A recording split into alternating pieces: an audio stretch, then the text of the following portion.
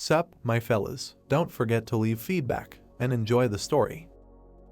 The system welcomed the hero to Dreamside, where dreams come true, and offered to create a new character, and then the city appeared. And the artificial intelligence said that the game is currently ranked first in trends, first in popularity online, and first in the number of players. A towering building was visible, and it was said that this is the most famous game in all categories. A symbol appeared, and the system informed that this is a national game that everyone has played at least once, including idols, actors, politicians, and others, so no matter who the person is, they can meet players of all ages and nationalities here. The guy opened his mouth wide. The radio host adjusted her headphones. The young man looked at the screen and heard that the hero was asked to tell them his name, to which he began to enter a nickname, but changed his mind and called the character K. The knight stood in front of the slain monster, and the artificial intelligence greeted K on channel number 114, and then wished him to make his dreams come true. The character's eyes were bright blue. The guy grinned, the tip of the sword sparkled, and the protagonist said that becoming number 1, whom no one would dare to surpass, was his dream. His character smiled, and the protagonist himself said that the first position in the ranking would be his, and then a notification appeared that channel number 114 would soon close. The guy widened his eyes and thought that this was all strange, because today was the day of the release of the second part of Dreamside. The young man sat with his hands folded, not understanding what was happening, and on the screen it was written that channel number 115 was created, and the hero was welcomed to Earth. 30 minutes ago, the protagonist stared at his phone and wrote a message that the express delivery was completed and one box was waiting for the recipient at the house, and thought that until recently he had done his job as usual. The protagonist hit the phone hard with his finger and remembered that he had clicked the button to select a username to pre-order the second part of Dreamside. Suddenly, the guy began to fall to the ground and realized that the elevator had stopped. With his mouth wide open, the young man tried to contact the elevator operator and shouted that he was stuck here, and now he said that the emergency call button did not work and he could not get through to 911. The system screen hung over the head of the young delivery man, and he reported that while he was nervously waiting, this appeared before his eyes. The protagonist realized that it looked familiar, but earlier he ran around an unidentified object and did not understand how it flies and whether it was a hologram. A confirmation button appeared on the screen, and the protagonist wondered what it was, but this button was just asking to be pressed. Putting his finger on the hologram, the guy called himself an avid gamer. Realizing that he could not resist, the young man pressed the button. A message appeared that the player had received a new task, the essence of which was to escape from the elevator, which would soon be eaten by parasites, and it must be completed in 1 minute. Looking at the fact that if the timer expired, he would die, the ranker cried out in alarm. Spreading his arms out to the sides, the protagonist did not understand what was going on. The protagonist turned around, hearing the noise, and said that this was too much. The cockroaches crawled around the elevator, and the young man began to scream loudly and wondered what kind of nonsense. One of the parasites crawled onto the guy's forehead. The building towered into the sky, and a loud scream was heard from it. The young delivery boy opened his mouth in alarm. Looking at the screen that showed a rough sword as a reward for completing the quest, the protagonist admitted that he thought he was finished. Frowning, the protagonist supposed that it didn't look like cockroaches were crawling out of there. Streams of dark magic were fluttering in the passage, and the young man realized that this was a portal that opened when the game was released, but he didn't understand what was happening or what this quest screen was. The player's eyes turned red, and the boy wondered if he was going through withdrawal symptoms because he couldn't play anymore. Suddenly, the protagonist turned around. A goblin rushed forward, and the protagonist was surprised by its appearance. An alarm sign appeared, to which the boy's eyes bulged in fear. The ranker collapsed to the ground and cried out in pain. The boy's mouth opened wide and he began to cough. The ranker's eyes widened in alarm, thinking that he was in pain, but he didn't know if it was real. His health bar dropped to its minimum, and the protagonist realized that his health was decreasing. Putting his hand on his knee, the protagonist said that he needed to get out of here, but the question remained as to how to do it. Closing his lips, the young man thought about what would happen if he was hit again while trying to escape, because his health was less than half. With his eyes widened in confusion, the player realized that one more blow would be his last. The goblin sniffed and moved his nose. Putting his fist in front of him, the protagonist noted that this was dangerous and he could really die. A moment later, the monster opened its mouth wide. Standing in front of the monster, the protagonist thought. Putting his hand to his chin, the ranker said that the enemy was quite small, although he appeared spectacularly. The monster with a hammer behind his back began to growl. The young man lowered his eyebrows, realizing that he was distracted. The boy jumped back from the opponent's blow and screamed. The player turned his head towards the opponent. A mark from a hammer appeared on the floor, and the protagonist said that one more blow and he would be finished. Placing his palm on the ground, the protagonist decided that he did not have time to think. Opening his mouth wide, the ranker shouted that he needed to run. Frowning, the boy noticed that he could go down the stairs. The young man hit his hand on a hologram that said that he was undergoing training and access to the outside was limited. With the corners of his lips lowered, the protagonist did not understand what to do because the exit was also blocked. Spreading his arms out to the sides, the protagonist realized that there was nowhere to run. The goblin swung a huge hammer. The monster threw its weapon straight at the player. The monster's projectile knocked the ranker off his feet, to which he cried out in pain. Energy beams formed around the weapon. The young delivery man looked ahead with concern. The goblin spread his fingers. The monster rushed towards the player, and the player thought that he was finished. Suddenly, the protagonist frowned. A drop of sweat appeared on his face, and the protagonist thought about it.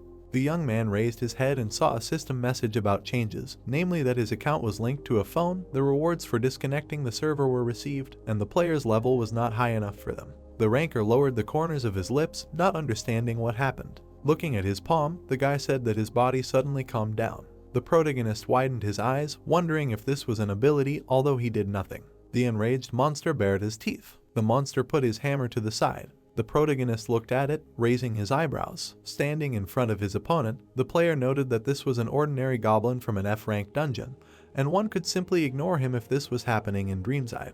The evil opponent crouched lower to the floor. Clenching his jaw, the boy realized that this meant that the chance of his defeat was 0. At the same second, the ranker noticed that the goblin was advancing. He grabbed the sword with his fingers. The young man realized that he had the advantage from the very beginning. The monster jumped on the protagonist from above. The protagonist swung his weapon. A moment later, the player pierced the opponent through and through. The eyes of the evil monster noticeably decreased. The tip of the sword was covered with drops of blood. His hammer fell to the ground. The young man held the weapon with the opponent above him. With his mouth slightly open, the guy did not understand if this was all. Magic seals appeared on the walls of the room. Frowning, the protagonist realized that there were more, and if here is like in the game, then there should be at least 5 more of them. Goblins with hammers began to appear in the beams of teleportation, and the protagonist wondered if he could cope with them. Grasping the handle of the equipment, the boy wondered what kind of question this was. Pressing his lips together, the ranker realized he had to do this. The player's eyes filled with a bright glow. Opening his mouth wide, the protagonist shouted at the opponents that they could attack. With one blow, the protagonist slew the remaining opponents. The ranker held his sword out in front of him. The heads of the evil monsters fell to the floor, and the system reported that the quest condition had been exceeded and all the monsters on the 13th floor had been destroyed. The protagonist knelt down, and it was said that the player had received the title of Evil Killer. The protagonist was about to leave the floor, and the artificial intelligence notified him that the goblins with hammers despised him. Clothes fell in front of the ranker's face, and the system reported that the hero had received tattered rags. The young man's eyes widened, realizing that this was indeed a game. The monster's body parts disappeared, and the boy explained that today was the day of the game's official release. Putting his fingers to his chin, the young deliverman noted that all of this was happening in reality. Frowning, the ranker did not understand why he was so calm. Remembering the changes he had seen, the boy noted that this had been happening since then. Standing in the middle of the corridor, the young man decided to act since he was really in the game. Raising his finger up, the player remembered the stats. Lowering his eyebrows, the ranker said that it was cool because he no longer needed to write a command, but he did not understand whether this was good or bad.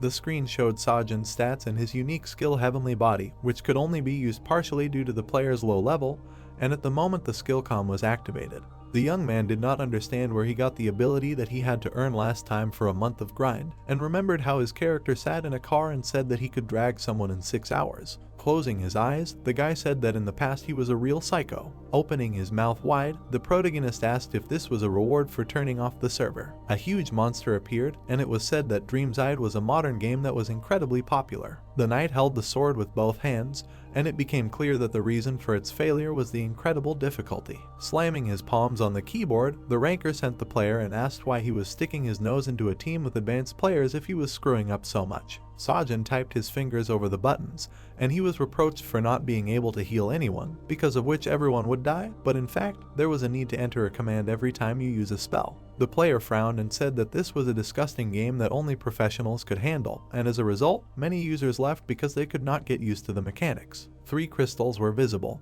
and the main reason why the game was considered lame was 3 lives, because if you die 3 times, the character is deleted, so there were few cool players there. The main character's character smirked, and the young man said that the difference between rankers was huge, so those who entered the top 12 were considered inhuman. 2 characters from the game were revealed, and it was said that the users called them gods. 2 more heroes were visible, who were known as those above the heavens. The back of a character was revealed, and the protagonist said that the number 1 ranker was K. The hero turned around, and the guy explained that it was himself. There were plates of food in front of the computer screen, and the protagonist said that after 5 years, the server was shut down. And a poll appeared on the main page asking what 3 things players would like to bring back to the second part of Dreamside. Holding the computer mouse in his hand, Sajin explained that they were called rewards for shutting down the server, and that was the end of the first Dreamside. The protagonist, with the corners of his lips lowered, admitted that he did not expect to receive a reward for shutting down the server like this. Clutching his head, the protagonist exclaimed that if he had known this would happen, he would have chosen a mystical item.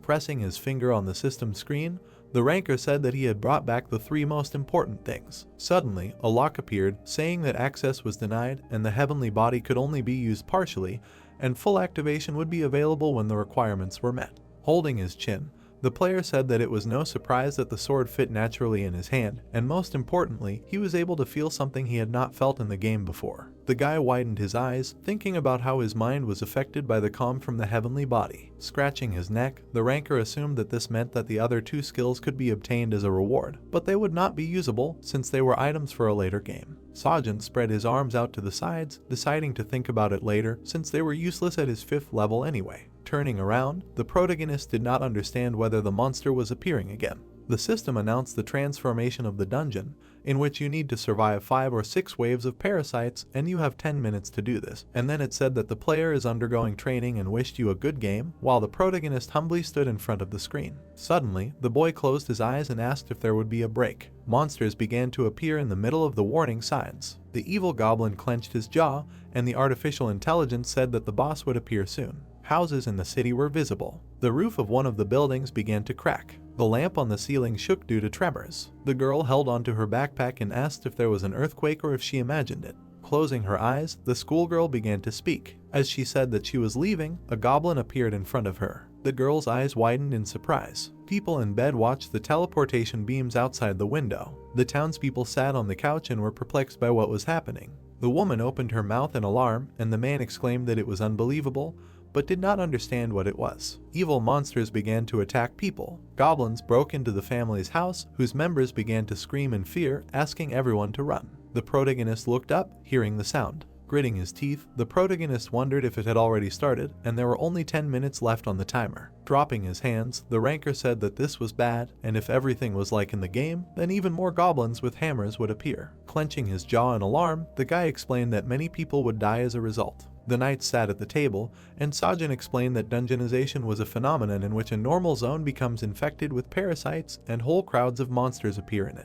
The wolves bared their teeth, and the players did not understand whether the monsters were E-rank and claimed that beginners would definitely not cope and would not even gain experience, so it would be boring, and the protagonist explained that this was the main concept of Dreamside. The protagonist lowered his hand with the weapon down. Lowering his eyebrows, the guy began to talk about what would happen if the building became underground. The boy's sword was scratched, and the player explained that in this case, those who are not players will not be able to fight against goblins with hammers. Putting a finger to his chin, the protagonist thought about what to do. Frowning, the protagonist decided to stop the flow of his thoughts. The monsters lay meekly on the floor, and the boy noted that he cleared the 13th floor. Throwing his equipment over his shoulder, the guy assumed that since monsters from other floors do not descend here, it means they cannot leave them. Looking at the sign for going down the stairs, Sajin decided that if he escaped from here in 10 minutes, he could clear them out too. The protagonist stepped on the ground with his foot. The protagonist started to climb the stairs and thought that in order to escape, he needed to get to the roof. The guy frowned, listening to the cries of people asking for help. Walking along the corridor, the young man said that this building was part of the plot and it would be underground, and the other building could be accessed through the roof, but it was unclear what would happen to the people who remained here. Lowering his head, the ranker said that there was one solution that only his character, a top player, could implement. Sajin turned his back and said that only K could save everyone. Grasping the handle of the weapon with both hands, the protagonist said that he would stay here. With his mouth wide open, the protagonist decided to raid this dungeon. Standing on the stairs, the boy thought that he was sure that even in training, the boss hated the light and was hiding in the basement, and he definitely should be there. Turning around, the boy realized that the only way out was to get to him in 10 minutes, and there was no other option. A magical glow appeared behind the player. It turned out to be a magic portal. Raising his palm, the protagonist explained that this happened because the infection stopped. Closing his eyes, the protagonist said that he could handle it.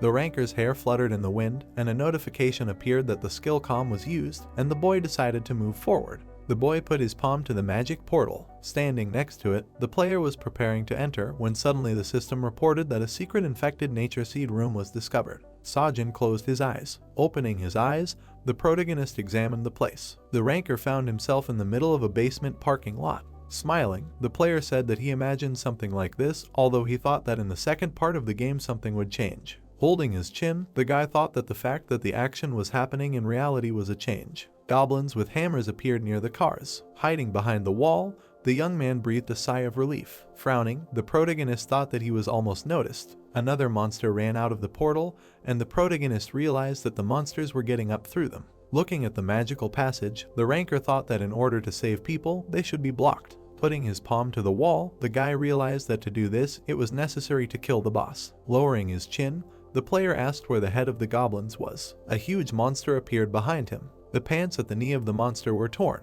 A gold earring was visible in the goblin's ear. The eyes of the boss-infected nature were bright blue. Peering out from behind the wall, Sajin said that in reality the monster was really damn huge, and he didn't understand if it was a goblin at all. Squinting, the protagonist said that this monster was more like the one shown in the movies. A huge monster appeared among the disappearing teleportation beams, and the protagonist decided that in any case, this monster was probably the boss of the dungeon. Opening his mouth wide, the ranker said that until the dungeonization was finished, this place had not yet become a full-fledged dungeon. Taking hold of the hilt of the sword, the guy noted that in the training, until the dungeonization was finished, raids were carried out using a different tactic. Pressing his back against the wall, the player asked how much time was left to use it, and it was important to take into account the time, and then a minute timer appeared, and the young man decided to start now. The goblin approached the ground, and the protagonist explained that when the timer dropped to 1 minute, the monsters would receive breathing reduction. A danger sign appeared above the enraged monster's head, and the ranker decided to act right away. Sajin swung his weapon, preparing to attack the goblin.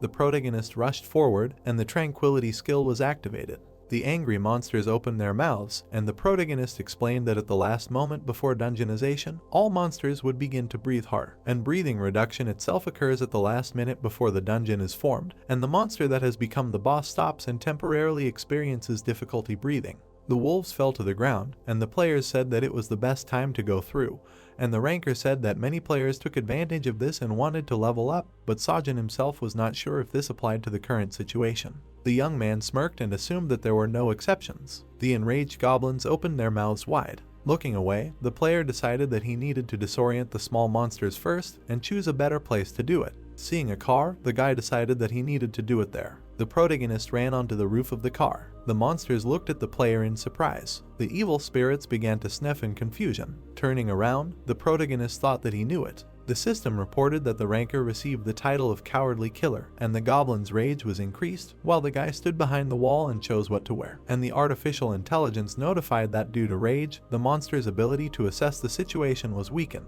Holding his chin, the ranker thought about how it was right to equip himself in advance. Standing on the car, the protagonist said what he would do in the remaining time. The dungeon boss leaned over. His eyes were wide. Suddenly, they glowed bright red. The protagonist screamed loudly as he dodged the hammer blow. The young man closed his lips, not understanding whether his breathing reduction had ended. A danger sign appeared in front of the enraged goblin, and the player said that the boss was moving forcibly. Beams of energy formed near the monster's face. The boy tore his leg away from the machine's body and declared that before the goblin could move again, he had to finish it off. Grasping the sword handle with both hands, the ranker declared that this was the end. With one blow, the young man cut off the dungeon boss's earring. The head of the evil monster flew off with it from the attack. Frowning, Sajin remained silent. Chaos reigned in the city, and the host of the Good Morning program greeted the citizens and announced the weather forecast for the day, which said that cloudiness and a high concentration of fine dust were expected in most of the country. There was an overturned car on the road, and a girl said that in densely populated cities strong winds and thick fog are expected in the morning. People got into an accident, and the presenter said that due to the high concentration of dust, citizens should try not to leave the premises and refrain from outdoor activities. The windshield of the car was broken, and a girl was heard from the radio wishing people health. Suddenly, a powerful explosion occurred, and it was said that this morning, which should have been the same as any other, cars were lying on top of each other, and it was said that today everything was different.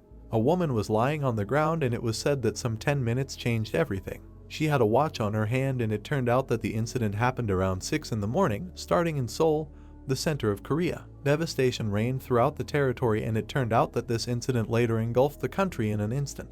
Live broadcasts were broadcast online, and because of this incident, the internet exploded. People wrote that monsters similar to the characters of the second part of the game Dreamside, which became a reality, appeared in the city center. But everyone denied it, deleting posts, but the media were convincing, and the townspeople did not fully believe and were in doubt about this situation. A sign of a fitting room was visible, from which a question was heard whether the girl saw the news in the morning. The stylist was standing at the mirror, and the client asked not to start this conversation, because people say that this is graphics, but they themselves were not there, so they chatter all sorts of things. The girl held the phone in her hand, and her assistant said that everything was quiet there, but if it was true, then they would be like in a movie, and then laughed and said that thoughts are material. The client was getting her hair done, and she began to talk. With her eyes widened, the girl asked if this was Dreamside. Hannah's eyes noticeably widened with anxiety. The man in the video opened his mouth wide and shouted if people could see lizards with spears falling from the sky out of nowhere. The guy closed his eyes and said that he was going to go and finish off those creatures. The young man said that he would demand $300 from everyone if he killed the monsters, when suddenly he was attacked and asked to wait.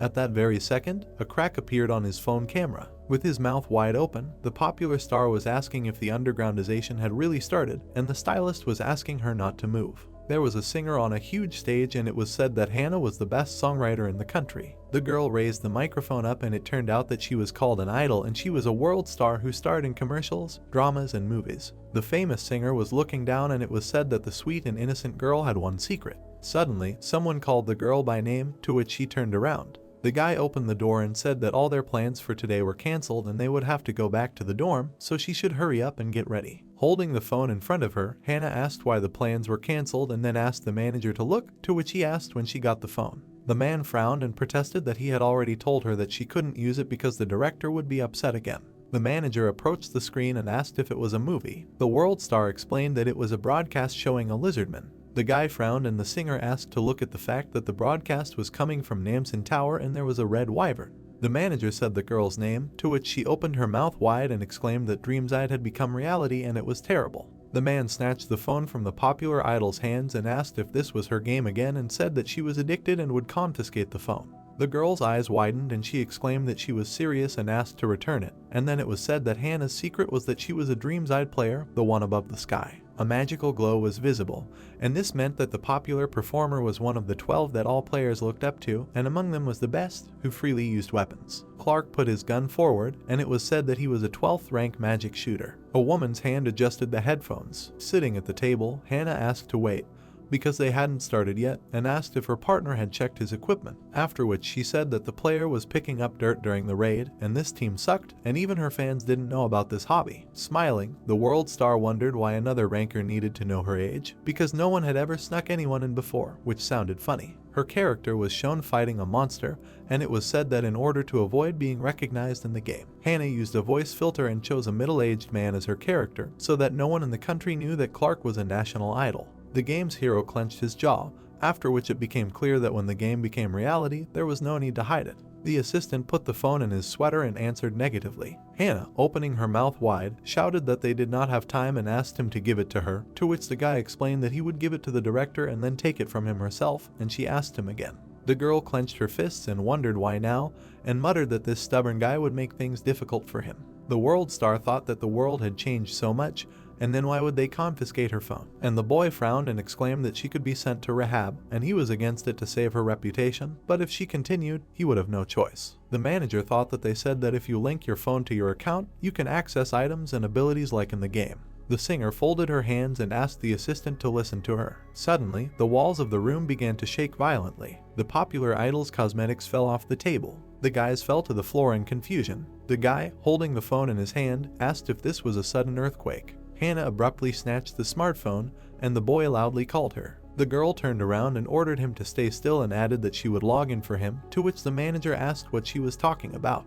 The world star lowered her head and decided to try logging into her account first. A second later, the singer pressed the login button. The popular idol bit the corners of her lips, and the system reported that she had logged in. A magical aura swirled near the exit. The assistant opened his jaw in surprise, and the computer asked if Hannah wanted to equip the registration reward. The girl smiled and answered positively. A moment later, a magical revolver appeared, which was equipped. The world star looked at it in surprise. The singer held the gun in her hand. Raising the gun, the popular idol wondered if it was real. A blue portal appeared, and Hannah asked if this was a dream and if he could really shoot from it.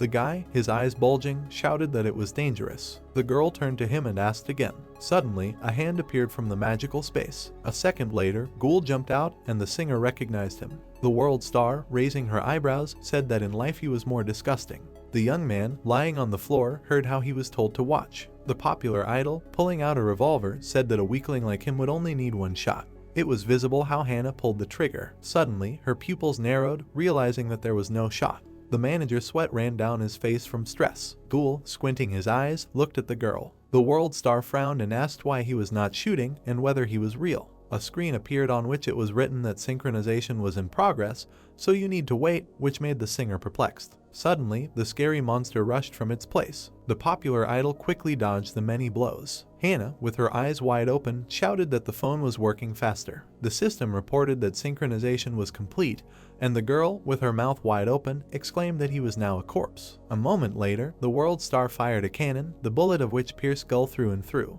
The barrel of the revolver was burning brightly. The singer looked forward seriously. The assistant, clenching his fists, was very surprised. His pupils narrowed, and he asked the popular idol what was going on. Hannah, turning to him, told him to run away quickly, because she needed to go somewhere, so the manager was on his own and he asked where she needed to go. The girl, moving her legs, answered that she would go to the person who knew everything about the fights in this game. The world star, lowering her eyebrows, added that she was going to Sajin. After some time, an underground parking lot appeared. The protagonist was visible, standing next to the defeated monster. A moment later, the protagonist looked at the screen where it was written that the monster could not be dungeonized, and he also successfully destroyed the F-rank monster. The guy, having stepped on an unusual slime, was perplexed. Suddenly, a magical aura flew up above him. The young man, spreading his fingers, said that the monster was gone, but all the damage done to the building and the blood remained, and he did not think that this place would be cleaned up anytime soon. The ranker thoughtfully lowered his eyebrows. Suddenly, Sajin noticed a blue portal. A second later, the protagonist looked at the screen, and the artificial intelligence called the training task a labyrinth of choice. The protagonist, through sweat on his face, muttered that this is where the labyrinth of choice is. Imagining the flowing lava, the guy said that in it you need to go through each stage of the selected difficulty. An unusual symbol appeared, and the young man continued that this is the last part of the training, where the reward will be an ability. The ranker opened his mouth wide and exclaimed that it had not finished because he had stopped the dungeonization and returned to the beginning.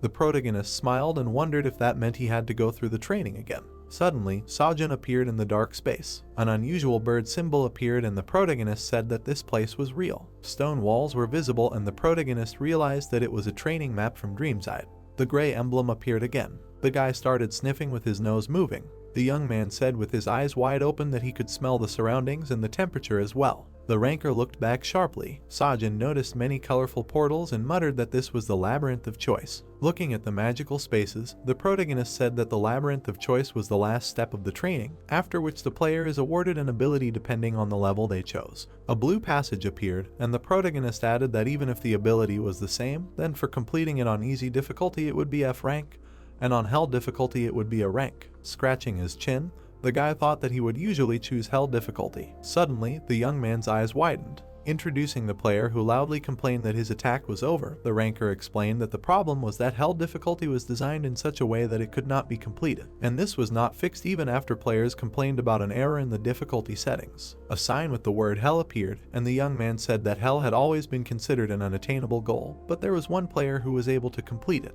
Sajin, folding his arms, said that he also died a lot, but this time the circumstances were different.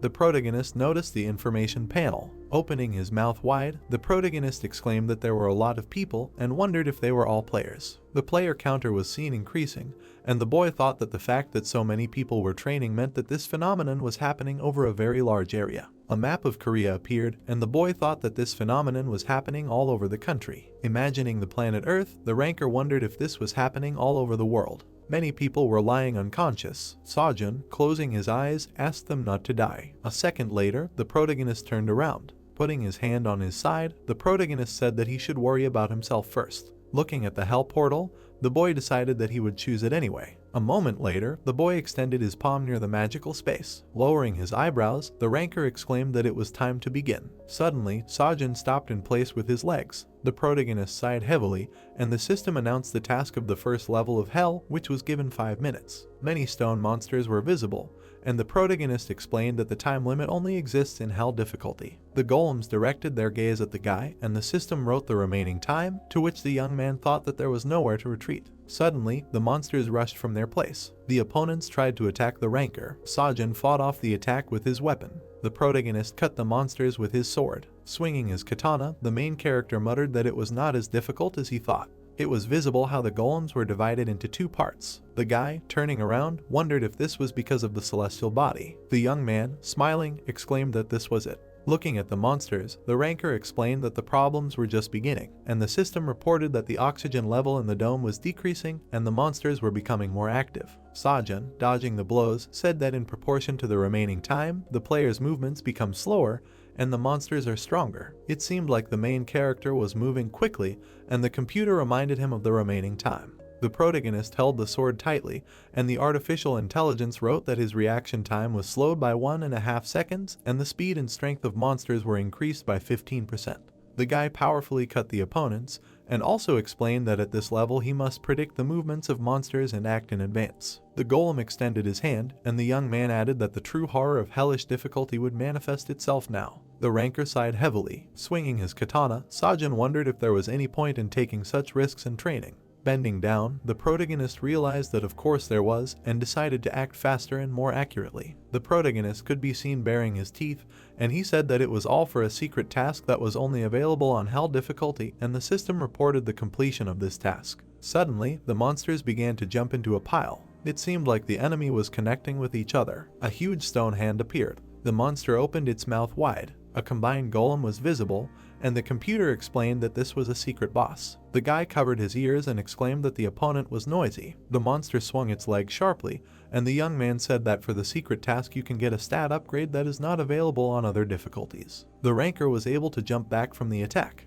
The golem's eyes glowed with an unusual glow. Suddenly, the monster powerfully hit the ground. The enemy's stone hand appeared. A moment later, Sajin kicked the floor hard. The protagonist attacked with a katana, hitting the monster. Suddenly, the protagonist's weapon began to crumble. Several fragments of the golem rushed down. The guy, running quickly, thought that it was hard and added that he would be able to get a reward only when the phase was over. The young man looked at the screen and understood what he could do now. Suddenly, his pupils dilated in surprise. The ranker raised the corners of his lips in satisfaction and laughed. It was seen how Sajin abruptly put his leg out. Looking at the golem, the protagonist called him, and the system wrote that he put away the sword and equipped a hammer of physical damage. The protagonist opened his jaw and suggested that the monster try again.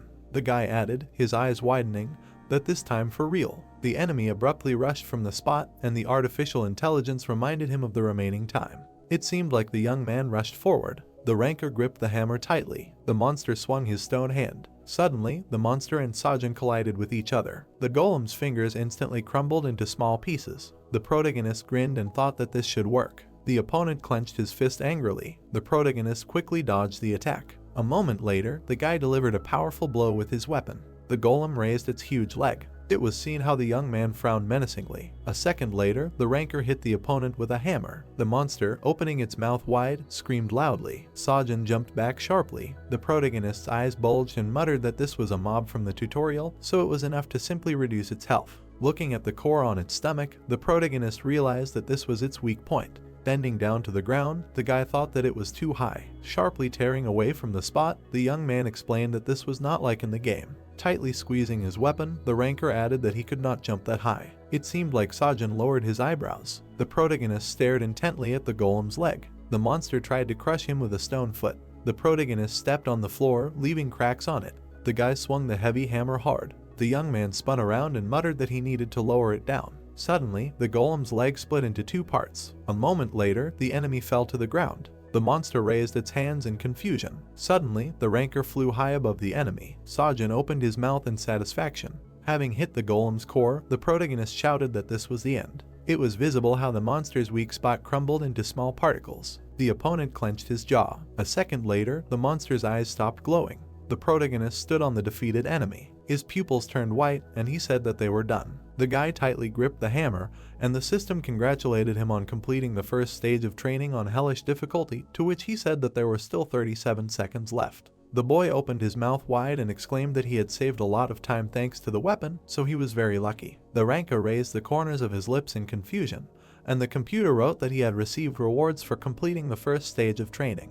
Many reward notifications appeared above Sajin's head, and it also said that he had received a huge amount of health. The protagonist drooled after seeing that the Dragon's Eye skill was unlocked. Looking at the hidden reward, the protagonist said that this is why he chose Hell difficulty. The guy happily stretched out his palm in front of him. The battlefield appeared, and the boy explained that this was only the first stage of a huge number. The ranker frowned seriously. Sajin was seen lying on the grass, and he said that even in the present, Dreamside spent the whole day completing the training. The protagonist's hand was gnawed by a terrible monster. After some time, trees appeared at night. A magic beam cut a stone statue in half. The unusual trail sent leaves flying through the air. The blow cut the bush in two. It was visible how the green monster was lying unconscious on the ground. The protagonist lowered the katana. A second later, the guy clenched his jaw. Opening his mouth wide, the young man shouted that it was too easy and added that he could see the enemy even if he was hiding.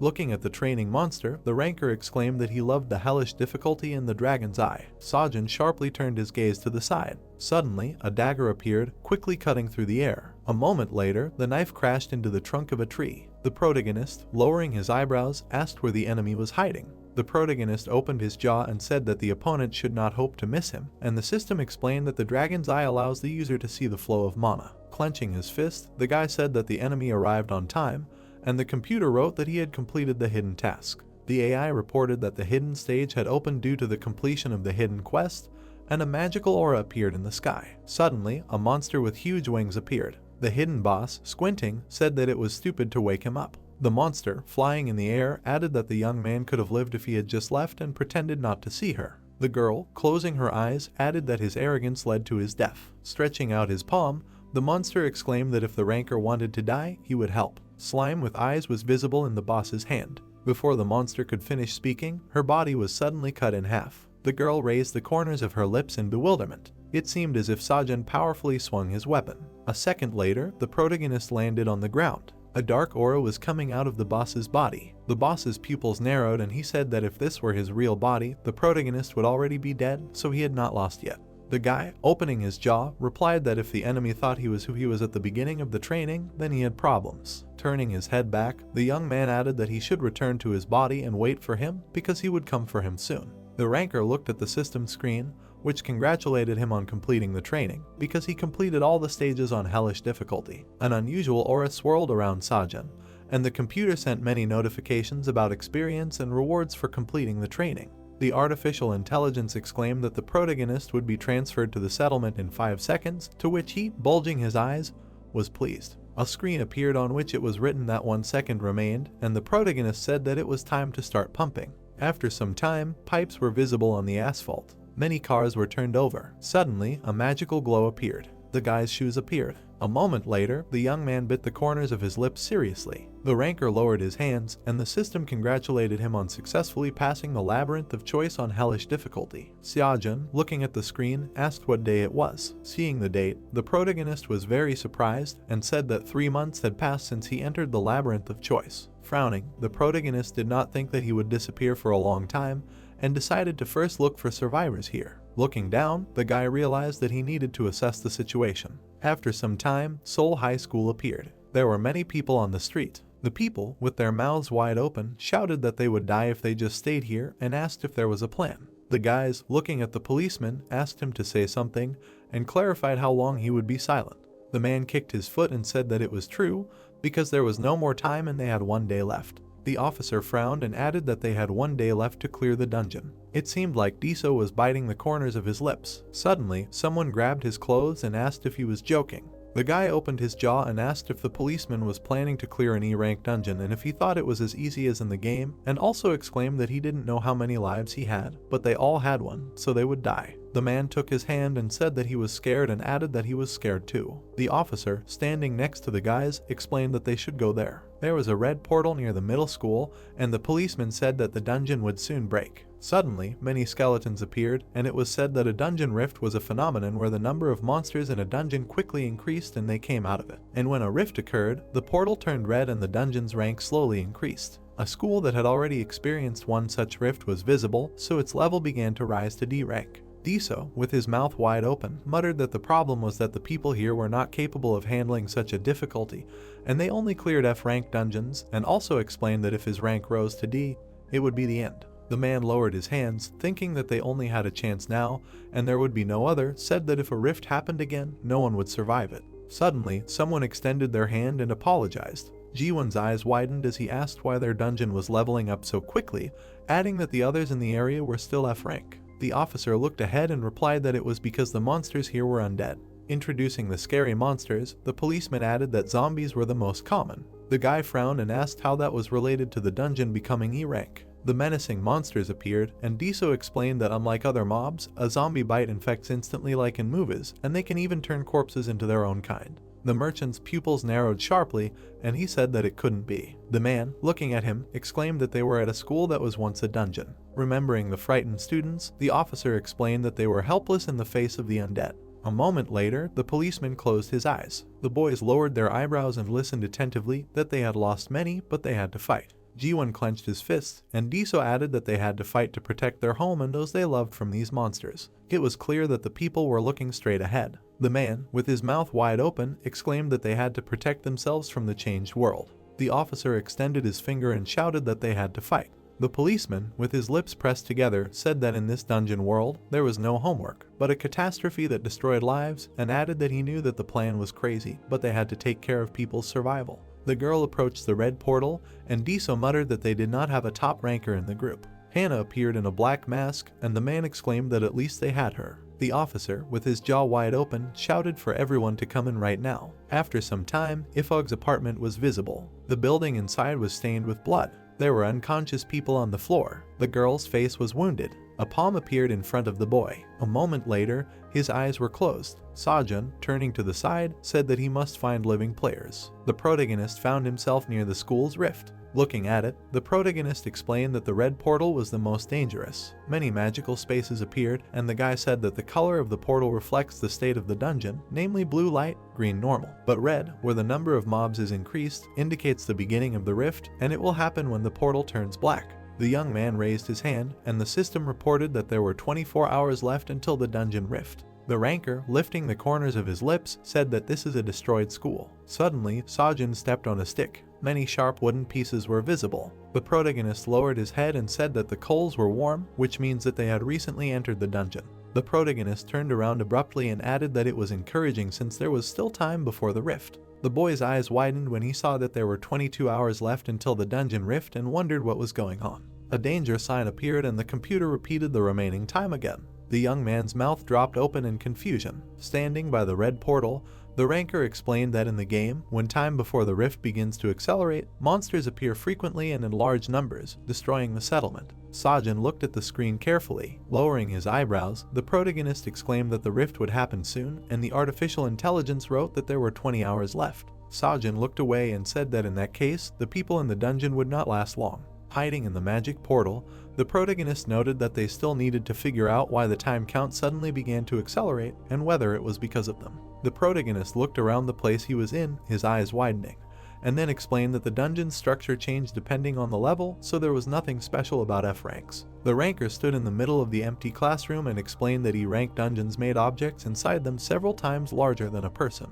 The phenomenon of objects inside a dungeon growing larger was called expansion, and the boy looked up and thought that an entire class could fit at this table. The floor began to crack, and the player thought that E rank was completely different from F, and since his level was low, he couldn't let his guard down. Suddenly, a skeleton's hand emerged from the ground, and the boy cried out that he couldn't let his guard down. A level 40 animated skeleton appeared, possessed by a cursed spirit. The undead creature tilted its skull to the side. Seojin smiled and said that it was just like in a horror movie, and then equipped a sturdy sword. The monster's eyes glowed red. The monster attacked the protagonist. With one blow, the protagonist defeated the opponent. Half of the skeleton's body fell to the floor. An unusual dot glowed inside the jaw. The evil spirit grabbed the blade of the weapon with its teeth. Frowning, the ranker said that in order to defeat the skeleton, it was necessary to find the core. Seeing the glowing dot, the guy realized that the enemy's weak point was the neck, so he needed to get rid of the spirit in it. Clenching his jaw, the player chopped the opponent. Part of the skeleton fell to the floor. Pointing the tip of the weapon down, the player decided that he would simply count his bones. At the same second, the young man chopped off the monster's head. The blue particle broke in half and the skeleton began to transform when suddenly the system congratulated the protagonist on leveling up. Clenching his fist, the protagonist realized that he had not heard the sound of leveling up for 100 years, and at the beginning of the training it often sounded. Stepping on a crack in the floor, the ranker admitted that due to the maximum level, he had not heard it since he finished off the 30th and he would save the points he had received for later. The guy crouched down next to the defeated monster and thought. Undead appeared around, and the player said that he should have been surprised that there was only one skeleton here as others crawled out. The young man rushed forward, and the artificial intelligence notified him of the quest master of surprise attacks, in which he needed to make 100 surprise attacks in a row. The evil spirit opened its jaws wide. Sajin broke its head with a kick, and the system reported that he had successfully completed the task. Holding the weapon with both hands, the protagonist frowned. With one powerful blow, the protagonist defeated the remaining monsters, which is why he received the title Master of Surprise Attacks. Smiling, the ranker said that this was a real gold mine. The guy dropped his hands and exclaimed that he hadn't killed those monsters and that someone must have gotten here before him. Raising his leg, the player said that he was sorry, but he would have to postpone leveling up. A powerful fiery explosion thundered in the building. The police officer hid behind the wall. The people surrounded by skeletons screamed and asked for help. Iso frowned and didn't understand what was happening. An hour ago, people were killing undead near the storage boxes. The policeman launched his weapon forward. The detective pursed his lips and thought that things were going well so far. The monster attacked the young man from behind and he exclaimed that he could kill them too, and the policeman thought that the players were working together. A golden revolver appeared in his hand. A magic bullet pierced the monster's skull and the officer realized that thanks to this girl, they would not have any more victims. Hannah's eyes widened in fear and asked the guy to be careful, to which he agreed. A popular singer ran down the stairs. A gloved hand made a click. At the same moment, a powerful fiery explosion occurred, and people screamed and did not understand what happened. Iso fell to the floor and asked where the explosion came from. With his mouth wide open, the detective shouted for the people to disperse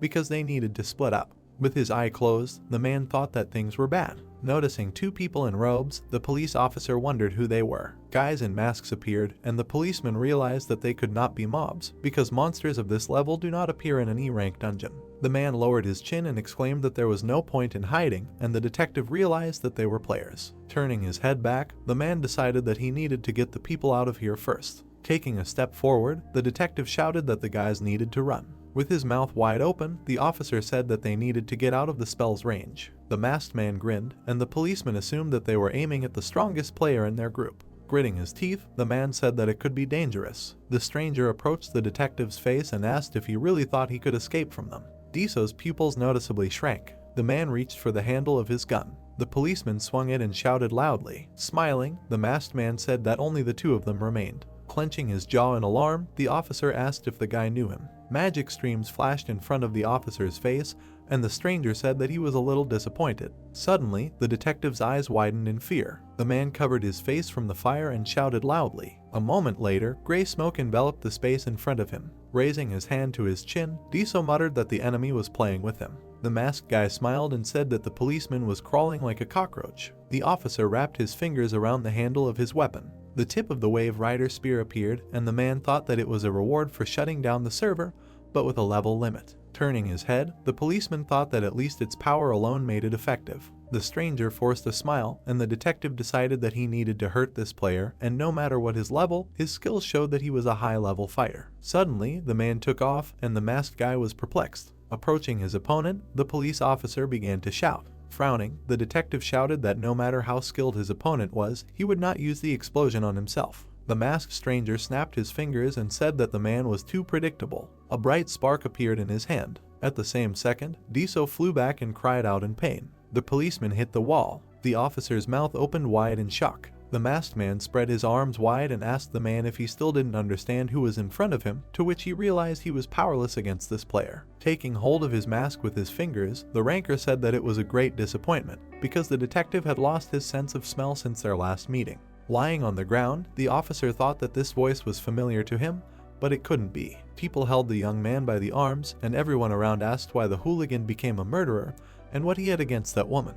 The guy pushed the enraged paparazzi aside. The officer's pupils noticeably decreased when he realized who was in front of him. The stranger took off his mask and noticed that the detective finally recognized him. It seemed like the bandit was smiling. Raising his eyebrows, the famous serial killer said that his opponent was from the 2nd Brigade of the Banshee Department.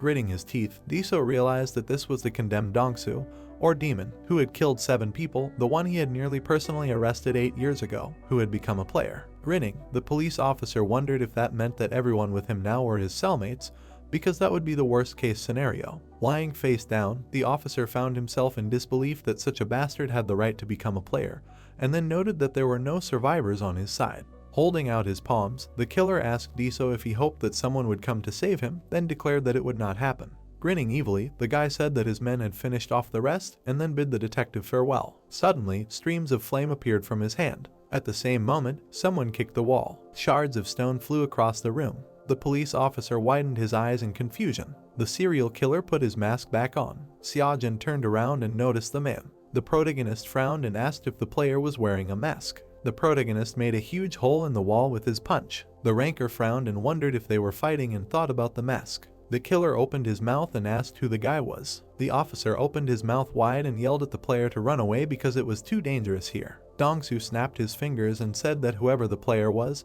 he shouldn't have interrupted him.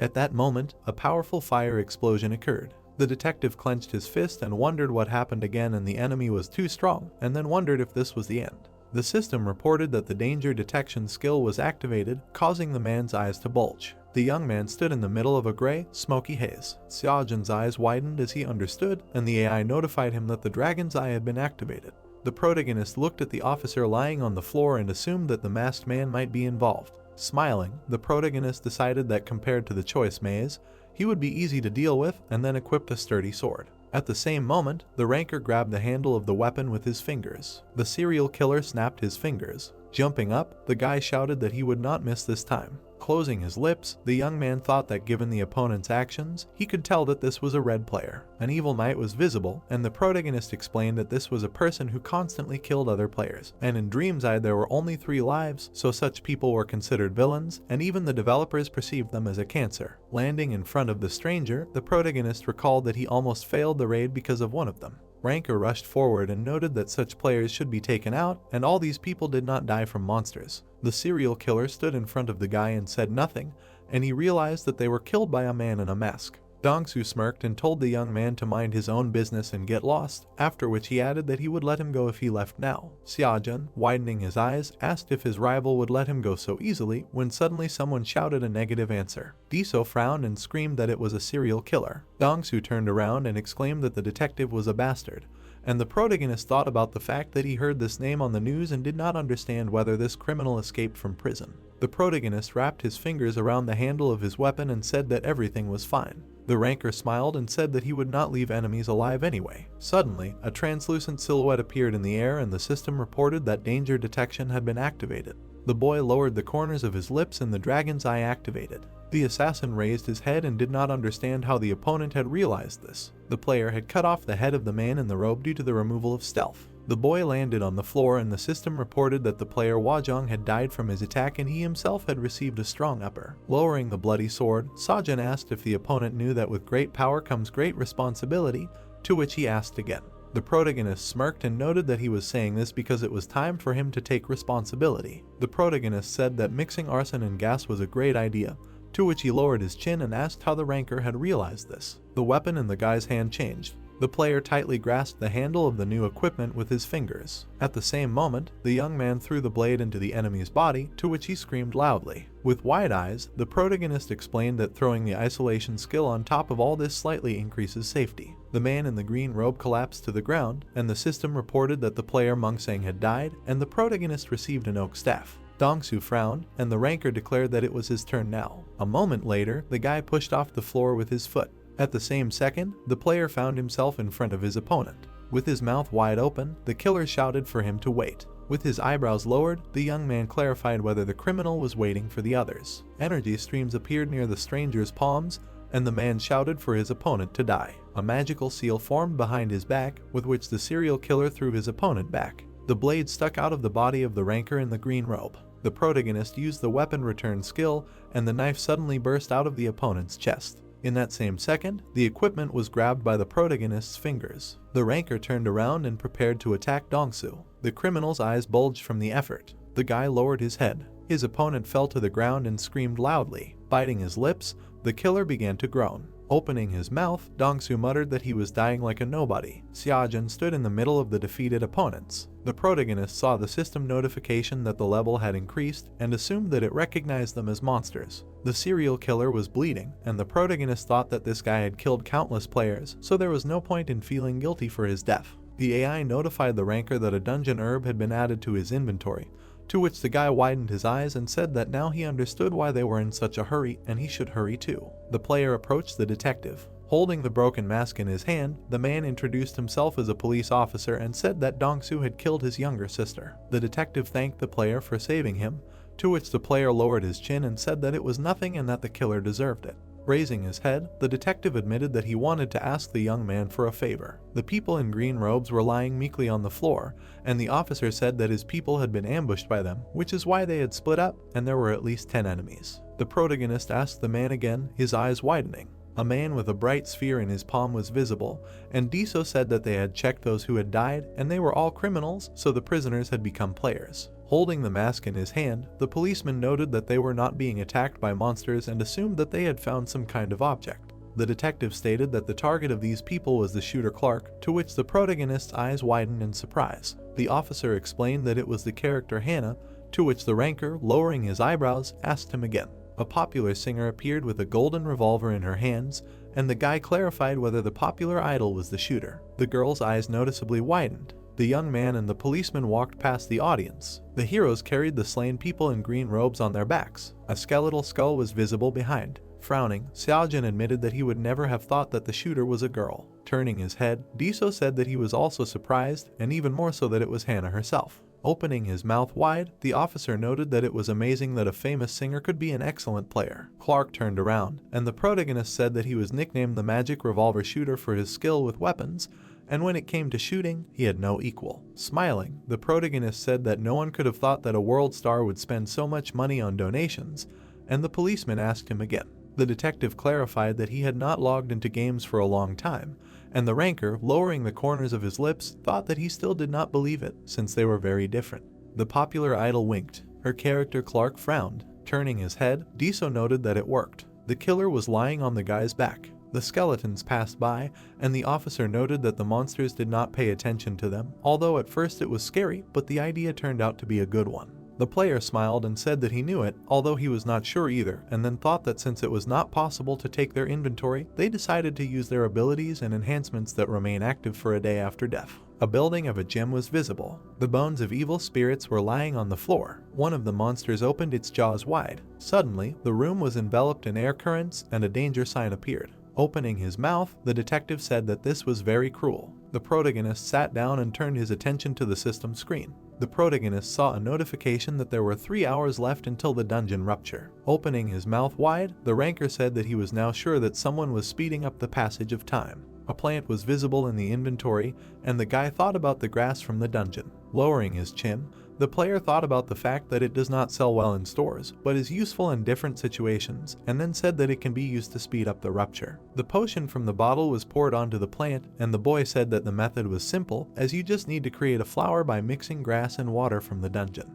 The evil plant bared its teeth. Putting his fingers to his chin, Xiaojun said that it was strange, as water only dropped in dungeons of B rank and above. With the corners of his mouth lowered, Diso began to understand. Frowning, the protagonist explained that among those they met, there was a person who had been playing long enough to receive water as a reward for shutting down the server. Pursing his lips, the protagonist mused that most hackers were unable to hack the server after it was shut down, so it must be someone else, and he hoped that Hannah was safe. The wall of a building was visible. The hair of a popular idol fluttered in the wind. Suddenly, the world-famous star rushed forward. A bunch of arrows pierced the air. Looking away, the girl realized that it was coming from above. At that moment, the songwriter rolled to get around the obstacle. The star shook his hand and cried out in pain. Frowning, the girl did not understand if this was serious. Looking at the huge monster, the famous singer realized that both of them were starting to irritate her. The masked man pulled the bowstring. The skeleton opened his jaw, from which a bright blue light appeared. Death Knight Vondes appeared, who turned out to be an E-level boss. The undead grabbed the hilt of his magic weapon with both hands. At the same second, the evil spirit struck vertically. Taking aim, Hannah realized that the Death Knight had incredible stats and terrifying defense. Crouching down, the girl realized that from their title it was clear that the monster only uses sword techniques that are easy to predict. Looking away, the popular idol thought about the fact that she deals damage from a distance, so such an opponent is just right for her, but there is one problem. A bunch of arrows pierced the concrete floor. More shells were flying towards the world star. The girl, with her mouth wide open, was indignant at how they could shoot at such a beautiful artist, and then wondered why the Death Knight was not attacking them, and whether they had some kind of immunity item. The masked men pointed at Hannah and said that she was there and that they should shoot to kill, to which she asked if they were even people, and then declared that she would kill them all. With her back pressed against the wall, the popular idol decided that although she said so, these people were players. Putting her finger on the trigger of the revolver, the famous performer thought that these were real players, and it would not be possible to shoot them. A bright blue sphere was visible in the mouth of the Death Knight. Hannah, her eyes wide with alarm, asked herself to concentrate. Putting the barrel of the gun to her mouth, the girl thought about her character, after which she realized that this was not a game, but reality. The world star closed her lips and realized that she had no choice. The songwriter closed her eyes. In her memory, she looked back. The arrows were flying straight at her back. The girl spread her legs. Taking aim, Hannah noticed that the enemy was ahead. The golden bullet rushed towards the balcony where the people in green robes were standing. One of them was hit in the forehead and screamed loudly. The masked ranker fell to the floor. His partner, opening his mouth wide, said that it was no wonder that their target was a top player, so everyone should keep shooting. The assassins pulled back their bows, and the system reported that the player Yunjan was dead. The girl dodged the arrows, and the AI notified her that she had a poison potion item in her inventory. The Death Knight swung his weapon. Hiding behind the rocks, the popular idol began to understand that Vondes was about to destroy everything here. The world star frowned and thought that she couldn't believe how strong the boss was. The songwriter's health bar was decreasing, and she didn't understand why this was happening even if she managed to dodge the attack and whether it was so realistic. The top player's eyes widened and she was very surprised that there were 3 hours left until the dungeon rift. The stone wall began to crack. The Death Knight waved his hand, and the world star wondered if time had been sped up. The songwriter began to run away from the huge monster. The dungeon boss lowered his sword, and the girl began to realize that with her level, she wouldn't be able to defeat such a monster in 3 hours, and if a rift occurred, its level would increase to desliding her foot on the ground. Hannah exclaimed that in this case, she only had one way out. The popular idol grabbed the revolver with both hands. A moment later, the top player shot the Death Knight. The monster's eyes darkened, and the system reported that Vondes would be unconscious for 5 seconds. Raising her gun, the girl thought about her ability. The famous singer closed her eyes. Opening her eyes wide, the songwriter used the blood sphere skill. A huge red ball flew out of the barrel of the revolver. At the same second, the dungeon boss woke up. The sinister monster grabbed the handle of his weapon with his fingers. Bright magical streams surrounded Han's silhouette. Suddenly, the girl's feet left the ground. The world star attacked the monster from behind. Gritting her teeth, the famous singer realized that her current body would not last long. Looking at the glowing ball in the skeleton's neck, the girl decided that she had to shoot him in one try. RANKER pulled the trigger of her gun. Suddenly, the protagonist opened his mouth wide and shouted for the world star to run away. The eyes of the enraged Death Knight glowed brightly. Hannah jumped back and didn't understand what it was. The blade of the sword pierced the air, and the famous performer realized that she had missed, and her stamina was already at 0. The protagonist kicked off the ground with his feet, and the world star thought she was finished.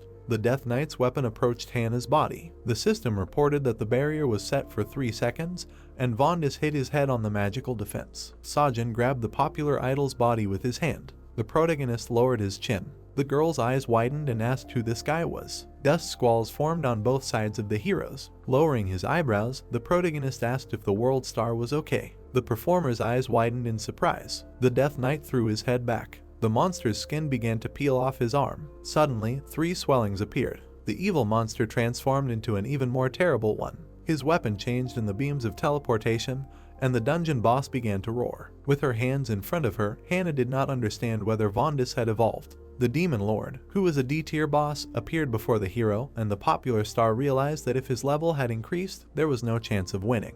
The monster bared his teeth, and the world-famous singer decided that after the level increased, he would need time to adapt, and this was their chance. With her mouth wide open, the girl exclaimed that they still had a chance to get out of this dungeon. Raising her head up, the popular idol noted that the players themselves should understand that it was impossible to kill him, and the only thing left to do was to escape. Frowning, the songwriter thought about the fact that the people in green robes had stopped shooting. An empty balcony appeared. Closing her lips, the girl assumed that they had escaped through the exit and would try to prevent them from leaving, but it was better to meet them than to fight this boss. The floor under the ranker's feet began to crack, and Hannah noted that the problem was how to save the rest of the people. Suddenly, the top performer's eyes widened in surprise. The world star grabbed Xiaojin by her clothes. With her mouth wide open, the idol asked where the player was going, whether she really wanted to fight him, and whether the young man had gone crazy. The protagonist was holding a long sword in his hand, and the girl said that the guy definitely wanted to die with such equipment.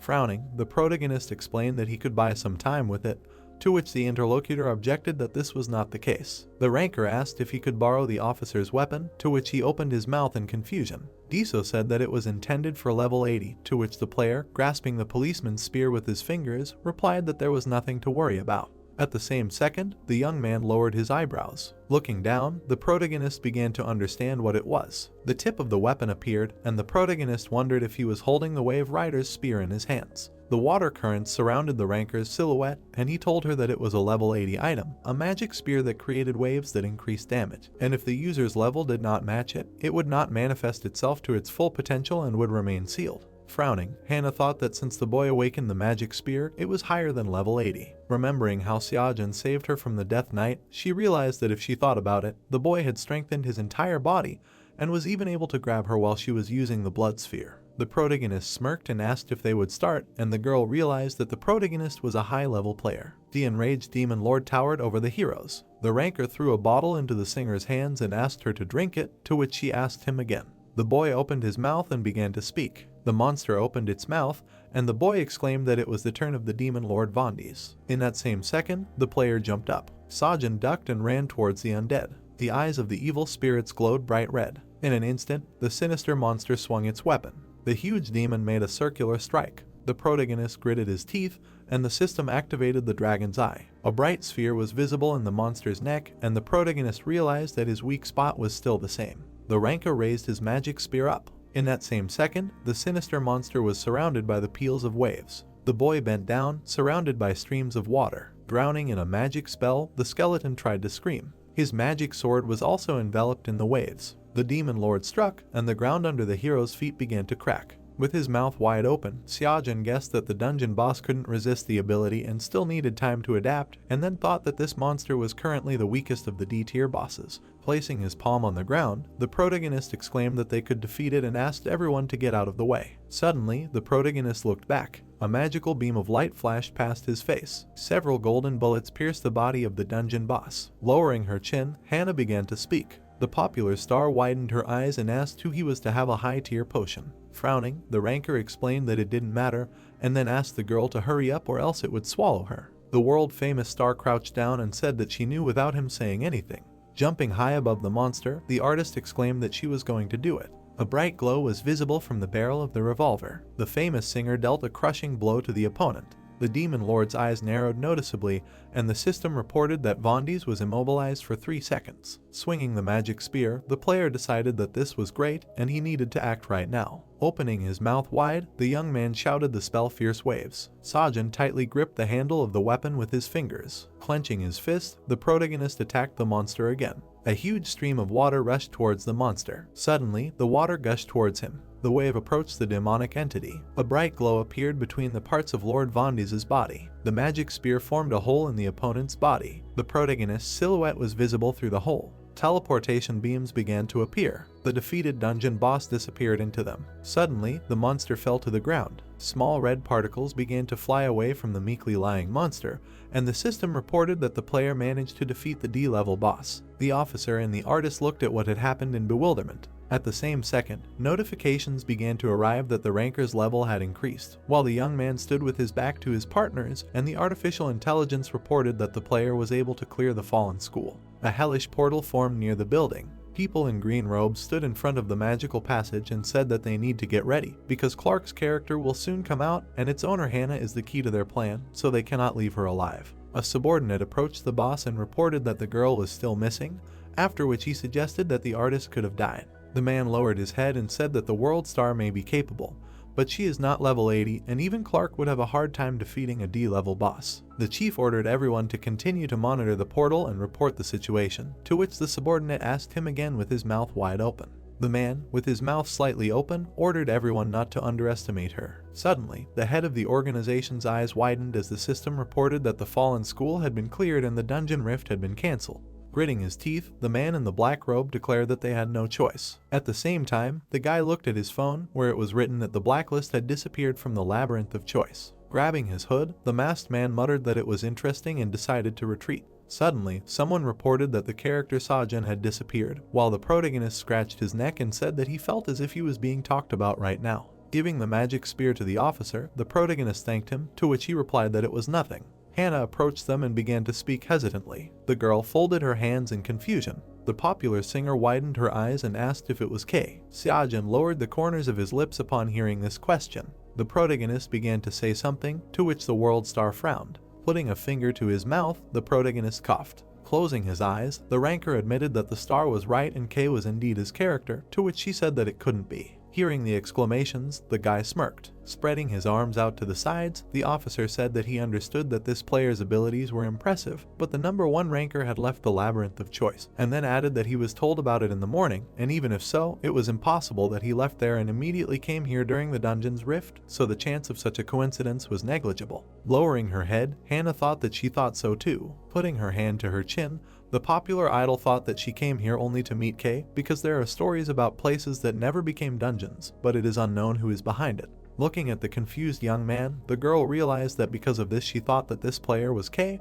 but it was just a misunderstanding. Closing her eyes, the popular artist remembered that this man saved her along with the group, but it turned out that it was a mistake, and then exclaimed that she was asking for his forgiveness because first it was worth expressing words of gratitude. Scratching his neck, the main character replied that there was nothing to worry about. After that, the protagonist suggested that they first look for survivors, to which Hannah, widening her eyes, agreed. In an abandoned school storeroom, a soldier was treating a wounded guy. The police officer, lowering his eyebrows, said that he was very glad that many survived. Looking out from behind the wall, Diso admitted that they were afraid that none of the survivors would be found at all, but they all just hid. The soldier held a rag in his hand and apologized to the man, because it was worth helping him. The detective smiled and said that the officer was not to blame, and it was already good that the people survived. The officer leaned over to the wounded man and asked how the guy was feeling and whether he could move, to which he was told that they had enough potions to get him back on his feet soon.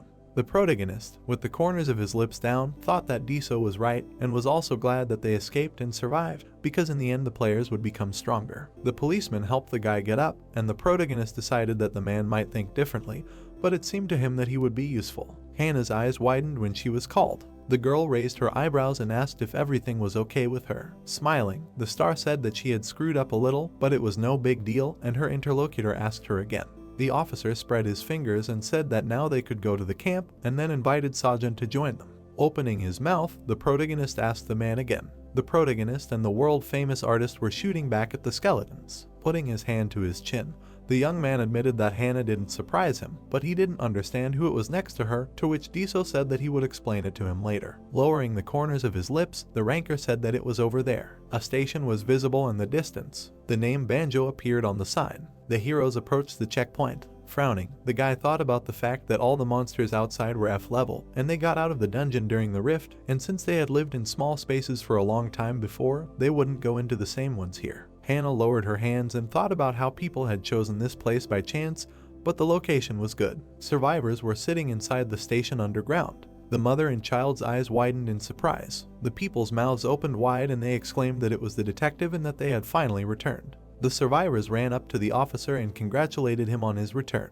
The man patted the girl on the head and said that he was glad that they were all safe, and the woman admitted that they were also glad that the policeman had returned. Diso looked away when someone said that it was very good that the detective was safe. The grandfather closed his eyes happily. The man leaned over to the old man and asked how he was doing. Behind him, a wounded youth was visible, and the grandfather muttered that everyone was safe, but there was one problem. Suddenly, the policeman looked down, worried. The old man took his hand and said that he understood everything, then suggested that the officer take a break and that he himself would bring him food. The survivors unpacked the food supplies and asked how much they should be given, and then decided that it would be enough for everyone.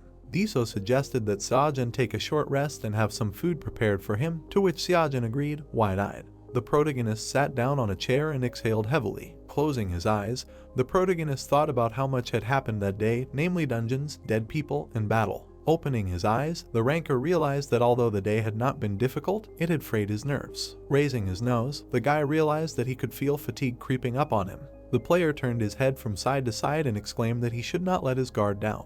Hitting himself in the jaw, the young man remembered that he had completely forgotten to check the reward for defeating the boss, and then said that now was a great time to do so. The system screen appeared, and the protagonist assumed that he already had an idea of what it might be, and then saw that the prize was the level 121 Nise's Blade of Regret. The protagonist folded his arms and thought. The ranker raised his finger and exclaimed that this was terrible. The guy widened his eyes and assumed that even if he used all the stat points that had been collected, it would hardly be enough for level 100. A lock was visible on the screen, indicating a ban on using the item, and the player explained that in the case of a level restriction, the user would need to add stat points, which meant that the total would have to be 600. Lowering his chin, the young man noted that the detective could use the spear, although he was not level 80, and he did not understand whether this meant that a slight discrepancy was acceptable. A book icon appeared on the system screen. Xiaojun clicked on it without thinking. Suddenly, a large textbook appeared in the protagonist's hands. The book was locked with chains, and the protagonist realized that the problem was that his reward was not only a weapon, but the artificial intelligence said that it was a sealed book, which could not be used. The ranker closed his eyes and said that he could not even use it. Looking at the book icon, the guy said that it was a legendary item, which was why he had to come. Smiling, the player said that he would have to try. The young man began to talk about the biggest problem, when suddenly a small animal appeared. The animal had a large fluffy tail. The pet began to sniff. The protagonist held it in his palm. Touching the animal's nose with his finger, the protagonist said that they had not seen each other for a long time. The animal sniffed the ranker's finger. The pet lay on the palm with its eyes closed. The small animal opened its eyes, and the system reported that Goron had woken up at the will of its owner. Suddenly, the animal jumped out of the guy's hands, and he did not understand what was happening. The pet put its paw up, and a rumbling sound could be heard from its stomach, and the artificial intelligence informed that it was catastrophically hungry. Its eyes turned white, and it was clear that it needed to be provided with nutritious food. Goron twitched its nose, and the system reported that it was happy from the smell of delicious food. The young man fell to the floor and thought about Goron being his pet, who followed him to Dreamside. The small animal circled around its owner, and he was glad that he woke up, but his reaction was strange. Xiaojun's eyes widened, realizing that there could only be one reason for this, and that was the dungeon. A huge train appeared inside the station. The animal rubbed its eyes with its paw, and the protagonist reported that everything was not so bad now because the pet was in the form of a squirrel. A huge bright eye appeared, and the protagonist said that its true appearance was not like that. A huge monster was visible, devouring dungeons. Standing up, the ranker noticed that the monster was called Gregory. The little beast that touched its eyes with its paw was that monster before. Suddenly, the animal folded its paws in front of itself, and the boy thought about how it was his former pet that he met on level 50 and the reward for closing the third server, and then remembered that Goron does not eat anything except for monsters from the dungeon. Frowning, the player explained that this is why the squirrel was acting worried, which means that something related to the dungeon is happening. Lowering his hands, the young man thought that the problem is that it started in a place where there are a lot of people. Closing his lips, the protagonist did not understand what the little beast was reacting to, but he was not interested in players at all. The happy survivors thanked others for the food, holding plates in their hands, to which they were told that they do not need to worry. The protagonist's eyes widened and he assumed that the skeletons might be the problem, as some monsters might have been released during the dungeon's collapse. An enraged skeleton appeared, and the ranker thought about how such monsters were E-level and had low intelligence. Opening his mouth, the guy decided that there could only be two options. The player assumed that there might be something wrong with the pet, when suddenly it raised its paws, and the system reported that the Goron was showing its owner that it was hungry. Looking at the survivor's shelter, Xiaojun said the second option, which meant that something strange was happening here. The squirrel jumped on the protagonist's head, and he explained that that was the only downside to the animal specializing in smells, since it was unclear what exactly attracted it. The wounded guy muttered under the cloth that he couldn't anymore and was dying of hunger. The protagonist glanced at the man. The veins on his hands had turned dark, and his nails had turned black. The ranker lowered his eyebrows and assumed that the survivor was on the edge. The survivors ran up to the officer and asked what was going on. The girl asked if they needed to kill the skeletons, and the guy, with his mouth wide open, shouted that it was very dangerous, and besides, the dungeon was closed. The woman put her hand to her chin and said that if they hid, the monsters would go away and everyone would be safe, and the boy asked why they should take such a risk. The policeman explained that this was the case, and the survivor, with wide eyes, asked him again. Raising his palm to his face, Diso noted that since the skeletons had begun to disperse in different directions, many people would die because of them. The bespectacled young man turned his head in confusion and began to speak. The officer put up his index finger and said that this was a chance for them. A screen with indicators appeared in front of his face, and the man clarified that this was a chance to raise levels. The survivor's mouth dropped open as the policeman said that the monsters were dangerous because of the dungeons, as they were receiving the dungeon's blessing boost, and now they were weak. There was a crowd of undead roaming the streets,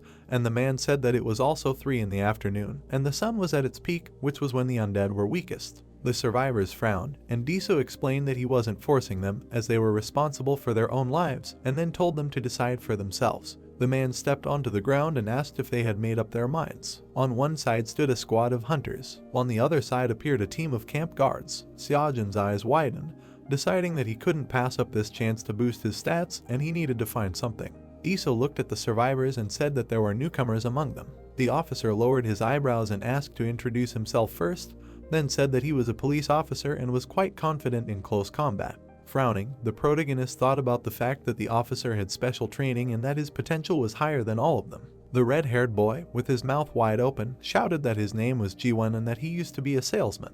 The boy lowered his hands and said that he would try his best, then thanked everyone for their attention. And the protagonist did not understand why he introduced himself as if he was speaking to new classmates. The boys sighed, their eyes widening in delight. Hannah entered the room in new clothes and said that she was level 79 and also handled firearms well. The girl began to leave, and the survivors happily watched her. Looking away, the ranker thought that she did not need to tell about herself because she was already popular, so everyone knew her. Closing his eyes, the player assumed that if he revealed too much about himself, it could become a problem in the future. The guy in the golden armor introduced himself as Jiyoung and said that before the incident, he worked for his father's company and had houses in Gangnam and Seocho, and came here to buy another one, and even hired a butler, and in the end, he would have to use public transportation, and Seojin mentally said that this is exactly what he meant. Looking at the hunter's clothes, the protagonist assumed that judging by the equipment, this guy played the first Dreamside.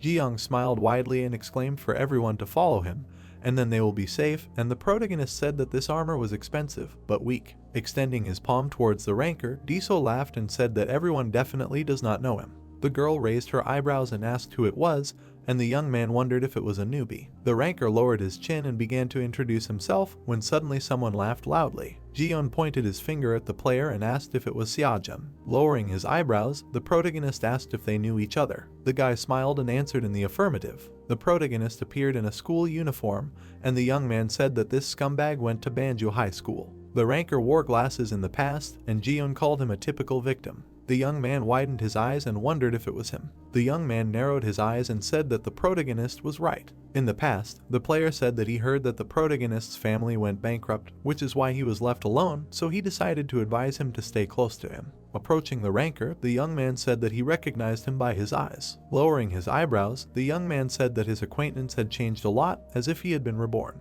Jiyeon used to be bigger than he is now, and the protagonist thought that it was true. The player put his hand on the protagonist's shoulder and since they met, suggested that they remember the times when he brought him snacks. Suddenly, Hannah pushed the stranger's hand aside. Frowning, the famous singer asked what the newcomer was doing, and then exclaimed that they were all alive thanks to Seojun, so she shouldn't talk to him like that. With her mouth wide open, the world star shouted at Jiyeon to apologize right now, to which he asked again. The girl asked if they should stop arguing, since there was no time for this, and the young man, gritting his teeth, said that she was right and they should sort things out later. Lowering his head, the protagonist realized that his old acquaintance was unemployed, and then said that they were just having fun, and then continued talking.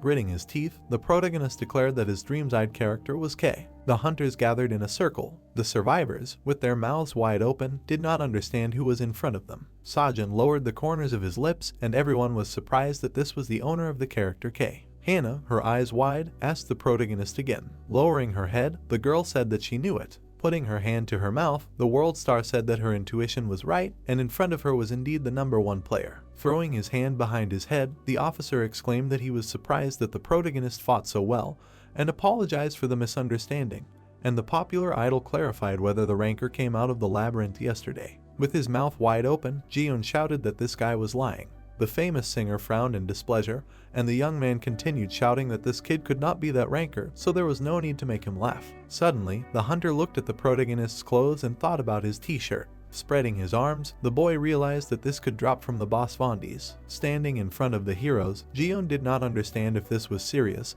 and then thought that this could not be, and he was probably helped by the character of the world star Clark. Grinning, the young man decided to expose the protagonist and then asked what his level was. Lowering his chin, the ranker replied that he was level 37.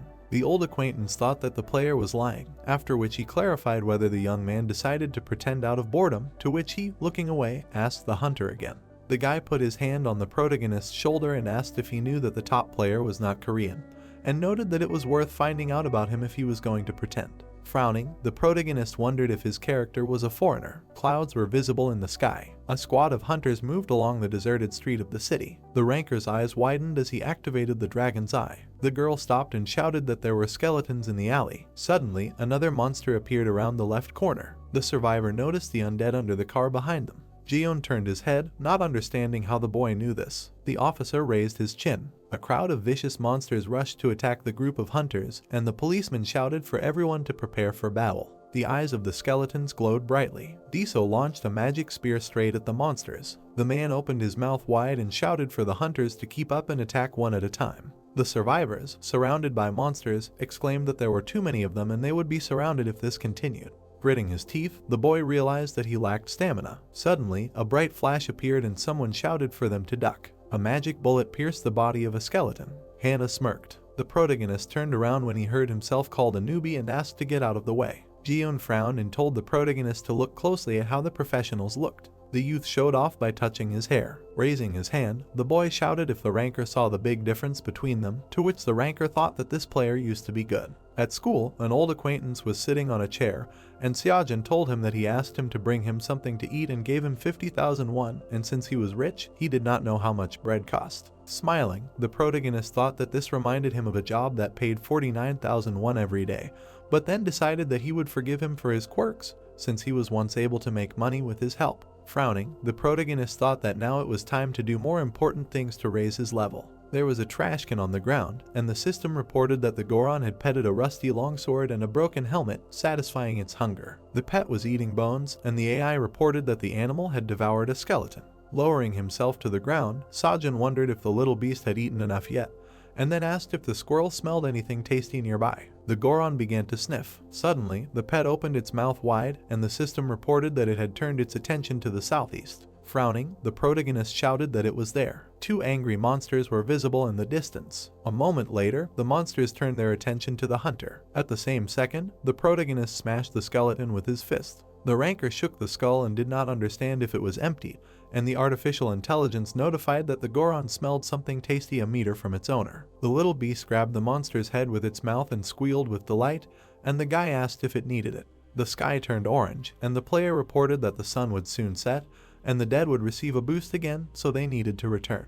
The girl raised her eyebrows in delight and said that it was great, since she managed to level up twice, to which the young man exclaimed that he was also happy, and it was good that they had come here. The officer pursed his lips, thinking that progress was being made. The protagonist sat on the ground opposite the pet, and the policeman asked what he was doing. Opening his mouth wide, the protagonist declared that the little beast had eaten enough, and then asked where what he needed was. The animal looked away. Suddenly, his eyes widened, and the system reported that Goron had smelled a buffet nearby. With his mouth slightly open, the ranker noticed that his eyes had changed. Smiling, Diso thanked everyone and suggested that they return to the camp and rest. The player called out to the detective, to which he turned around and asked him again. A bright sign appeared, and Seojin asked the man to go inside. There were many plants visible behind the glass, and the officer asked if it was a flower shop. In the distance, an unopened bud could be seen. The man stepped on the wooden floor. The members of the hunting party covered their noses with their hands, because the protagonist asked everyone to hold their breath. Frowning, the protagonist declared that he had found what he was looking for, and the system notified that an E-class dungeon had been discovered, in which they must eliminate the King of Flowers, which spreads viral spores through the Garden of Death, and in case of failure, a rift will occur. Holding her hand to her nose, Hannah realized that these were viral spores that caused the dungeon disease. With bulging eyes, the ranker realized what the Goron had reacted to at Banshee Station. Remembering the injured man, the boy thought about how his face had turned red and his fingers had darkened due to the dungeon disease. The entrance to the Garden of Death was visible, and the protagonist explained that there are different dungeons in Dreamside, such as the usual ones, like an abandoned school inhabited by goblins and the dead, and thematic ones, decorated in a certain style, and in the gardens live motionless monsters flowers. Monstrous plants appeared, and the protagonist explained that when a rift occurs in the latter, it does not release monsters, but spores of the virus, and added that there are many symptoms that a person has become infected. The veins on the guy's body bulged, and the ranker said that when the virus enters the body, it becomes a deadly parasite that turns people into monsters. Covering his nose with his fingers, the player realized that the people at Banjo Station are like game characters, and the virus can affect everyone who does not have resistance. Putting his palm forward, the guy thought that everything should be fine with players with E-class resistance, so it is necessary to stop the development of the virus. Xiaojin was looking down when someone shouted that the sun would soon set. Frowning, the boy stated that the monsters would become stronger, making them the perfect target. Closing his eyes, the officer replied that he knew this, but the red color of the portal meant that there was little time left before the rift, and if they left it like this and allowed it to turn into a D-rank dungeon, not only they but everyone at Banshee Station would be in danger. A small passage appeared, and the protagonist asked why they only found it now, to which he received the answer that the portal was behind an inconspicuous door. Covering his nose with his fingers, the survivor stated that he did not know if they should go back, and the girl asked what they could do since there was little time left. Diso turned his head towards Xiaojun and decided that they would enter it. Suddenly, trees in the forest appeared. The hunting party passed through the hellish portal, and the protagonist stated that they would figure out the rest as they went along. The guys were seen walking through the forest. The policeman turned his gaze to the side. The protagonist, his eyes wide, muttered that everything worked out for the best and he couldn't dream of more. In the room, the protagonist said that they decided to conduct a small raid and sent the best players to the dungeon and the rest to the camp. Extending a finger, the protagonist added that he, Hannah, and Diso would have been enough. Looking at Jian, the guy explained that at least 4 players were required to enter, so they took him because his equipment had a good defense indicator and he himself was a high level. The young man thought that this is why he should not die in an E-rank dungeon, and a moment later the detective was called, which made him look back. The hunter, through sweat on his face, asked without understanding why they needed a low-level deceiver, and suggested going back and taking someone better. The ranker lowered his eyebrows and said to himself that he didn't even realize who the weak link was. Jian held out his palm and exclaimed that he didn't agree with this choice. A second later, Sajin tried to slap his hand away. The protagonist opened his mouth and told him not to touch it. Suddenly, the guy held out his palm again. Taking the dungeon apple, the hunter explained that it was a great thing for replenishing mana. Bringing the food to his mouth, Jian added that the riper it was, the more mana it would give. Suddenly, a powerful explosion was heard near him. The shell pierced the tree trunk through and through. Hannah raised her revolver and exclaimed that he should pay more attention to his surroundings. The guy looked up and noticed sharp thorns. Squinting his eyes, the hunter thanked the girl. The officer smiled slightly and realized that he had made the wrong choice. After some time, a huge building appeared and it was heard that there was a boss room. The night sky was visible through the windows and the guys were surprised by this place. A terrible monster appeared, which is in the greenhouse. His face was shown and it was said that this is the King of Flowers. The team stood in a wide corridor and Sajin said that he looks like a sunflower because this flower often witnesses human death and experienced players call him a suicide bomber. Jian walked past the monster and the protagonist warned him that the Mob King is stronger than usual. Introducing an unusual flower, the protagonist said that when they defeat it, they will receive a flower bulb that can be used as an antidote. A flask with pink liquid was visible, and the ranker explained that if you grind it and make a tincture from it, you will get a cure for the dungeon disease and they will be able to cure the sick at Banjo Station. The boy bit his lips and said that this was their only hope and hoped that everything would work out. Jion grinned and exclaimed that everyone should trust him. A moment later, Xiaojun began to sniff. Closing his nose, the protagonist said that the smell was worse than before and Hannah asked why the flowers smelled like slop. The boss's eyes glowed an unusual color. A second later, the monster opened its mouth in which there were sharp fangs. The protagonist, with wide eyes, shouted that they needed to dodge. Many stems with thorns came out of the Flower King's mouth. The monster powerfully struck with its roots, trying to hit the guys. Many sharp thorns were visible. The blow left a dent in the floor. The policeman, clenching his fist, exclaimed that he attacked unnoticed. Opening his mouth wide, the man asked if everything was okay. The Flower King held out a stem in front of him. A moment later, a bullet pierced its petal. The girl held the revolver in her hand menacingly. It seemed as if the monster opened its mouth wide and screamed. Jiyeon, looking at the protagonist, told him to get lost because he was in his way, and added that he would kill him himself. Suddenly, someone grabbed him by the cloak from behind. A second later, the hunter fell to the floor. The guy, frowning, asked if he had gone crazy, to which the protagonist asked him to look at his feet. A terrible monster appeared under the young man, which made him perplexed. Sharp stems came out of the mouth of the evil spirit. Jiyeon opened his mouth wide, and Sojin said that it was obvious that there would be others next to the Flower King, and if he did not understand this, then he should stay out of it. The hunter, lowering his eyebrows, replied that he knew it. The protagonist's pupils lit up, and the system reported that the dragon's eye was activated. The protagonist, looking at the angry sunflowers, muttered that in order to get to the boss, they had to cross this field, but if they took a step forward, the flowers would attack them. Diso, with his jaw hanging open, exclaimed that there was no choice, and they had to trust him.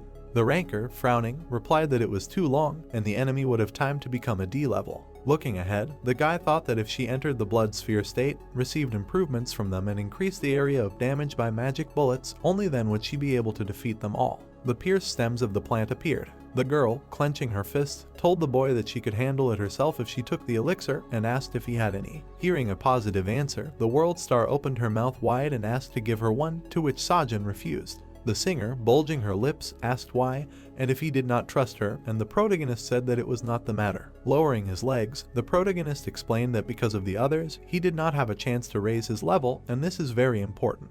Jiyeon, through sweat on his face, asked where the ranker ran. The guy abruptly rushed from his place, making his way through the stems. Thorns stuck out of the roots. Suddenly, the branches surrounded the boy from all sides. Sojin powerfully cut them with his katana. The hunter, narrowing his pupils, was very surprised. Jiyeon asked how he could do such a thing at level 37, to which the detective, smiling, replied that it was not surprising because he was Sojin.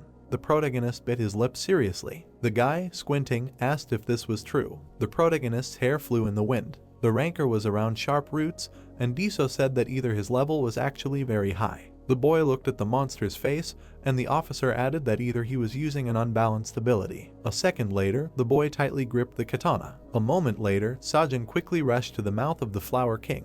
Many stems stuck out of the enemy's mouth. The protagonist opened his mouth wide and screamed. The protagonist powerfully cut the monster into two parts. Hannah exclaimed with her eyes wide open that it was cool. The police officer lifted the corners of his lips in satisfaction. Jiyeon's body turned white in confusion. The guy spread his arms out to the sides. The young man smiled and muttered that it was easy as always. The system reported that his level had increased and also showed several rewards that Sojin had received. The protagonist stood next to the defeated Flower King.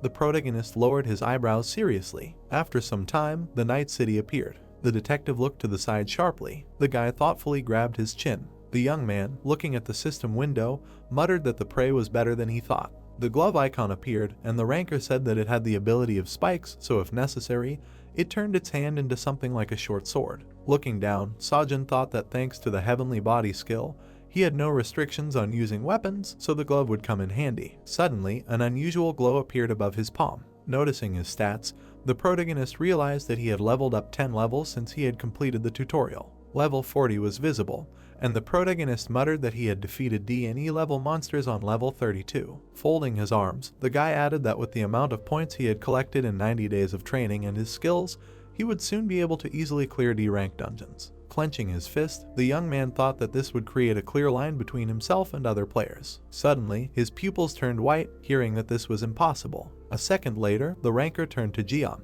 The hunter, his eyes bulging, said that this was a lie and that this could not be. Sojin, lowering his eyebrows, decided not to interfere with his monologue. A moment later, Hannah took out a gun and asked the guys to stop. Noticing the overturned cars, the girl explained that a fight had taken place there. The remains of people lay on the asphalt. It seemed like the stranger was unconscious. Suddenly, the detective put 2 fingers on one of the townspeople. Lowering his head, the officer said that they were already dead, and it seemed that something had happened in the camp. The policeman looked down in confusion. After some time, the third banjo station was visible. Diso was shuffling his feet. The man, opening his mouth wide, shouted if anyone was here. There was no one near the turnstiles. Sajin's eyes bulged in surprise. Noticing the tracks on the floor, the protagonist exclaimed that there were footsteps. Looking down, the protagonist thought it was strange that they all led in different directions, as if they were walking back and forth. Sweat ran down the guy's cheek. The detective, raising his palms, loudly asked for someone to respond, and the young man interrupted that it was a dungeon disease. Diso raised the corners of his lips in confusion, and the ranker explained that there was no sign of skeletons here, and therefore it was the progression of the disease. The leg of the hunter appeared, who asked Sajin again. A creepy corpse of a woman was visible. Hannah, approaching the protagonist, said that the dungeon had already been cleared and clarified how the virus had spread. Suddenly, someone was heard calling for help in the distance, which made the guys turn around abruptly. The girl, clenching her jaw, exclaimed that someone's voice was there. Suddenly, the team noticed a stranger under the rubble. A moment later, the stones flew in different directions. The officer, his mouth wide open, asked the wounded man to wake up. Sweat was running down the injured man's face. A magical glow appeared above the protagonist's hand, and the system reported that this potion could not be used on the target, so a revival potion was required. The guy, biting his lips, muttered that this was a system warning of death. The stranger's legs were in a terrible state, and his nerves were torn. As the young man imagined the potion, he thought that without it, the guy couldn't be saved. Bringing the glass flask to the wounded man's mouth, the ranker said that it was a paralysis potion, which would make him stop feeling pain.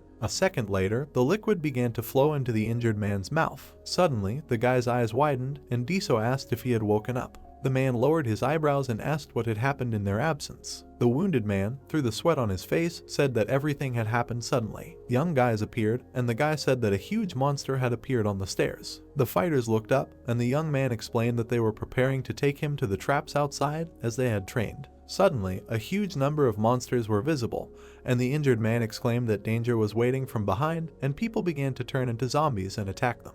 The policeman looked at the wounded man in surprise. The guy, with his mouth wide open, began to list the names of the guys. The boy's eyes widened, and the system reported that he was in a state of madness. The player dilated his pupils and said that he had grabbed one of the team and ran away. Sajin, biting his lips, muttered that if they had a healer with them, they could have cured him and they wouldn't have to worry about the virus. Looking at the wounded man, the protagonist thought that there were no healers at Banshee Station, so he couldn't be helped, and he said that everyone had run away and the girl had become a monster. The protagonist, wide-eyed, wondered if this was the third stage of the dungeon disease. The ranker, imagining a terrible monster, said that the first stage ends with a change in the color of the fingers and chills, but after a while, a person turns into a zombie and attacks others, getting into the second stage, and only after completely becoming a monster, he enters the third stage. Holding his chin, the boy thought that the Garden of Death had already been cleared, but the third stage came very quickly, although the symptoms had only just begun to develop. His pupils dilated, and the boy realized that something contributed to this. The wounded man, opening his mouth, turned to the detective. A second later, his hand fell. The injured man abruptly closed his eyes. Diso, standing up, said that they needed to go. The team looked down in confusion. A dark tunnel was visible in the distance. The sharp jaw of the monster appeared. Its eyes were shining brightly. After some time, a staircase was visible. Suddenly, someone's hand appeared. The zombie menacingly opened its mouth. A moment later, a gunshot rang out. The bullet pierced the monster's head through and through. The monster rolled down. Hannah, turning her gaze to the side, said that if the transformation had occurred, then the person could no longer be cured, and asked Sajin if he knew. The protagonist bit his lips and replied that he knew. Looking at the remains of the people, the protagonist muttered that those who could not survive the disease of the dungeon were lying here, and the rest went along the tracks. Suddenly, the monsters began to rise, and the guy hoped that the survivors managed to get out. Diso, opening his mouth, exclaimed that everyone should take one. A second later, the monster's head was torn into two parts. It was visible how the young man powerfully cut his opponents. The ranker stuck his katana into the zombie's neck. The monster opened its jaw in bewilderment. Sajin, looking at the team, asked everyone to follow him. The detective, smiling, said that it seemed like there was nothing to worry about. The ceiling of the tunnel appeared. The guys shuffled their feet. The team walked forward through the dark room. Suddenly, they stopped in place. The protagonist noticed the nearby Sinpung station and exclaimed that he had heard of it before. Raising his eyebrows, the protagonist muttered that it was a ghost station and had become abandoned when the plan to build Line 10 failed. Hannah, noticing the tracks, explained that they were fresh, to which the guy added that they led in different directions. The officer, raising the corners of his lips, assumed that they were heading for Yongyungpo Station, since they had originally planned to go there in an emergency. Looking at the railroad tracks, the policeman added that they could walk along them. Suddenly, a red eye appeared. The ranker's pupils narrowed sharply. A moment later, Sajin rushed from his place. The protagonist tightly gripped the katana. The monster stretched his arms forward. A second later, the protagonist delivered a powerful blow. Bright eyes were visible again. A magical trace appeared near the guy. Diso, opening his mouth wide, shouted for everyone to get ready. Sweat was still pouring down the man. The girl, looking at him, asked if he was talking to John about her, to which she received a positive answer. A creepy monster appeared, and the detective explained that it was Yunjan. The zombie sharply raised his elbows. The ranker clenched his fist and exclaimed that she was now a monster that they would have to deal with, and that killing her would give them experience and items. The officer sadly hung his head, and Sajin explained that this was the outcome of the dungeon's disease because it turned people into monsters. Stretching out his katana in front of him, the protagonist muttered that because of her, thousands of people died in the first Dreamside. Opening his jaw, the protagonist added that this time the fate of the whole world was at stake and said that he would try to finish her off quickly. Suddenly, the monster rushed forward, and the guy thought that he should deal with it in one blow. It was seen how the young man abruptly rushed from the spot. The ranker kicked the enemy hard. Sajin's shoes began to smoke. Looking at the menacing mouth of the monster, the protagonist realized that it was strong, and the extra arms served as a shield. A moment later, the monster extended its palms. The zombie's fingers quickly rushed towards the protagonist. There was a bright flash in front of the guys. A second later, the young man cut all of the enemy's arms. Suddenly, another arm appeared from the evil spirit's mouth. The ranker jumped back from it. The policeman, opening his mouth wide, shouted that he would help. Sajin, turning around, asked him to stay behind because most attacks would be useless against her. The protagonist muttered that this was a monster in the third stage,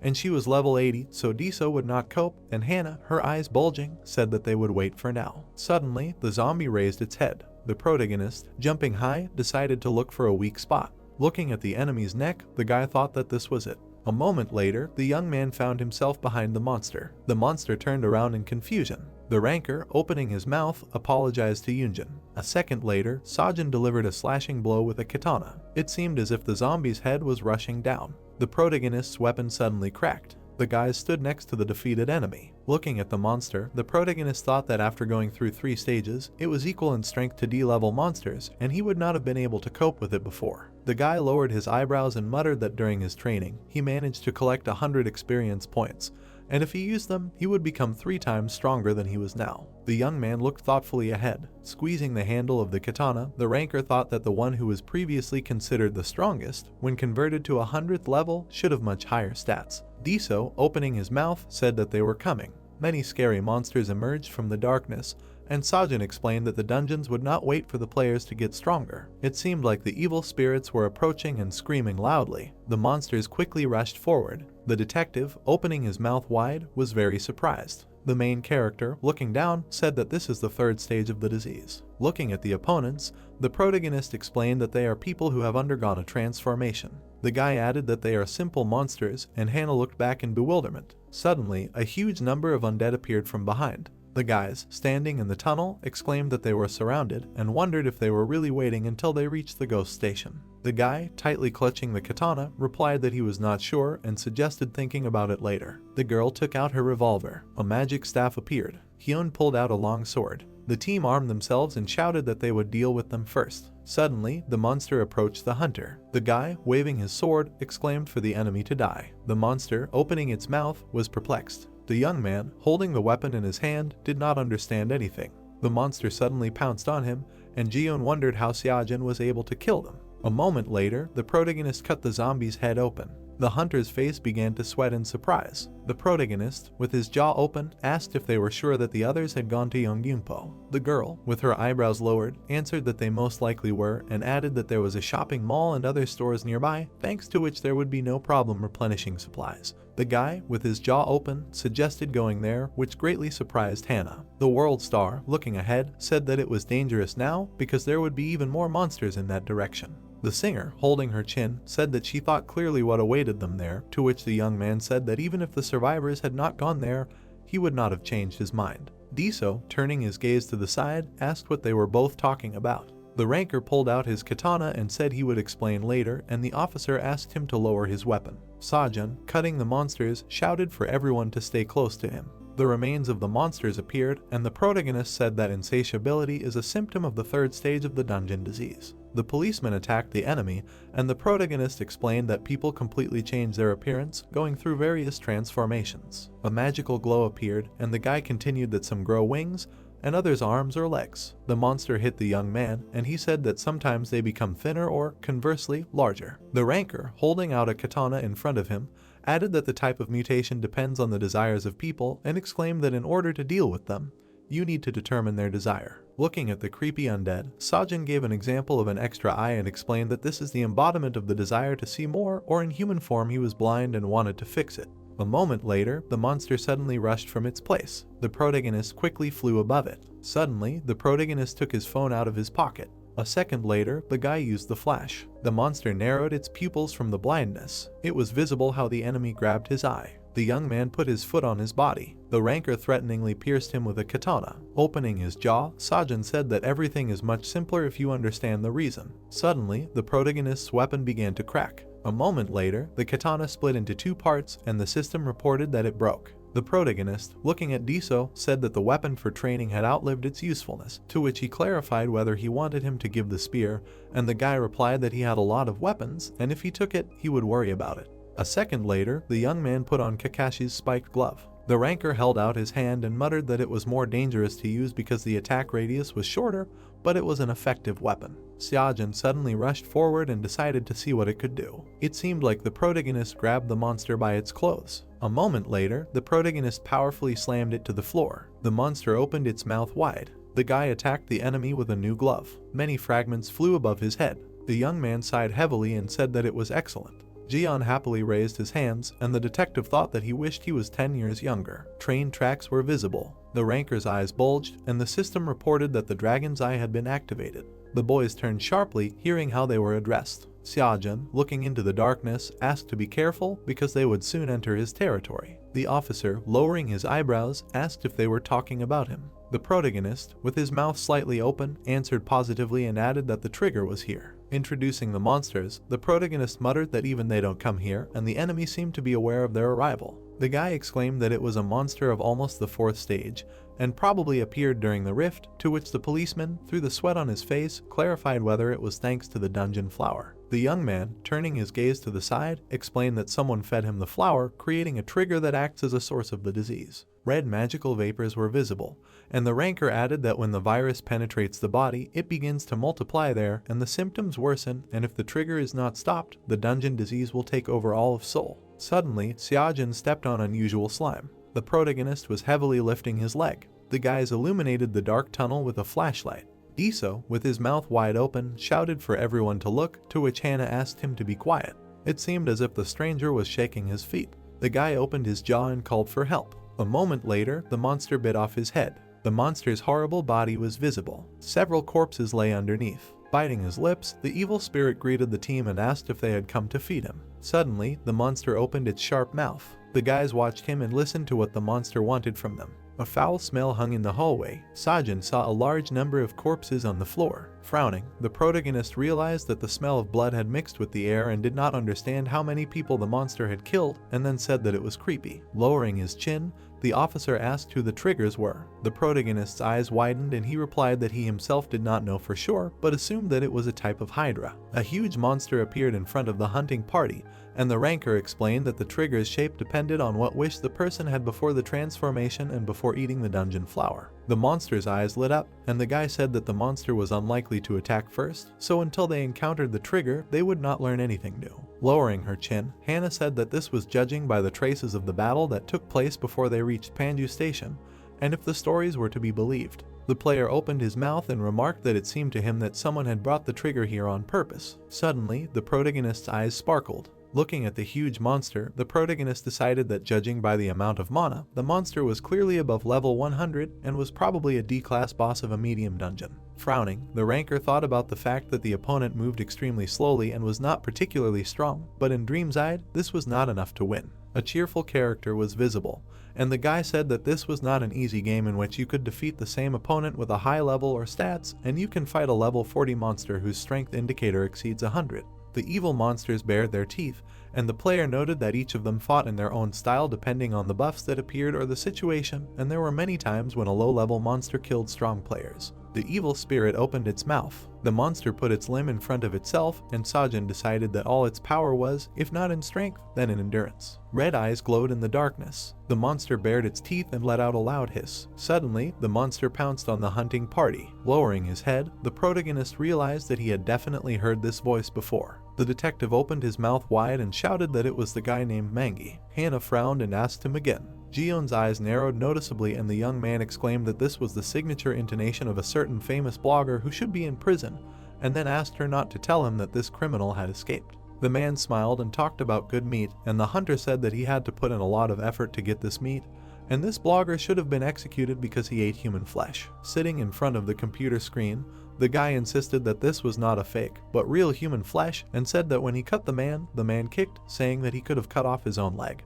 Ji-yeon said that there was a lot of talk that it was poultry, but the examination confirmed that it was human and the sentence was death. While the blogger smiled and said that if the viewers liked this video, they should like and subscribe to the channel, and also be sure to press the bell. The huge monster put out its paws, and the hunter explained that before becoming a trigger, the blogger was terrified. The monster bared its teeth and repeated the words about likes and subscribing to the channel. The officer, opening his mouth in alarm, noticed that it had more arms. Suddenly, Seojin pounced on the evil monster. Ji-yeon, opening his mouth wide, asked why the huge monster was so fast. The policeman chopped off its limb with a magic spear. Frowning, Diso realized that he could not handle it alone. Opening his mouth wide, the detective suggested that a bunch of arms provided its mobility, so he should be careful with it. The green liquid began to approach the protagonist's leg. The protagonist turned around. A monster's limb reached out from the ground towards him. Green threads wrapped around the ranker's body. The monster bared its teeth, and the guy decided that he couldn't relax. The policeman tried to escape from the clutches of the enraged monster. Clenching his fist, the detective thought that in order to gain time for an attack, he needed to distract it.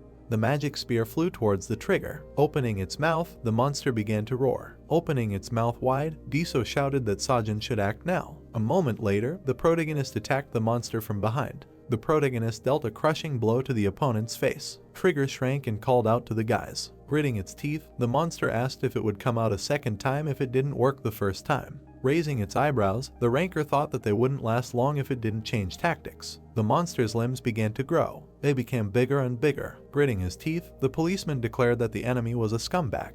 The monster began to attack, and the guy assumed that the rival wanted to finish them off the same way he killed someone last time on live TV. Sticking out his tongue, the mutated blogger asked if the guys would try again. At that very second, the trigger dealt crushing blows with his limbs. The stone floor began to fall apart. Hannah ran close to the monster. Baring his teeth, the monster said that this was his snack from the idol. The girl ran, closing his lips. A green beam of light flashed over her head. Grinning, the world star said that the mutated blogger was impudent. The barrel of a golden revolver appeared, and the artist said that she would not give anything to such a monster. The trigger's eyes lit up brightly when he was preparing to attack the girl. Taking aim, the famous singer asked if she should eat it. A golden bullet was visible on the top of the monster's head. Gritting her teeth, Hannah said that the monster seemed to be in a shell, to which Sajin noted that the monster was very hardy, so she needed to be careful. The protagonist's eyes widened, realizing that neither strength nor reaction speed would help defeat it, so more endurance was required. Looking at the trigger's limbs, the protagonist decided that only thanks to her they could win.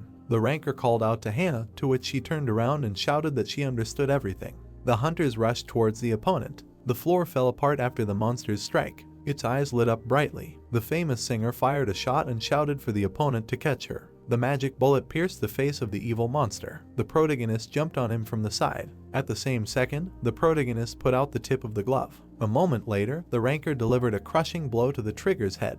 The monster clenched its jaw. Its limbs began to grow. The muscles on its arm grew. The evil spirit extended its fist in front of itself. Seeing this, the ranker lowered the corners of its lips. Drops of green liquid flew into the air. The monster's hand clenched, to which it declared that this was not bad. Ji-yeon opened his mouth wide. Diso lowered his chin and realized that the mutated blogger ate them. Hannah grinned. The protagonist frowned in confusion. The hunter screamed, lowering his hands. The world star looked up. The monster in front of the heroes increased in size. Gritting its teeth, the monster began to growl. Suddenly, the trigger decided to strike Sajin. The protagonist jumped off the wall. Clenching his fist, The officer stated that it was amazing and the attack was working, so at this rate they could finish him off, to which the protagonist responded that their blows were of no importance to him and were simply scratching. Frowning, the ranker turned to his partners and informed them that they had only one way out. At the end of the long corridor, there was complete darkness. A huge monster was preparing to attack the hunter. Jian bit his lips in alarm.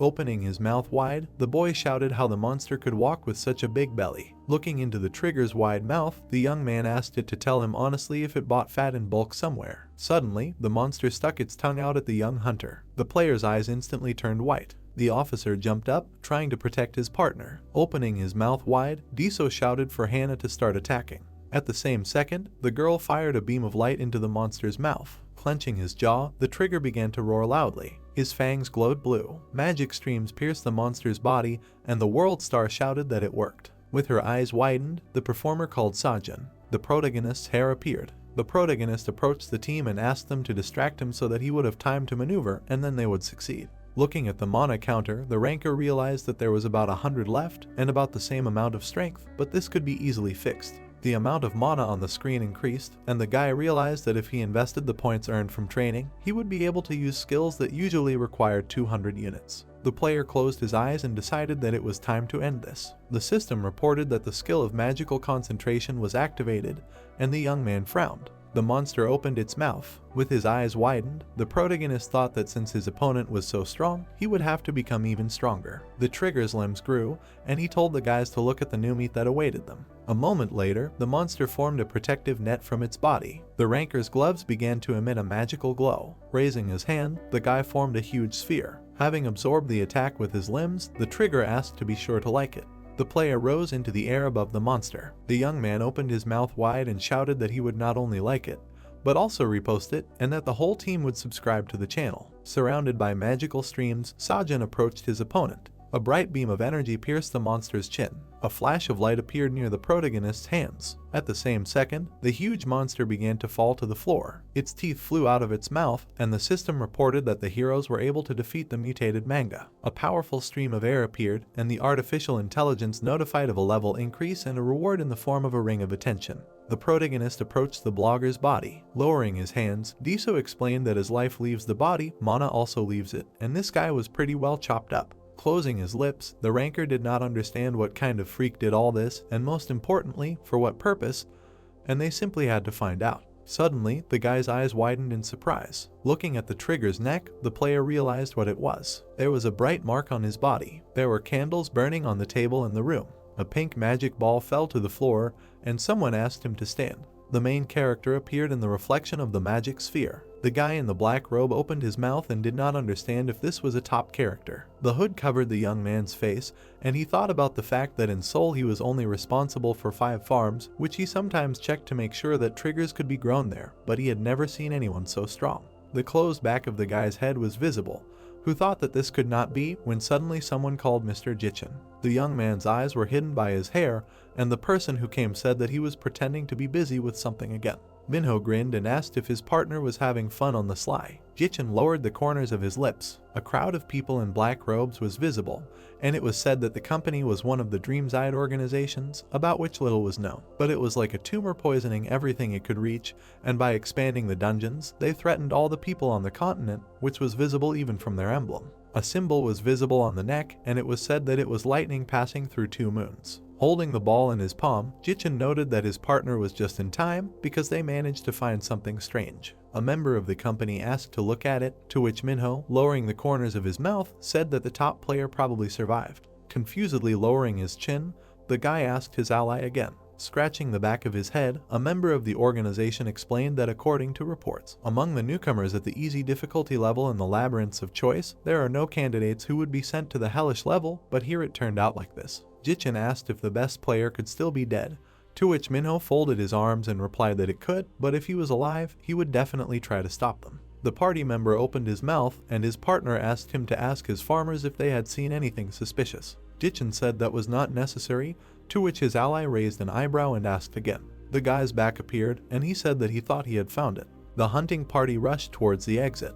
The main character ran with his lips pressed together. Jichin imagined the battle with monsters and talked about the sword piercing Asrai's neck and the monsters that were brutally torn apart under his command and the dungeon that only one person could handle, and said that his true nature had data that was not erased, so by devouring people, it was possible to predict the current situation on Earth, but the top ranker remained alive. The eyes of the protagonist's character lit up, and the guy assumed that the player might have changed his activity when suddenly someone called him. The guy opened his mouth slightly, and his partner clarified why he froze. Ninho smiled and said that they were no longer the same people they knew before, and even the top ranker was now just a newbie in training. Looking away, the member of the organization decided that it was still worth reporting to the leader, and if it was really them, then they should be dealt with immediately. There was a crack in the wall. Jiwon opened his mouth wide and screamed. The young man was trying to escape from the crowd of evil spirits in the tunnel. The eyes of the monsters behind the young hunter were shining brightly. The enraged monsters were trying to attack him. The undead opened their mouths wide. Turning around, the boy wondered if they were all exhausted and decided that it was impossible for them to become even more. Jiwon's eyes widened as he thought that it was hard to believe that they had recently been human and that this couldn't be true, and he ran to the other side of the station. As he ran forward, the hunter thought that he might die without ever meeting Detective Diso. With his eyes widened, the young man saw a bright light in an approaching train. The boy lowered his hands right in front of the train. The light was on inside the carriage, and the boy thought that 3 whole months had passed since the power went out, and he still didn't understand where the train came from. Dangers surrounded the hunter on both sides. Jiwon put his fingers on the ground and realized that he didn't have time to think and needed to run away quickly. The young man jumped to the side.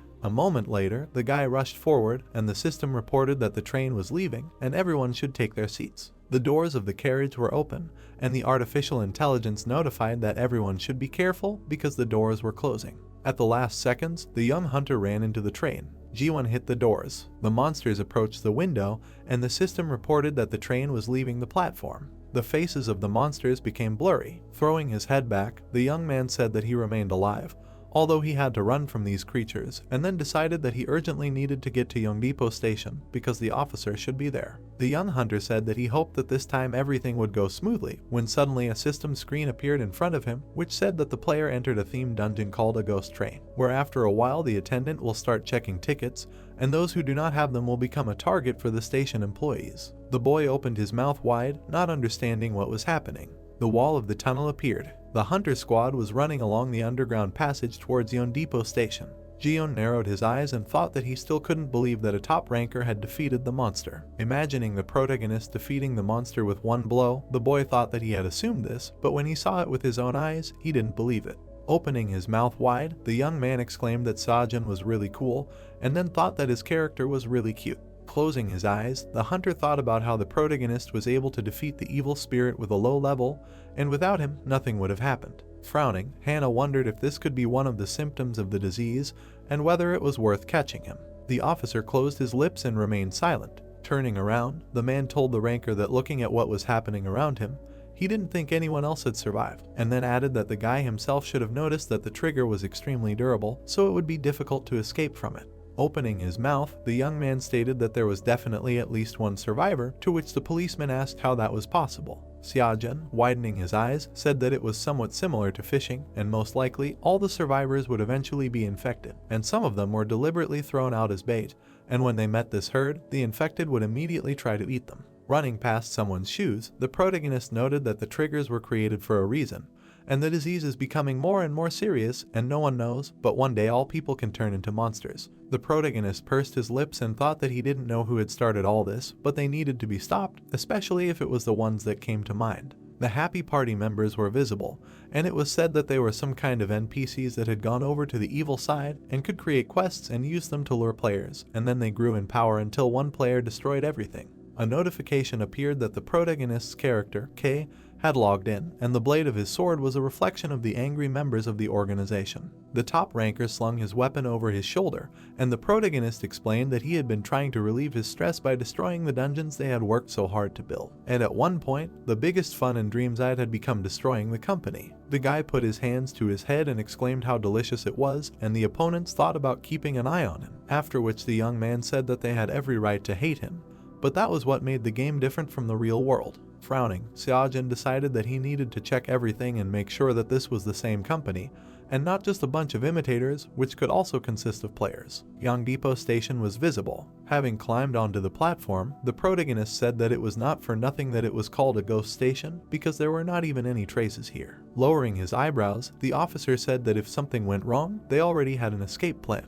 The man began to open the package with his hand. There were backpacks underneath, and the policeman explained that these were various supplies for those who might end up here by accident, and they had hidden them here last time. Xiaojun, widening his eyes, said that this was correct because their inventories were not endless. The box turned out to be almost empty. Smiling, Diso suggested that someone had already been here. Lowering his eyebrows, the protagonist asked why the people of Panju Station never became players, and children and old people cannot in principle, but what about adults who only needed to undergo training? The officer frowned and didn't know how to say it when Hannah suddenly explained that the internet was limited at the time, so other people couldn't join the ranks of players. The ranker lowered his hands and asked if the World Star could use the network, to which she replied that she could, but she just had to update her phone. There was a watch on the girl's hand. The popular singer, widening her eyes, explained that in addition, only people with such a switch were allowed to communicate with others, and there was a level system that was only available to players. The artist said that at the moment, the only way to become a player was to go to Ark, to which the guy frowned and asked the interlocutor again.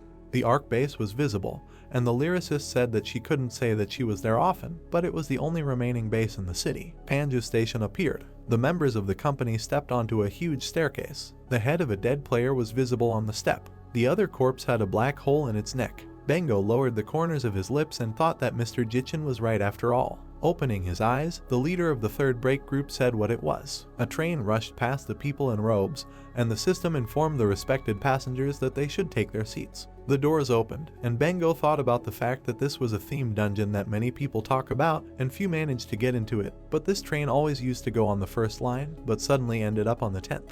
Lowering his chin, the subordinate explained that construction work had previously been carried out here, and apparently a railway line was laid then.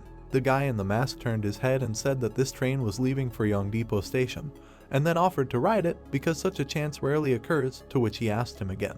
Opening his mouth, Bengo asked if the subordinate was tired of living. Standing at the entrance to the train, the boss stated that this D-class themed dungeon was under their control, but there was no access to it yet, so if they entered the train, they might as well stay there. Pressing his lips together, the boy thought about how he hadn't joined the party to die so stupidly. The subordinate raised his hands and said that Mr. Jichin had ordered them to find those scumbags, to which his boss told the boy to shut up and asked if he understood that it was impossible. Lowering his head, Bengo noted that if those guys got on the train themselves, the goblins would do everything for them. The protagonist rubbed his chin thinking that Ark, which translated from English as Ark, was a reference to Noah's Ark, meaning that Ark was the last base in the entire city. Hannah handed him the phone and said that by updating the system, she was able to upgrade the phone itself, so they had been trying to get into Ark all this time. Frowning, Sajin said that it was now likely that the rest of the survivors were there. Diso raised his hand and said that in that case they should go faster. The guy felt movement in his pocket and asked everyone to wait. Goron screamed and crawled out of the guy's pocket. He smelled something delicious not far from here. The squirrel turned its head and began to sniff. Its pupils narrowed to the size of a needle when it smelled prey. The protagonist took Goron in his hand. He did not move while the squirrel in his hand looked into the distance. The flow of mana swirled, rushing into the distance. Sajin frowned when he saw this. His teammates turned to him.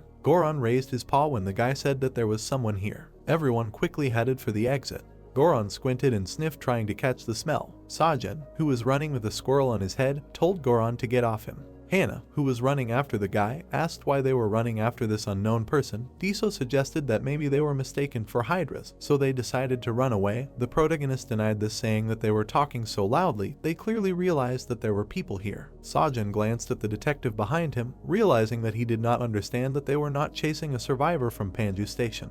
The figure of the monster disappeared again. He constantly turned around. He even slowed down sometimes, wanting to lure people. The group continued to run after him. Soon the group found themselves in the waiting room. Jion, looking around, asked why they were brought here. Something cut through the air at a tremendous speed. The guy's eye widened in shock. The arrow was at his eye in an instant. The protagonist managed to catch the arrow, and Jion screamed in horror. Sajin crushed the arrow in his hand and straightened up. He tried to understand where so much smoke appeared in front of them. The arrow flew through the smoke. The protagonist turned around, feeling the arrow. Xiaojun caught the arrow flying at the detective again. Another arrow flew between them. The protagonist frowned at the arrow flying past. Turning his head, he realized that the arrow was flying at Hannah. The girl frowned when she noticed the arrow. She split the arrow into 2 parts with a shot. Hannah smiled, holding a gun in her hand. The protagonist grinned, realizing that there was no need to worry about her. The protagonist turned around, and Hannah began to approach him. Both simultaneously rushed forward, wanting to avenge the attempted murder. They had to dodge many arrows. Seojin noticed a shadow in the smoke.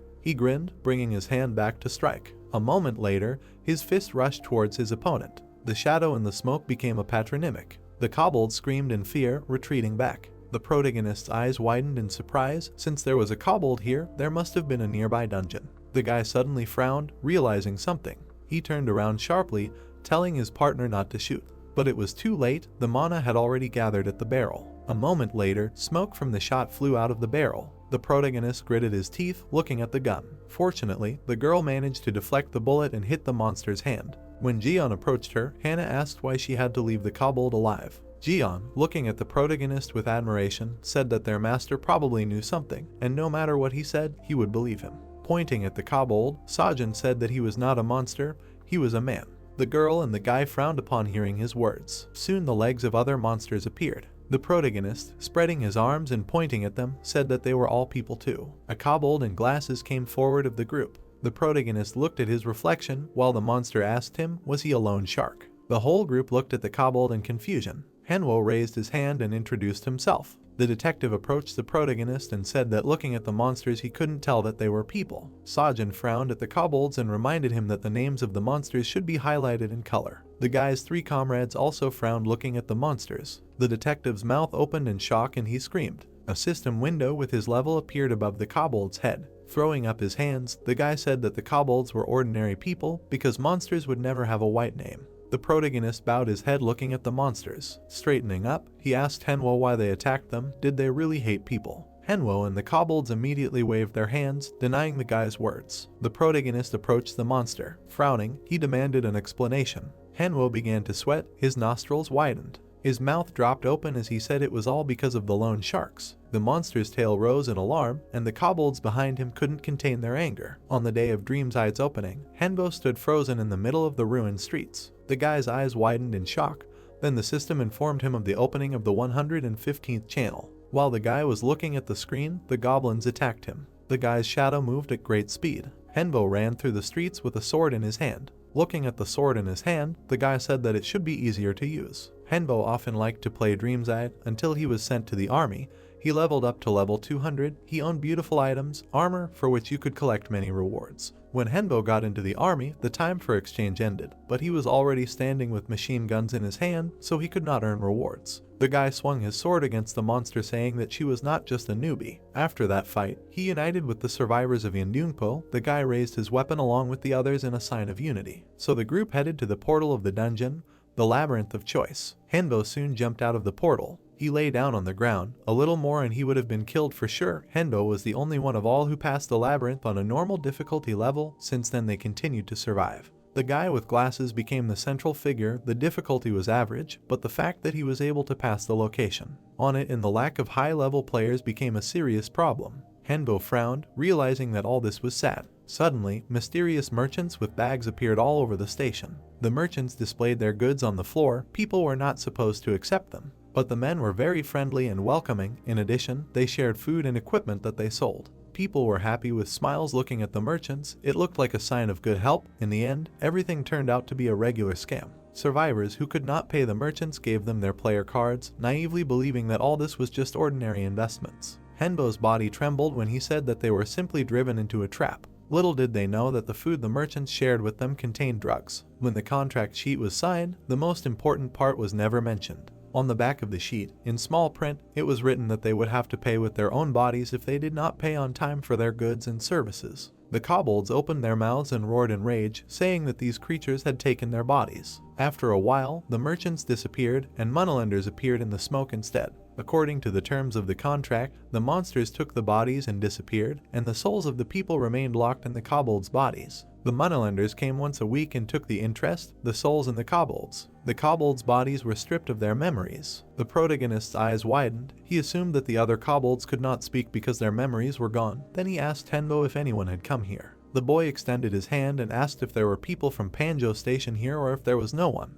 Not hearing an answer, the protagonist frowned, asking if the amount of the debt to the merchants had changed. Hanwoo raised his head, saying that nothing had changed. Frowning at his comrades, the protagonist asked when the loan sharks were supposed to come again. Suddenly, one of the kobolds ran into the hall. He screamed as he ran. The two monsters passed through the darkness of the corridor. The loan sharks entered the waiting room. The protagonist hid behind a chair in a second. He carefully looked back. Hannah, who was sitting next to him, asked the boy if he was okay because he looked kind of pale. Sajin slowly peeked out from hiding, saying that he was just angry. The kobolds took up their bows, watching their opponents. The protagonist, who was sitting aside, told Hannah that since all the kobolds bought everything at the same price, then the degree of memory loss should be the same, but it is different. Some even forgot human language. The detective frowned and froze in shock, realizing the reason for such memory loss. People, or rather an adult and a child, had a different amount of knowledge in their heads. Henbo's memories consisted of 23 years of life, unlike a child. The same 13-year-old girl's memories could simply end.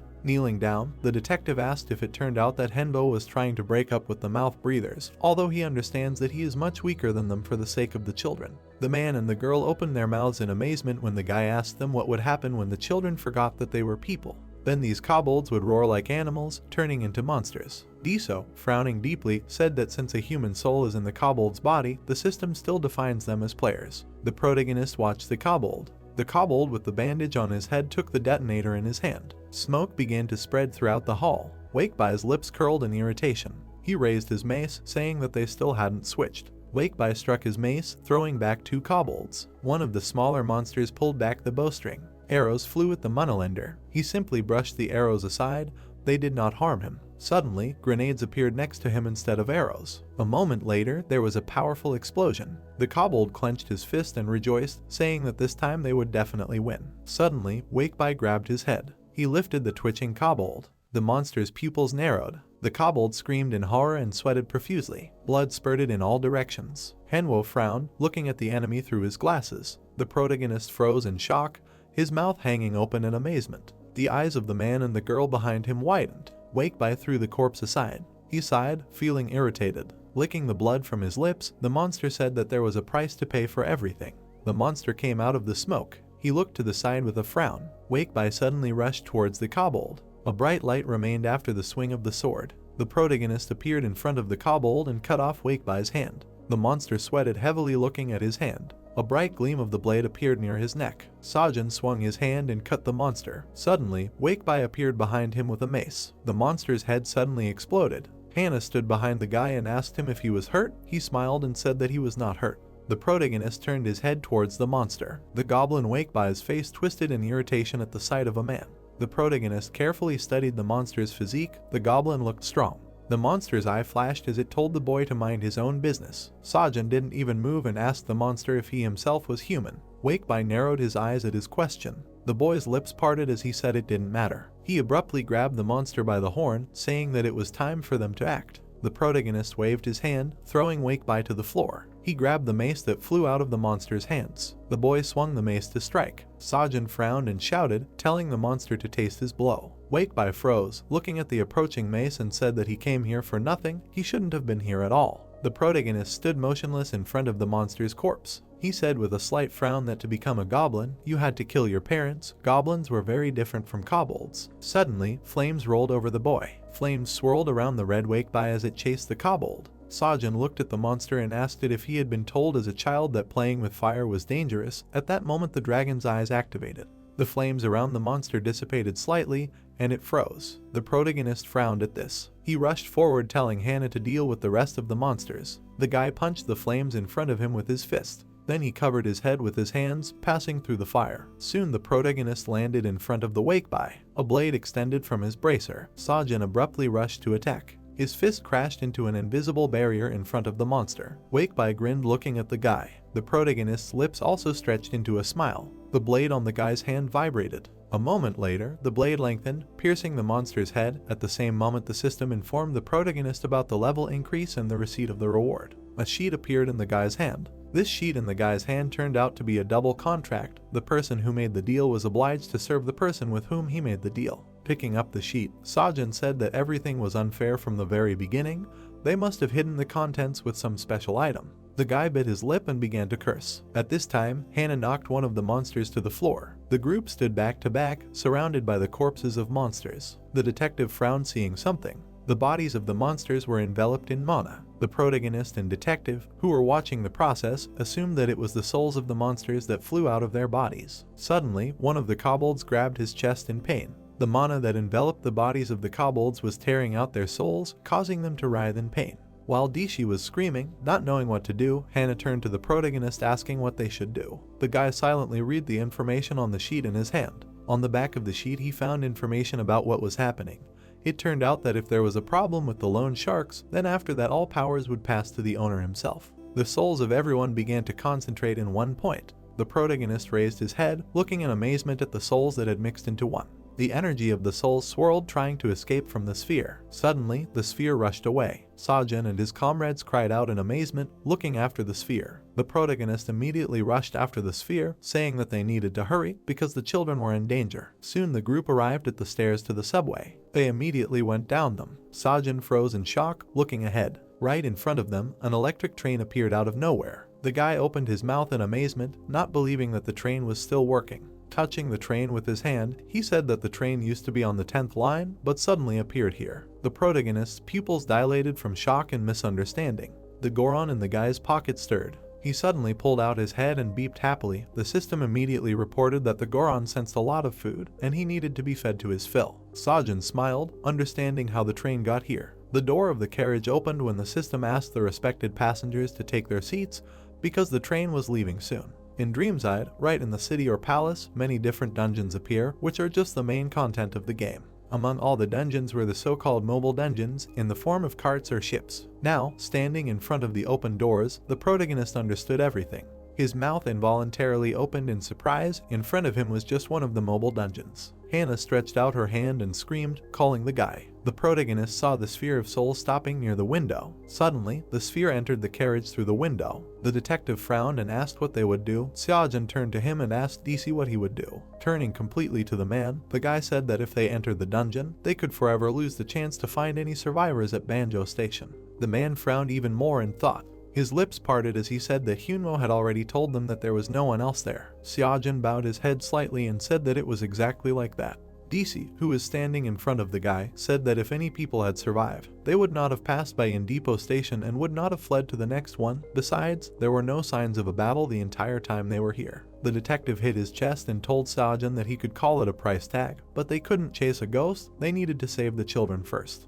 The protagonist approached the man saying that it was exactly like that. Soon the group turned around and walked inside, only Jiwon had to be pushed. At the same time, the system informed the tired and sweating Jiwon that he was unable to get a boarding pass, which made him a target for the station workers. The boy's pupils shrank to the size of peas. He was terrified. A bright flash flashed nearby. Something hit the boy in the side, causing him to scream in pain. The young goblin grinned widely as he landed on the floor. Jiwon grabbed the blade and began to curse. When he struck, the goblins easily dodged his blow. The goblins threw a can at the boy and began to laugh at him. Suddenly, something hit Jiwon in the stomach at great speed. Because of this, he fell to the floor. The boy immediately raised his head and looked back. He quickly stood up trying to take the blade, but the goblin threw it away. Jiwon sweated heavily and bit his lip, cursing the goblins. They smiled widely as they looked at the guy. They weren't attacking him, they were just playing with him. Jiwon turned around, feeling threatened. The monster hit him on the back. The guy fell to the floor again. The system informed him that the quest had failed due to the lack of a ticket. Jiwon frowned and raised his head and cursed. The system notified him that he had become a target for the station workers. A goblin conductor suddenly appeared behind the guy. Jiwon, covered by its shadow, turned around in horror. The monster's hand was stretched out towards him. Soon the guy was thrown to the floor of the warehouse. Jiwon looked at the ceiling in shock. He closed his eyes, trying not to think about anything. Sweat was pouring down his face while he was trying to sleep. His eyes suddenly flew open. The madman pounced on him with a scream. Jiwon, imprisoned in shackles, immediately ran away. He frowned deeply as he noticed someone ahead. There were people chained up right in front of him. Jiwon watched their movements and screams and realized that they had all lost their minds. The events take us to the back car, where disgruntled goblins were walking. One of them kicked the boxes, remembering the instructor who took his toy. The shadows of people entered the room. The angry goblin gritted his teeth and looked towards the entrance. The goblins lined up in front of the group that had arrived. The protagonist and his comrades frowned at the goblins. Looking at the smiling goblin in front of him, Xiaojun mentally said that although he looked harmless, he was over level 70. Seeing how the goblin licked his lips, the protagonist remembered that it was this race that had fun when killing people. Hannah frowned to the side, asking if she thought this car looked like a freight car. Indeed, the entire room, in addition to the goblins, was filled with various cargo. The protagonist frowned. He remembered that this was a D-class dungeon. Dungeons did not always match their appearance. The same E-class dungeon, a destroyed school, looked like an ordinary school on the outside, but everything inside was too big. The guy's mouth slightly opened in surprise. Looking out the window, he said that now they were not underground, but above it in the desert. Looking at his comrades behind him, the guy said that this was clearly not an easy dungeon, because as soon as they entered here, notifications constantly came warning them that a station worker would soon come to check tickets. Everyone abruptly turned their gaze to the goblins. They abruptly rushed at the people. Xiaojun hit the goblin on the head. Players in this dungeon must understand the rules that exist only in this dungeon. With a blow, the guy threw the goblin's body back. When the guy raised his head, the system informed him of the boarding ticket he had received. Hannah also got a ticket by shooting the monster. Dishi got his ticket by kneeing the goblin. Jian was sweating heavily standing next to the defeated monster. Looking at the tickets in their hands, the group could not believe that they had passed the dungeon so easily. Everyone sharply looked at the guy when he told them to throw away the tickets. Garen chewed on the guy's ticket while he said that they did not have time to pass the dungeon. Soon the station worker would start catching ticketless people, starting from the back of the train. The protagonist smirked and suggested catching the station worker. Garen happily ate the tickets. Hannah raised her hand and asked Xiaojun if he wanted to use them as bait. He confirmed this by saying that they do not know where exactly the children's souls are. A well-fed Garen lay down on his back while the protagonist said that in order to find out and survive, they need to act unpredictably, because this is the only way they can catch the station worker. Jian and Dishi frowned at his words. Jian pointed at the goblins and asked what they would do with them. The goblins hid behind things in the carriage after being defeated. While the tan guy was mocking the monsters, the protagonist ordered everyone to get ready. At the same moment, the system reported the quest had failed, which is why they were now a target for the station worker. The goblin on duty at the station immediately appeared in the carriage. He stood in front of the protagonist. The veins on the monster's forehead bulged with anger when he asked the guy where his ticket was. Xiaojun raised his head and said that he had lost his ticket.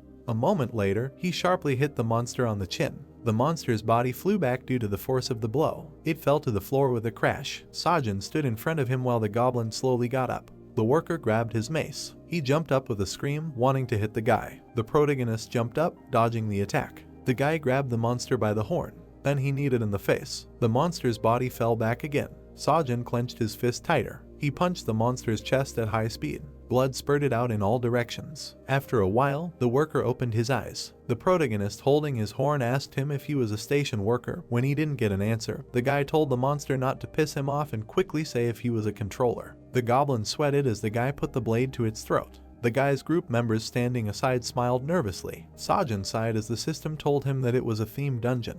Now he had to track down the baby goblin and earn a ticket so that everyone wouldn't gang up on him. Putting his foot on the monster, the protagonist said that they only had to defeat this big guy. Now they wouldn't have to worry about the ticket. The goblin opened its mouth in fury when Xiaojun addressed it. He turned away abruptly, humming a song as the boy asked him what kind of face he had. Sitting on the monster's chest, the boy asked him where he hid all the souls. The goblin, sweating heavily and nervously, said that he had forgotten everything.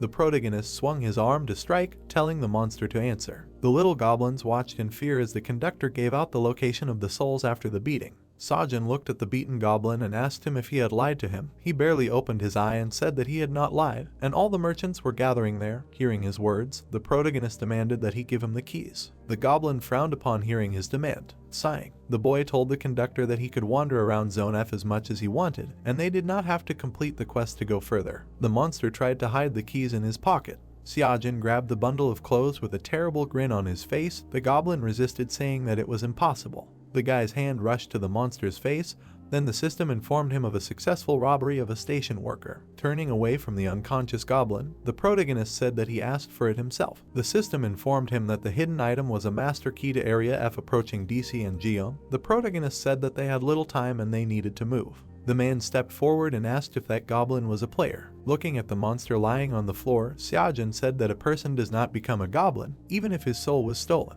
Extending a finger, he said that for this you either need to kill your relatives. Extending a second finger, he continued saying that they either need tribal feeding, that is, eat a person. Jion and DC were horrified, their mouths opened in shock. Passing by the group, the guy said that they had better forget about what pity was when they were dealing with goblins. Soon the group left the warehouse. Using the key, they entered another car. The doors of the passage opened, then the guy received an achievement. When another passage opened, the system reported that the guy received the title, High-Speed Dungeon Conqueror. Now the experience points received in the dungeon were increased by 2%.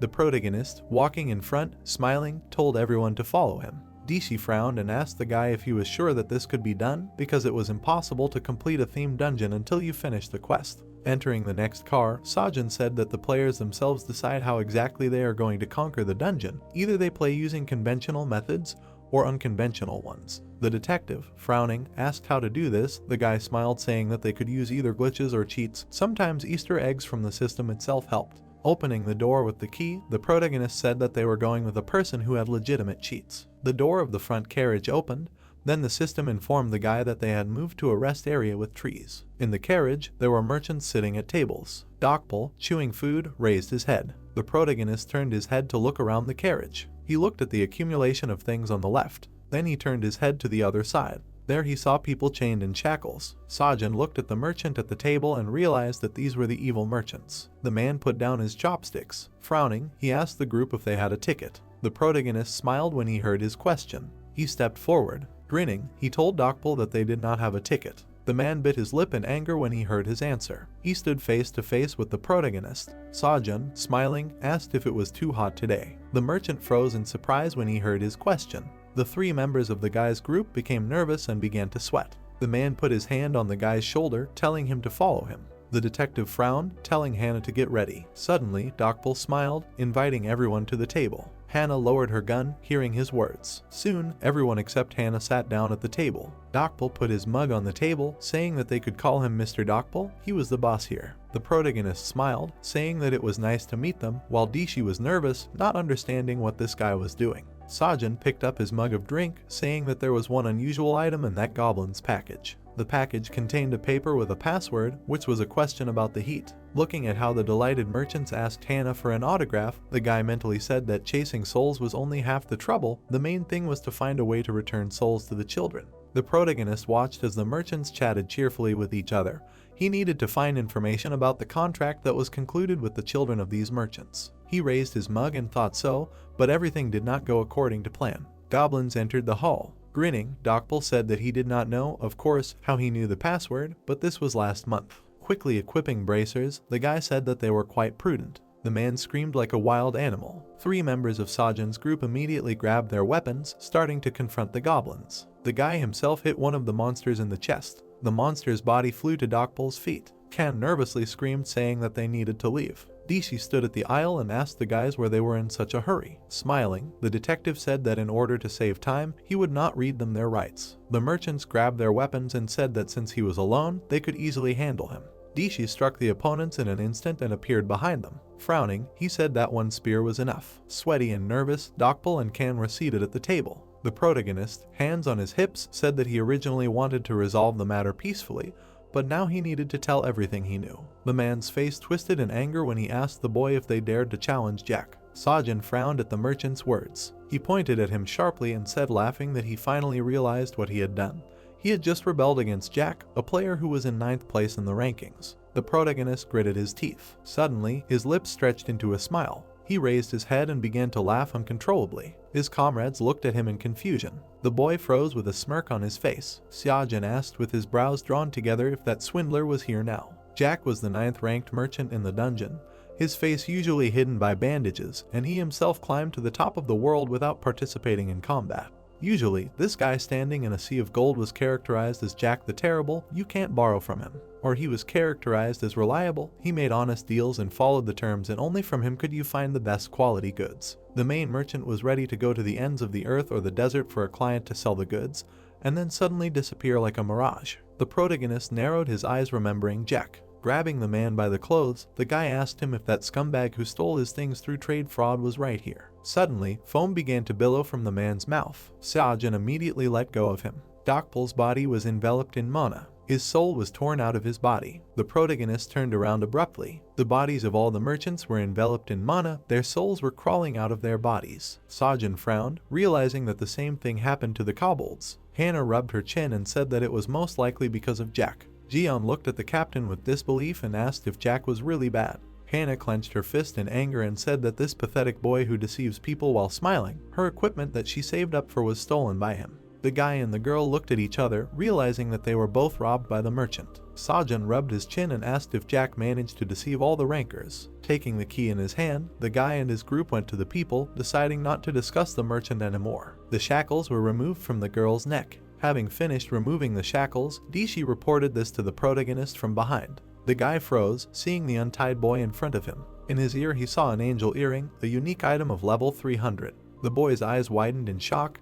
This earring had only one owner. The boy smiled nervously. Jack raised his hands, showing that he did not want to resist. All the group members stood up and stared at him. The guy immediately crossed his arms, saying that he was not Jack. The protagonist pointed at the earring and asked where it was from. The boy answered, saying that he bought it.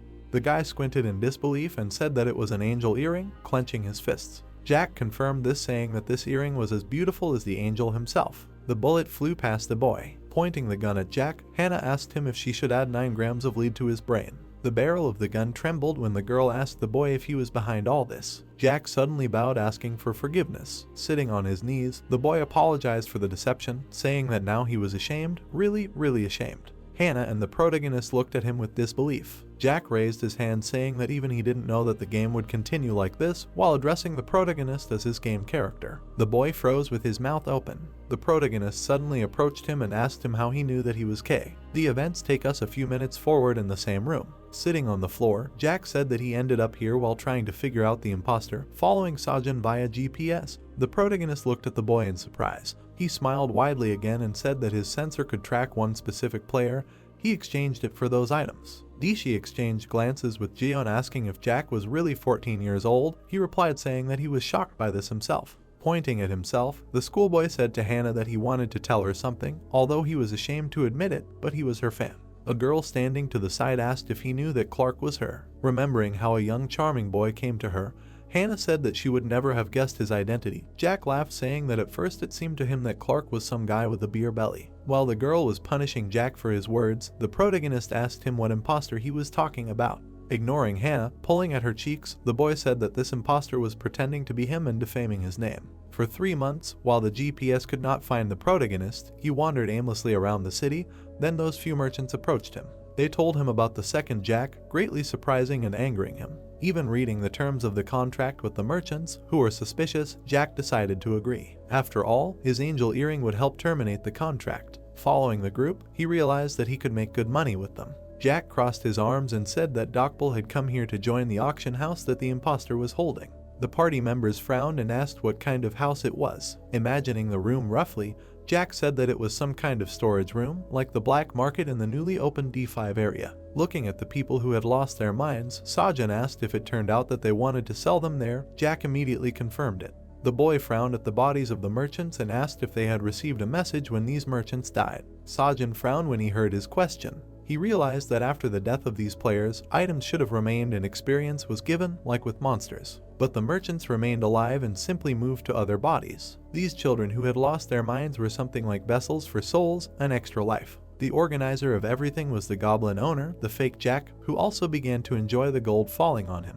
Hannah tilted her head and asked who the Goblin owner was. The guy explained to her that the goblins had a hierarchy. Each of them followed the orders of the one above them. The only and most powerful goblin ruled over all the others. Lycan was now the king, but now he was imprisoned by the Goblin owner. Even the king was subdued. The protagonist frowned and said that it was because of them that everything started. The detective clenched his fist and said that they should hurry. The man and the girl turned around when they heard Jack exclaim. He extended his finger and said that he knew a shortcut. Soon the group found themselves on the roof. The protagonist, walking ahead, asked Jack what his idea was. The boy replied that he knew which of the cars was going to the black market. Once there, he could learn more. When the system informed the protagonist that he was now in a hidden area of the dungeon, which is why the hidden quest was activated, the guy told Jack that it was doable. Looking at the portal in the sky, the guy asked Jack if he hadn't said that this path was safe. The specters burst out of the portal and rushed towards the group. The detective retreated in time, dodging the rushing monster. Turning around and putting on his gloves, The guy began to curse the creatures for their speed. The specter swung his scythe. The protagonist jumped up, dodging the blow. Jack fell to his knee and said that the specters were ghosts and physical damage was not scary to them. Sajin clenched his fists, activating the skill of calm. He appeared in front of the specter, striking. Now he could deliver attacks that concentrated all the mana at the point of impact. The guy's fist rushed forward. A powerful blow fell on the monster's body. The specter closed one eye in pain. Soon the monster's body dissolved into thin air. Looking back and lowering his hands, the guy called Jack. Mana began to gather behind the guy. Jack made his appearance visible with a smile on his face. Having become completely visible, the boy reminded that he could make everything invisible, which is why he was nicknamed a Mirage. Looking at the rushing spectra, Jack said that they had another problem, or rather, if they got rid of all the ghosts, then their mother would appear. Banshee, a D-rank monster, could appear right here. Sajin frowned and called the boy. Turning around, he smiled, saying that the shortcut had really been here all this time. Again, knitting his eyebrows, he said that they had a new plan. Spectre, with a scythe in his hand, was heading towards the target. Hannah knelt down on one knee, aiming at him. Supporting his hand with the other, she said that she did not like all this. Spectre's eyes shone. A bullet flew out of the barrel of the gun. Suddenly, the protagonist caught the bullet in midair in front of the monster. Running, he screamed, saying that fighting monsters was useless. DC and Jian, standing with weapons in their hands, stared at the protagonist in shock. He looked at them and shouted that if they got rid of all the spectra, the boss would appear, and they were in no position to fight her now. The guy abruptly turned his foot. Turning to the detective, he said that the Banshee could help them later. DC and Jian froze, not understanding what the protagonist wanted to say. Events take us a few minutes forward. The spectrum formed a flame around the side. Jian barely dodged the attack, but the edge of his cloak was cut. The detective ran with Jian. The guy almost cried, remembering how the protagonist trusted him to lure the spectra along with the detective. The guy's scream was heard even in the sky. Events take us to the room of the fake Jack. He was sipping wine, watching a spectacular fight. On the screen, he saw two fighters fighting. Suddenly, the door to his room opened. Lycan entered the room when the winner of the duel was announced. He stood right in front of his master. Frowning, the boy asked the Goblin King what he wanted. Angry and frowning at the Goblin, he asked him again what he wanted. Did he really want to die? Lycan, chained up, asked the boy to look at the report. The red-haired man threw a glass of wine right at the Goblin. Looking at the flowing wine, the boy told Lycan that he came and ruined his mood, and no expensive wine could fix it. Wine was dripping from the monster's face. Seeing his reflection in the Goblin's pupil, the boy asked him why he was staring like that. The Goblin hat on his head allowed him to subdue and control one Goblin. It was Lycan. He went down on one knee, asking for enlightenment from his master. Sighing in irritation, the fake asked the Goblin what he wanted to show him. Taking out a pouch, Lycan said that he had been informed of an attack on one of the station employees. Standing up, the Goblin called up the system screen. An image of the protagonist who had defeated the employee appeared on the screen. Frowning, the guy asked if this was some kind of joke, but in his mind he was amazed that there were players here who could defeat a station employee. Looking through the screen at the group of people, he asked who they were. Staring at the girl, the Jack impersonator screamed. His mouth opened wide in shock when he recognized Hannah. The guy began to stare at the image of the girl. Drooling began to flow from his mouth. Smiling and wiping away the drool, he said that this changed a lot. Sweat ran down his excited face while the guy ordered Lycan to catch Hannah and kill the others. Events take us to card D6. Hannah frowned and asked the protagonist if he really believed that the detective and Jian could handle it. The protagonist, who was walking in the middle of the group, said that he was sure of it because among all of them, Jian had the strongest protection, and the detective was from the Department for Especially Serious Crimes. Their training was serious. Jack stopped saying that they had arrived. A system panel with the carriage number appeared above the door. Looking at the glowing door, Jack said that this is where you can make all your dirty desires come true because there is a black market behind the passage. Taking out a huge mask, the boy said that everyone wears masks inside to hide their identities. Holding the mask in his hands, Jack said that he only has one mask and there were 3 of them. Hannah raised her hand and asked what they would do. Jack smiled, saying that he had an idea. He held out his recluse cloak to Sajin, telling her to take it. The guy looked in surprise at the cloak, with which he could easily get to the market and find information regarding the contract. Taking the cloak in his hand, the protagonist said that this was not enough. The events take us to a black market casino. People in masks wandered around the hall. Some sat at a table, discussing something. The protagonist, who became invisible, entered the hall. One of the participants hugged herself, not understanding where the light breeze came from. Sajin sighed, realizing that he was transferred here through a portal. Looking at the lower floor, the guy did not know where to start. He noticed the Goblin leaving. He kept looking back while opening the door. The protagonist immediately followed him, considering him suspicious. At this time, Hyan was running away from the specter, flying after him with loud screams. Diso caught up with him with a smile on his face and said that he was a good runner. The guy sped up and said that he was still there because you can't fail the task from the main character, after which he added that he was also interested in how the others were because he hoped that everything was fine with them. Several Disos with shiny braids were flying quickly after them. Meanwhile, in Zone D, there were 5, a black market. There was dim lighting inside. Jack and Hannah were inside in disguise. The girl lowered her head and whispered if he really thought this would work, to which he answered, of course. Then Hannah asked what would happen if it didn't, to which the guy silently stepped forward. The monster menacingly exhaled smoke and said that he understood that they were merchants. The red goblin, folding his arms on his chest, blocked the guy's way. He stared at them with burning eyes and asked what goods they were going to sell. The girl lowered her head and was very confused, when suddenly she abruptly took off her hood. Seeing her, the goblin raised his head in shock and wondered if this was the same Hannah that Mr. Jack had asked him to bring. Without thinking twice, he stepped aside and asked if they wanted to go to a quieter place, to which the real Jack replied that he was very nice. Hearing this, the goblin gritted his teeth in anger. After that, he walked ahead and the guys followed him. All this time, the man in the panda mask was watching them closely. At this time, it was very noisy in the slightly bright dungeon. A monster with glowing eyes was rushing at the cage. The main character turned their heads at him and quietly said, "Wow." He was standing in front of the cage, and on his shoulders was the cloak that Jack had given him. Folding his arms across his chest, the guy said that he had never seen orcs being traded. When suddenly he heard a rough voice that ordered him to go forward, after which he immediately threw his hood over himself, becoming invisible. A lone shark passed by him. The clone stared at him and said to himself that the contract victims had arrived again. Apparently there was a lair here. Suddenly, he frowned in surprise when he saw him. Among all the victims, there was a terrified G1. The protagonist immediately remembered him and said to himself that it was definitely him, the guy they had met when they were hunting skeletons. The guy stared ahead with empty eyes, while Xiaojun thought that it was very good that he was still conscious, but he looked very bad. The prisoners and the guards walked on, and the protagonist said to himself that there was less and less time to save everyone, including G1, so they had to tell the detective, but a little later, there were still things to do, they needed to be patient for a bit. Having thought about this, the guy rushed in the opposite direction. The protagonist pushed off the ground. Frowning, he turned back, saying that it would be nice to find a goblin who knew about things here. Suddenly, he noticed movement to the side. Looking at the monster, he said that he found it. At that very second, the cloak flew up. Jumping up, Xiaojun flew straight at the goblin, who asked in confusion what the sound was. The protagonist spun in the air, kicking the monster in the face. Swinging, the guy hit him with his fist. Xiaojun's gaze was cold. Jack continued to walk forward. Hannah sighed heavily, asking where they were being taken, to which Jack replied, probably to the auction house. After some time, they approached the door, raising their heads up. The goblin looked at them, saying that they had arrived, when suddenly Jack nodded, thanking him. The doors began to slowly open. A bright light burst out from there. Looking closely, the guys saw a slyly smiling silhouette. Fake Jack looked at them, crossing his legs. The goblin looked ahead from under his brows, menacingly baring his teeth. Hannah frowned, wondering if it was a third-rank goblin. Jack continued to stare ahead. The guy lowered his head, starting to laugh maliciously. Squinting, he asked if it was the idol in front of him, Hannah, while Jack menacingly recognized him as the bastard who pretended to be him. Looking closer, the guy noticed a goblin hat on his head. Clenching his hands into fists, he thought that now he understood why the goblins obeyed so easily. The owner of the goblins adjusted the hat when Jack thought that it was clearly not being used correctly. The owner's pupil sharply decreased when he said that he only asked to bring a girl,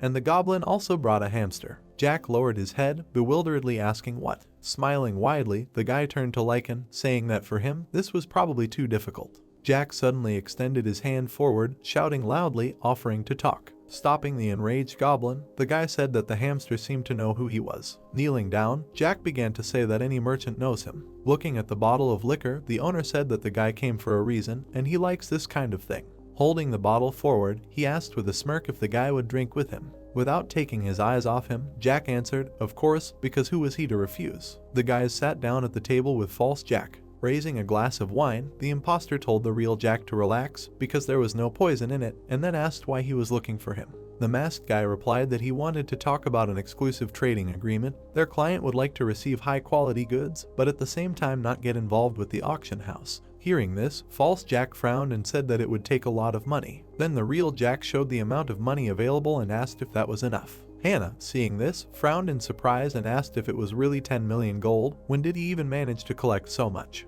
She stared at her comrade's mask and added that it was very strange that she was surprised, because he was Jack, the 9th place among all the merchants in the dungeon after all. After a short pause, the impostor slightly lowered his head and said that it was somehow not enough, to which he asked in surprise what, after which the guy replied that he would like a more reliable client. Hearing this, Jack folded his hands and explained that they could not reveal his identity if that was what he was talking about, adding that it was enough for him to just know that he was an extremely famous person in the arc. When False Jack heard this, he put his glass on the table and said, "So it must be him."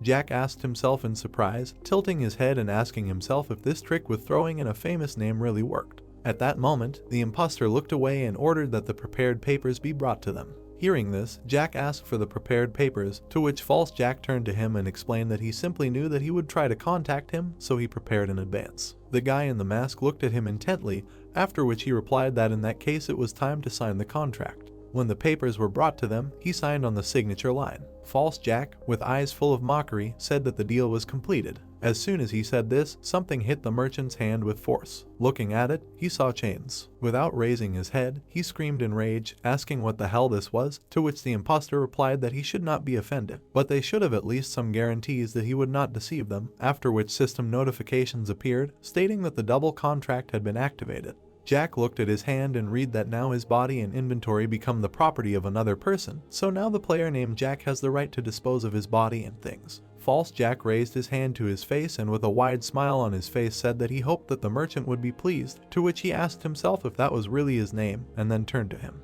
The impostor raised his eyebrows in surprise. The guy in the mask folded his arms and asked if he really thought that he was the only one who took care of everything in advance. At that very second, a wall collapsed behind the guy. Turning around, he screamed in horror, asking what the hell. Jack did not take his eyes off him and answered that this was already their guarantee. Several huge spectra put their sides to False Jack's throat. He looked at the shiny blade with fear in his eyes. With his huge front teeth, he bit his lower lip, when suddenly he screamed, calling Lycan.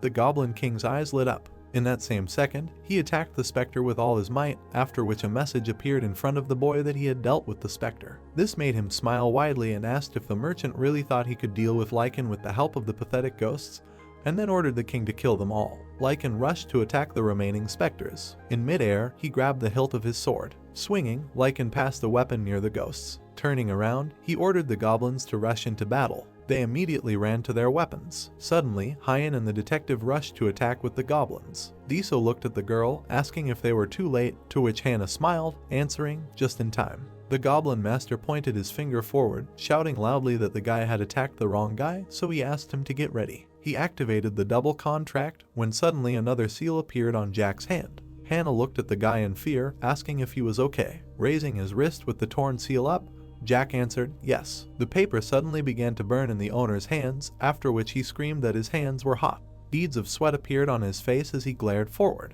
Without taking his eyes off the guy, he threateningly asked how he was able to break the contract. Jack smirked, saying that he didn't even know because he just took and evaporated. The owner's face changed, shouting loudly, did the guy really take him for an idiot, to which Jack asked him to shut up. Taking a step forward, he said that the Goblin Master was just a fake, and in his place, you need to worry about someone else. There was a loud explosion behind the fake Jack. The Goblin was standing right in front of him as Jack said that his ward had already caught all the ghosts. The monster's furious gaze was directed forward. The Harbinger of Death appeared in front of them and Jack said that it was their mother, while the owner continued to sit on the chair in horror. Frowning, he turned his head back. The Banshee, the mother of Reapers, lowered her gaze downwards. The dungeon was dimly lit. The wounded goblin was lying on the ground, trying to catch his breath. Sajin frowned, asking if he should get up already, since it was time to answer his questions, if he did not want to be left without horns at all. The protagonist sat on the monster, asking where the double contracts were kept, to which the goblin replied that they were with the boss, the master of the goblins, who wore a goblin hat. The guy put his hand to his chin, thoughtfully saying that it must have been given to him as a reward back in the days of the first Dreamside. Looking down, he suddenly asked where the fake Jack was now, to which the monster, with a trembling voice, named the zone. Grinning, he added that he was actually a human, and several bastards of deception forced him to become a goblin, and because of that hat, he had no choice but to obey his master's orders. Hitting him with all his might, Sajin replied that he knew, when suddenly the system reported that the guy had defeated a second-class goblin hunter. Getting up, the protagonist threw his cloak over his shoulders. He immediately exhaled heavily. Throwing his hood on, the guy ran forward, saying that they needed to hurry. Banshee, the mother of Reapers, the boss of Class D, looked at those present with a grin on her face. Hyen and Diesel looked back at her in shock. Banshee suddenly closed her eyes. A few seconds later, she opened them, burning brightly. Spreading her arms, she created a powerful magical wave. She is a special ghost that came from hell with a special type of howl skill. Seeing this, Jean frowned and screamed, asking what the hell, why he hears different voices, to which the officer, raising his hand, shouted in response that it sounded like the screams of dead people, because Banshee is not just a ghost, but the personification of all spectra, so he would be useful to them as an ally.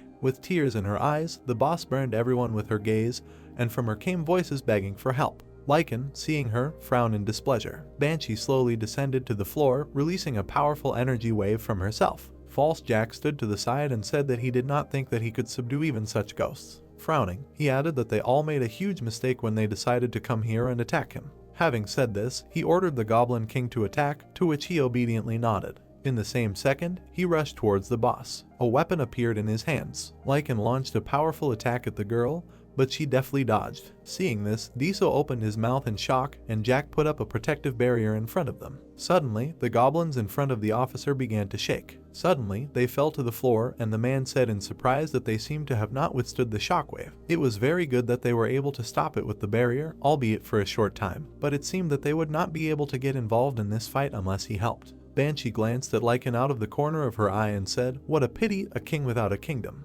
Hearing this, the Goblin King looked at her with burning eyes and asked what. As soon as he said this, a quick blow whistled through the air. Suddenly, the door inside swung open. The two goblins ran inside and shouted that they had just heard a loud scream, and asked the king if he was okay. But before they could do anything, Banshee blew their heads off with one kick. Lycan turned around in shock. He saw his dead subordinates on the floor. What he saw made him grit his teeth in rage. At that moment, he found himself in front of the boss's face. The Goblin King dealt him a powerful blow, creating a shockwave. Jumping back, he saw that Banshee had a scythe in her hands. He then grabbed the handle of his weapon tightly. Having closed the distance, Lycan swung at his opponent. The girl jumped up, dodging the attack. At that very second, a strong blow was heard. Watching from the side, the goblin owner thought that Banshee was very fast and was able to block many of the goblin's attacks. At this rate, she would easily defeat him. Lycan bared his teeth, glaring at his opponent. He suddenly jerked hard, causing the chain to break. The owner narrowed his eyes, looking ahead from under his brows. Unable to bear it, he frowned, loudly asking if Lycan even fought.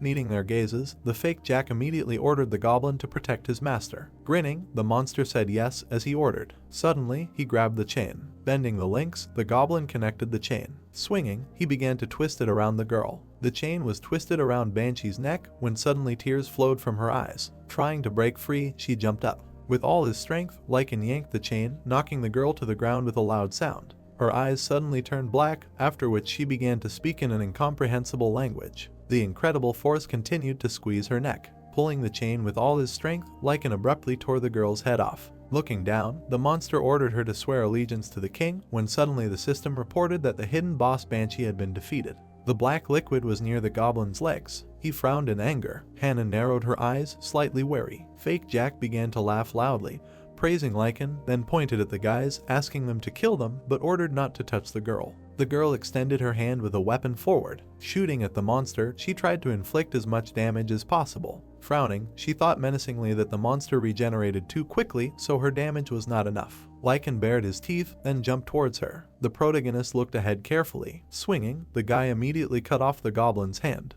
Lycan's eyes widened, looking down. Jack smiled, saying that something seemed to have gone wrong. Sajin ducked when the guy said that it was really him. Hannah's mouth dropped open in surprise. Her gaze met the menacing protagonist. Hyen opened his mouth in joy, and the officer smiled contentedly. Lycan stopped after the guy appeared. Sajin exhaled heavily and said to himself that he hoped that Banshee could at least put pressure on the Goblin King. Looking down, he saw something under Lycan's feet. It was Banshee's battle scythe. Frowning, the protagonist said in his head that this was not bad. Without turning around, he turned to Jack. Sharply throwing him the invisibility cloak, he told him to hold it and then rushed to attack. His feet quickly pushed off the floor. In that same second, he delivered a powerful blow to his opponent. The Goblin King took the blow and then immediately counterattacked. Xiaojun, realizing this, deftly jumped back. Then the Goblin King swung his only hand. The guy didn't have time to dodge such a blow, he only covered his body with his hands. Seeing this, Hannah frowned and said that Lycan fought well even without a hand because he was a third-rank goblin.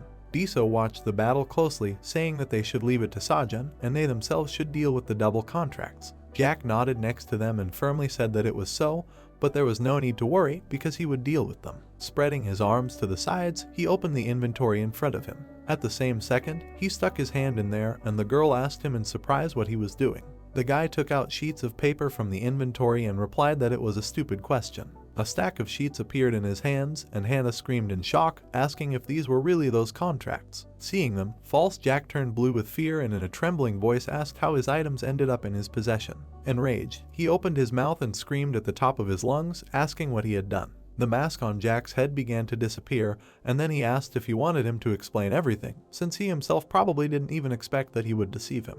When the mask completely disappeared, the angel earring flashed on his ear. The special thing about it was that anyone who dared to lie to the owner of this earring would have their own lie reflected back on themselves. As soon as he said this, a seal appeared on the imposter's hand. Looking at the glowing chains, the guy saw that Jack now had the right to dispose of his things and body. After a short pause, the guy pulled out a stack of contracts and said that now all his things and even his body belonged to him, because it was written in his own contract, now he was his brother. False Jack grabbed his hand and shouted at him to shut up. Hearing this, Jack frowned and asked if he thought he had lost something. Then the imposter looked up in surprise. Not finding the goblin hat on his head, horror appeared in his eyes. His hat flashed in the air. Jack held it and said that he already knew that with the help of this hat he controlled the goblins. False Jack was chattering his teeth in fear. The merchant smiled widely and said that he wanted to see what he would bring him this time. Waving his hand, the imposter shouted at the goblins not to stand there, but to kill the enemy. Hyan quickly put his hand on Jack's shoulder and shouted at him to use the hat to become their king, to which he replied that it was impossible.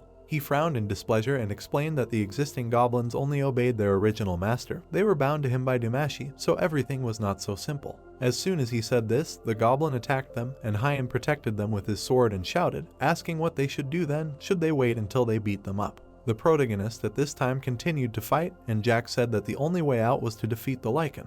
There was not a drop of fear or doubt on the guy's face. His foot suddenly appeared in front of the Goblin King's face, but unexpectedly for him, Lycan grabbed him by it. With a sharp movement, he slammed Sajin into the floor. The powerful collision sent broken stones flying in all directions. When the dust cleared, the protagonist stood up. Wiping his face, he said to himself that this was the strongest D-class monster. He looked at the huge Goblin King walking towards him and added that he was not his opponent. Frowning, he said to himself that he should try to knock him down. When suddenly Jack opened his mouth wide and shouted to his friend that he had the hat. Hearing this, the guy quickly looked ahead. At the same moment, he rushed past the Goblin King, saying to himself that then he would become the king of all goblins and no one would be able to control him. In his hands, he tightly clutched the handle of the weapon. It was the Banshee Ghost Scythe, so now he heard a ghostly howl. Seeing this, False Jack furrowed his brows and shouted furiously, asking if he really thought he could defeat Lycan with that stick, and then ordered the Goblin King to kill the guy. Lycan said he was listening, and then stepped towards his opponent. The protagonist looked at him without a drop of fear in his eyes. The Goblin King did not take his eyes off the guy with burning eyes. Suddenly, he frowned furiously. In an instant, he was in front of Sajin's face. Swinging his sword, he ordered the guy to die. But the protagonist swung back. Lycan swung his weapon. Blocking the attack with his scythe, the guy flew back. He flew into the bookshelf far behind. His eyes trembled from intense pain. The Goblin King walked towards the opponent, who was kneeling on one knee. Suddenly, Sajin sharply raised his head. Then he activated the dragon's eye, causing his eyes to light up. Glowing chains appeared in the air. The boy smirked and said that he could see everything now. He stood up and raised his scythe up. The Goblin King attacked him again, but he blocked the attack. He held the weapon above him, frowning. The handle of the scythe shook from the pressure, and its owner said to himself that it was too heavy for him. As soon as he thought this, Lycan kicked him, causing him to fly back. A few seconds later, Sajin stood up. Sharply raising his head, he activated the dragon's eye. The Goblin King rushed towards him.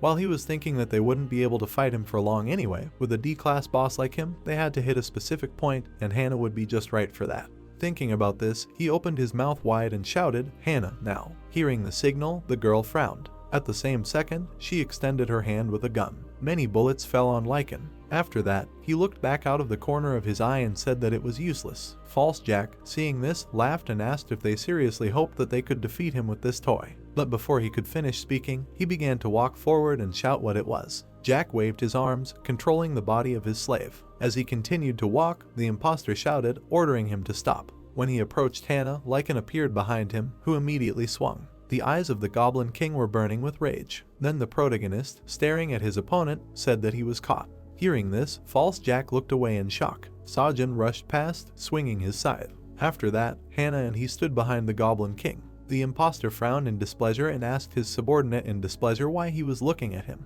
Throwing his arms out in different directions, he shouted furiously, ordering to kill everyone. Lycan stood with his eyes closed, but as soon as False Jack began to insult him, he abruptly opened them. The protagonist, standing aside, said that their contract was now invalid.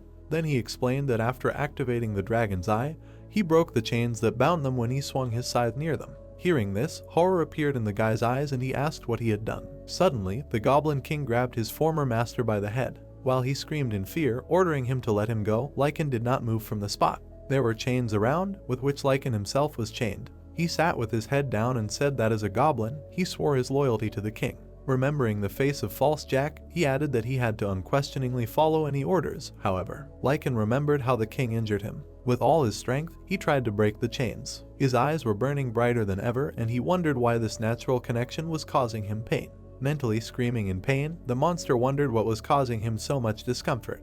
The door suddenly opened and a light burst out from the crack. The goblin's pupils shrank greatly in size. The goblin master pursed his lip menacingly. Lycan's eyes began to tear up in anger as he suddenly screamed furiously that the fake Jack was not the king.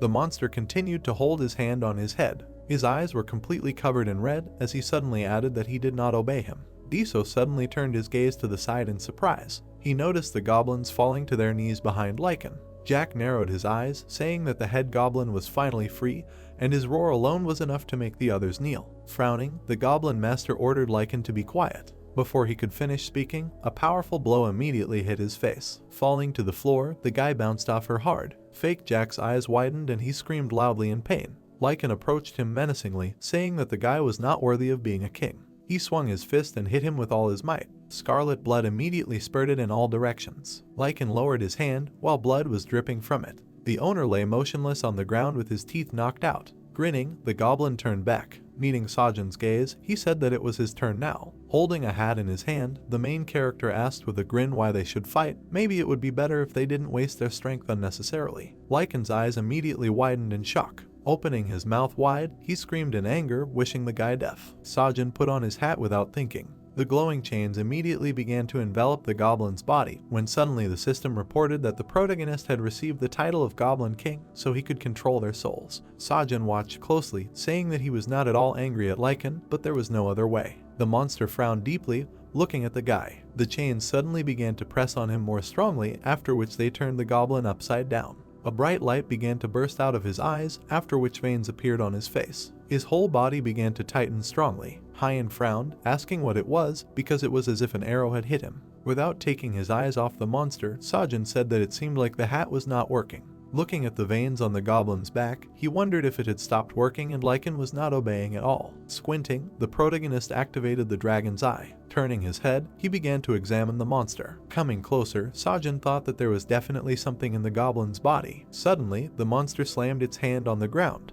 Lowering its head, the Goblin King grunted. A moment later, the monster opened its mouth wide. The sound wave sent people and skeletons flying to the sides. The mutated man was lying on the floor. Suddenly, the evil spirit grabbed his body with its hand. Jack leaned his hands on the ground and cried out that the enemy was right there. In Sajin's eyes, a reflection of the evil monster was visible. His eyes were shining brightly. The hunters stood with their hands down. The merchant frowned and said that the monster was just laughing at them, to which the protagonist noted that even his severed hand had been restored. The enraged monster spread its claws. At that very second, the evil spirit dealt a crushing blow. The young man was surprised by such unusual strength, and the protagonist crouched down and shouted that he needed to stop looking around and better look ahead. In the Goblin King's hand, a lifeless fake Jack was visible. The guy frowned and assumed that the monster probably chose him as a victim from the very beginning. Suddenly, Lycan brought the guy's body to his mouth, and the guys did not understand what he was doing. Fake Jack, closing his eyes, muttered that he was sick and asked the hunters to understand that they would never get out of here. The protagonist raised his head up.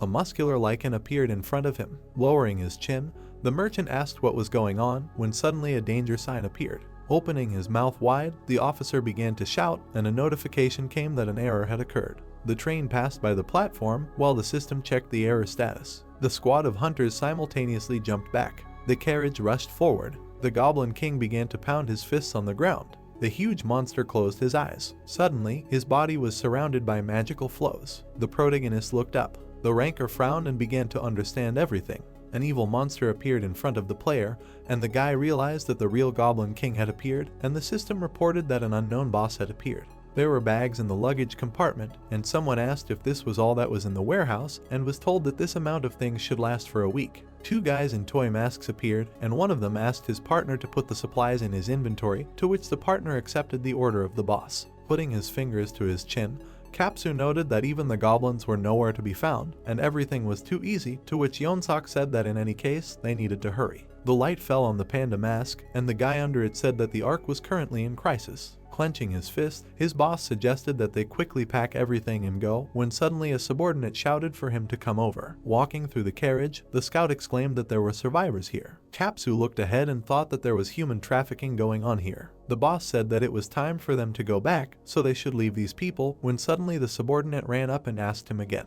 The masked man looked down and said that they couldn't waste time transporting these cripples to the Ark, and the main goal was to take the food with them. Suddenly, pieces of wood began to fall on his face, and the scout asked if they should leave. The Goblin King appeared above them. Raising his head with a mask, the youth did not understand what it was. A huge monster attacked the train, and the subordinate began to call out to his superior. Lycan was destroying the moving train cars, and Jiwon noticed that the monster did not even pay attention to them. The Goblin King's eyes shone brightly. Turning his head, Seojin said that their opponent was able to somehow evolve, to which Jiwon asked him again. Looking at the bright eyes of the monster, the protagonist explained that this is clear from the system message, because now this monster is a C class. The policeman frowned and asked if it was possible to evolve into a boss without leaving the dungeon itself, to which the protagonist replied that it was theoretically possible, although no one had ever managed to do so in the first Dreamside. Sajin lowered his eyebrows and thought that common sense clearly didn't work here, and the system had rejected it as an error. The Goblin King held the man in his hand, and the protagonist said that now the goblin was like a trigger that they had already encountered. Although the monster had been able to evolve, it had completely lost its mind and moved only to achieve its desires,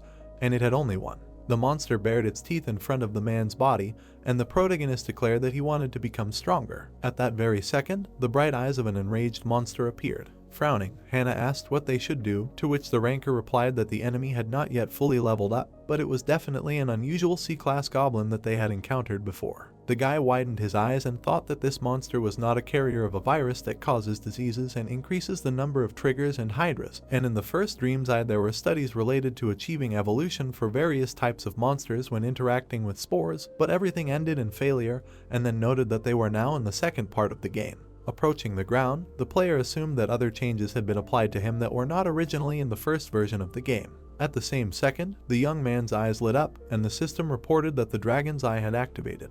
A glow was visible on the back of the Goblin King's neck, and the protagonist noticed what alarmed him most. Squinting, Jion said that it seemed to him that it was useless to try to attack now while the goblin was in this form. The protagonist put on the spiked gloves and said that there was something that would help them. Suddenly, the ranker made a cut on his palm. Diso asked what his partner was doing with his mouth wide open. Blood flowed from the boy's hand onto the goblin hat. The player's hat began to emit magical streams, and the system reported that this was due to an exclusive ability. The boy's eyes suddenly turned black. A ghost appeared, and no one understood whether they were souls. Jack smiled and said that this was indeed a real exclusive ability of the goblin hat. Spirits began to circle around Sajun. The protagonist moved towards the huge monster and explained that if you want to catch a monster, then there is nothing left to do but become one yourself. Souls crawled in the air, and the artificial intelligence notified that the ability allows you to control them, and depending on the number of ghosts used, the size of their power is determined. The protagonist began to absorb the ghosts of the dead people, and thought that this was the same as using souls as shields, and among them there were probably those same children. Putting his palm on the system screen, the ranker decided to act right now. The guy took out his weapon from the inventory. The player frowned and used the blade of regret Vondi's. Lowering the corners of his mouth, the young man thought that, as expected, it can be used together with a new skill, especially since this sword used to belong to the undead, and it turned out that his weapon resonated strongly. The officer raised an eyebrow and asked if Sajin was okay, to which he asked everyone to step back, because no one knows, but their souls can also be sucked in. Suddenly, the protagonist jumped up. His body was wrapped in the ghosts of the dead people. Raising his head, the protagonist thought about how the ability level would differ depending on how many souls he controlled, and this monster had clearly swallowed a lot. The ranker lowered the corners of his lips and noted that the monster had not gathered them all of its own free will, since the ability had manifested itself because of the goblin hat. Pushing off the ground with his foot, the guy decided to end this once and for all. The player suddenly rushed forward. The Goblin King grinned. A moment later, the player dealt a crushing blow to the opponent. At the same second, his limb fell next to the train. The huge monster lost its arm due to the boy's attack. Looking up, Sajin said that goosebumps ran across his skin, and he needed to quickly find the enemy's weak points. A loud scream was heard from the huge hole. Under the ground, there were scouts who began to scream in alarm. The masked guys looked at the protagonist and asked if it was a human. Suddenly, the protagonist jumped up. The enraged ranker struck with his hand one after another. The scouts looked up in alarm. The guy lowered the corners of his mouth and said that if they did not want to die, they should leave right now. Putting his hand forward, Yonsok shouted that there was danger behind. The Goblin King opened his mouth wide, preparing to attack the player. At that very moment, the monster hit the ground face first. Landing on the roof of the carriage, the young man asked if the monster had decided to eat him. Reaching his fingers for Vandis's blade of regret, the protagonist noted that this was logical, because he had managed to save up so many souls that the monster had probably choked on its saliva by now.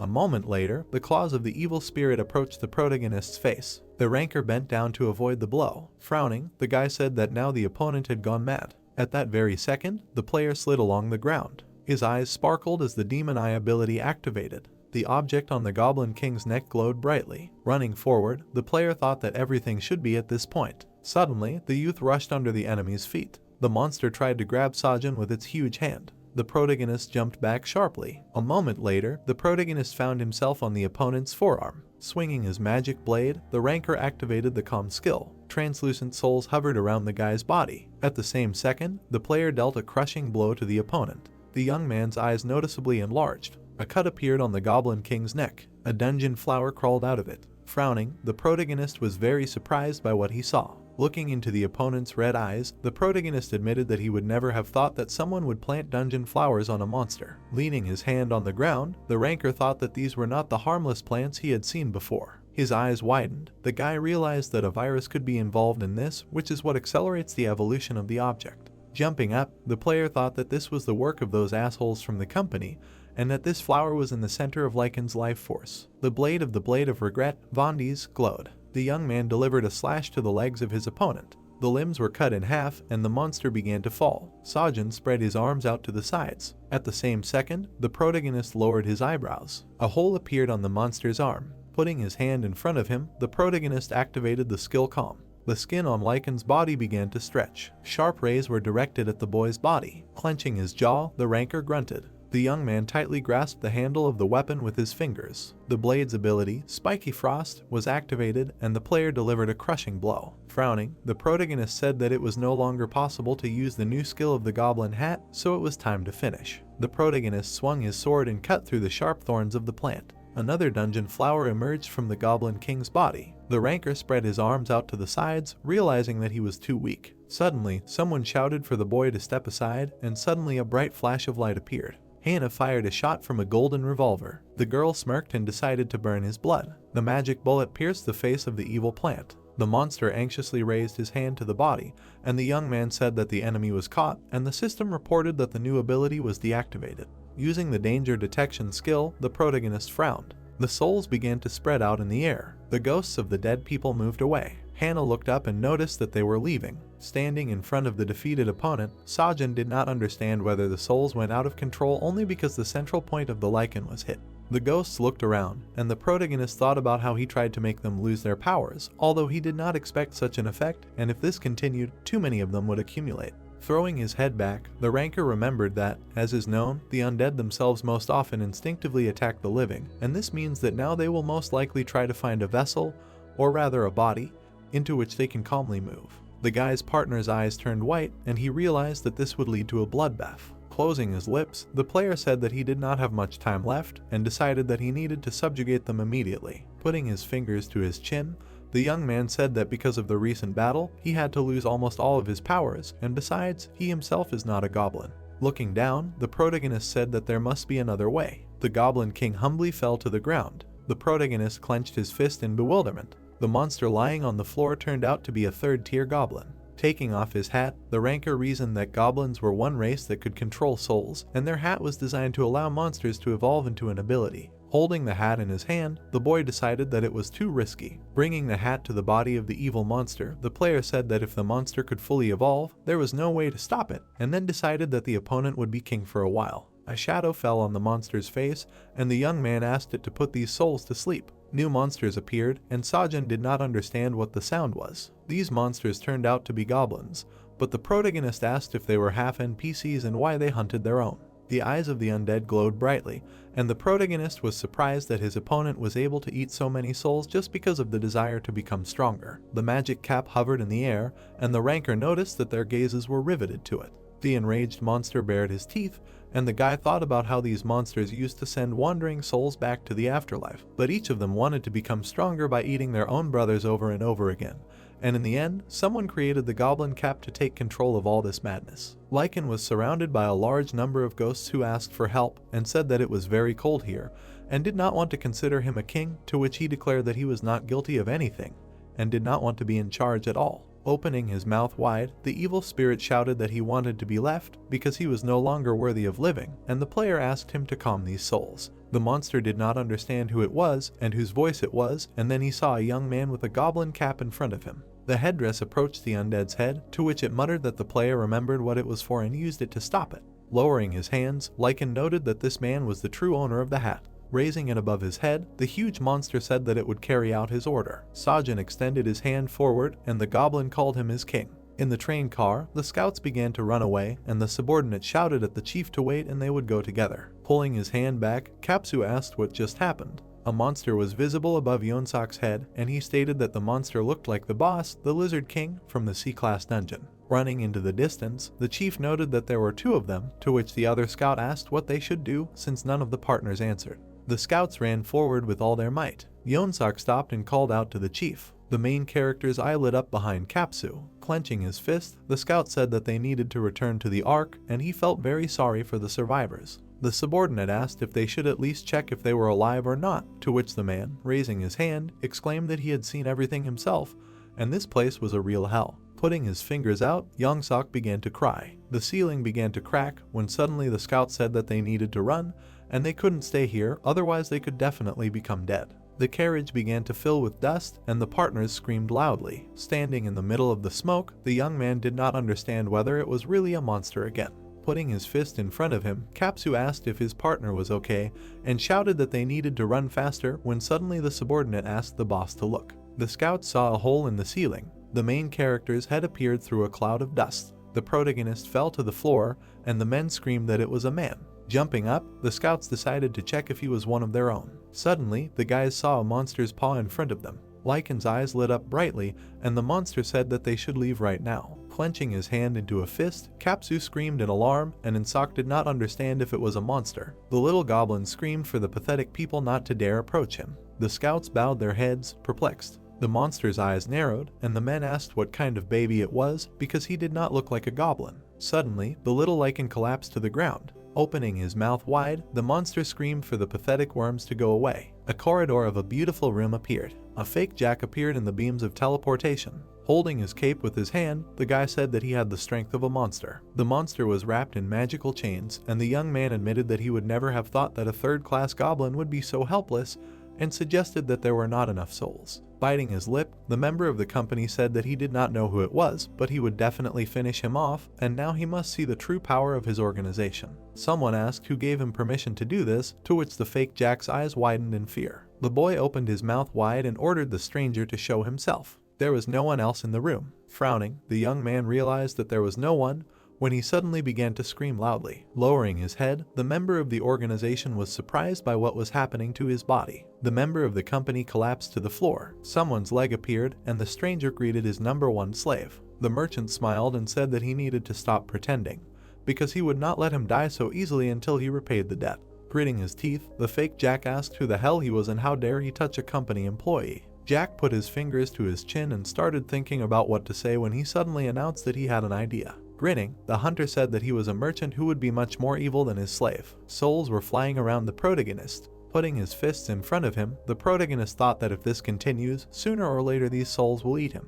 The ghosts opened their mouths wide. Sajin woke up lying on the bed and breathing heavily. The little lichen, with his mouth wide open, asked if everything was okay with His Majesty. A little goblin was sitting on the ranker's blanket, which surprised the young man greatly. The system reported that the guy received the title of Goblin King, so now they all bow their heads before him, to which the player gritted his teeth and asked if the monster wanted to say that he had to lie here unconscious for 2 whole days. Hannah, her eyes wide, asked if her partner was awake. The protagonist's pet approached the monster, to which he asked what kind of monster it was, and the squirrel replied that its name was Goron. The small animals were sitting on Sajin's bed. The protagonist frowned and asked if this national intelligence was from the Ark and if the government was really alive. Lowering her chin, the world star explained that it turned out that way and Jack had just gone there for negotiations, to which the protagonist asked what they would be about. An overturned car was lying on the road, and the popular singer said that things were not going well in the Ark, and they said that they had a big deficit related to food, so most likely, the lizards were to blame for everything, because of which all land routes were cut off. The girl extended her palm forward and stated that since they had never been able to completely clear their dungeon,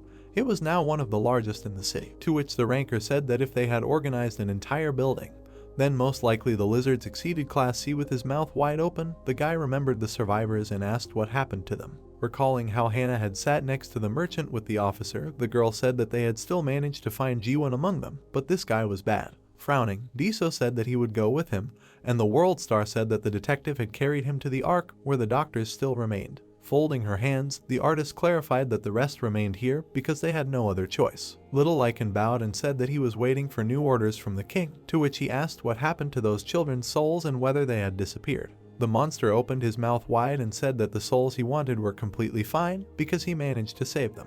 Opening his mouth slightly, Sajin asked if this was true and if the assistant would be able to return them. Closing his eyes, the little monster said that all the souls inside the hat were mixed up, so it was impossible to choose or pull one out, and besides, the headdress did not belong to him, and until His Majesty's life runs out, it would only be his. Putting his fingers to his chin, the protagonist thought about how strange this was, starting with the fact that, being a monster, Lycan's name still glowed white. A notification with the name appeared above the monster's head. Lowering his chin, the protagonist noted that the monster probably managed to lose almost all of its strength while trying to put the souls to sleep, so there was no point in giving it the hat, and then asked if there was another way. Opening his mouth wide, the monster began to speak. The ranker's assistant closed his eyes and explained that he needed to have more royal grandeur. The boy asked the little monster with his mouth slightly open. Suddenly, someone said that they knew what Lycan was talking about, and the door to the room began to open. Jack entered the room and noted that he had come straight from the Ark. Sitting on the bed, the player asked where the detective was, to which the boy replied that Diso was still there and G1 was in critical condition. Frowning, Sajin asked his partner again. The fake Jack was walking with a backpack on his back, and the protagonist asked if this guy had also survived. Closing his eyes, the protagonist suggested that they were connected by the angel's earring, to which the merchant explained that he had presented him with a very bad contract. The ranker's eyes widened and he thought that it was no wonder that the young man's deal was so clean, because of the earring, which helps to recognize lies.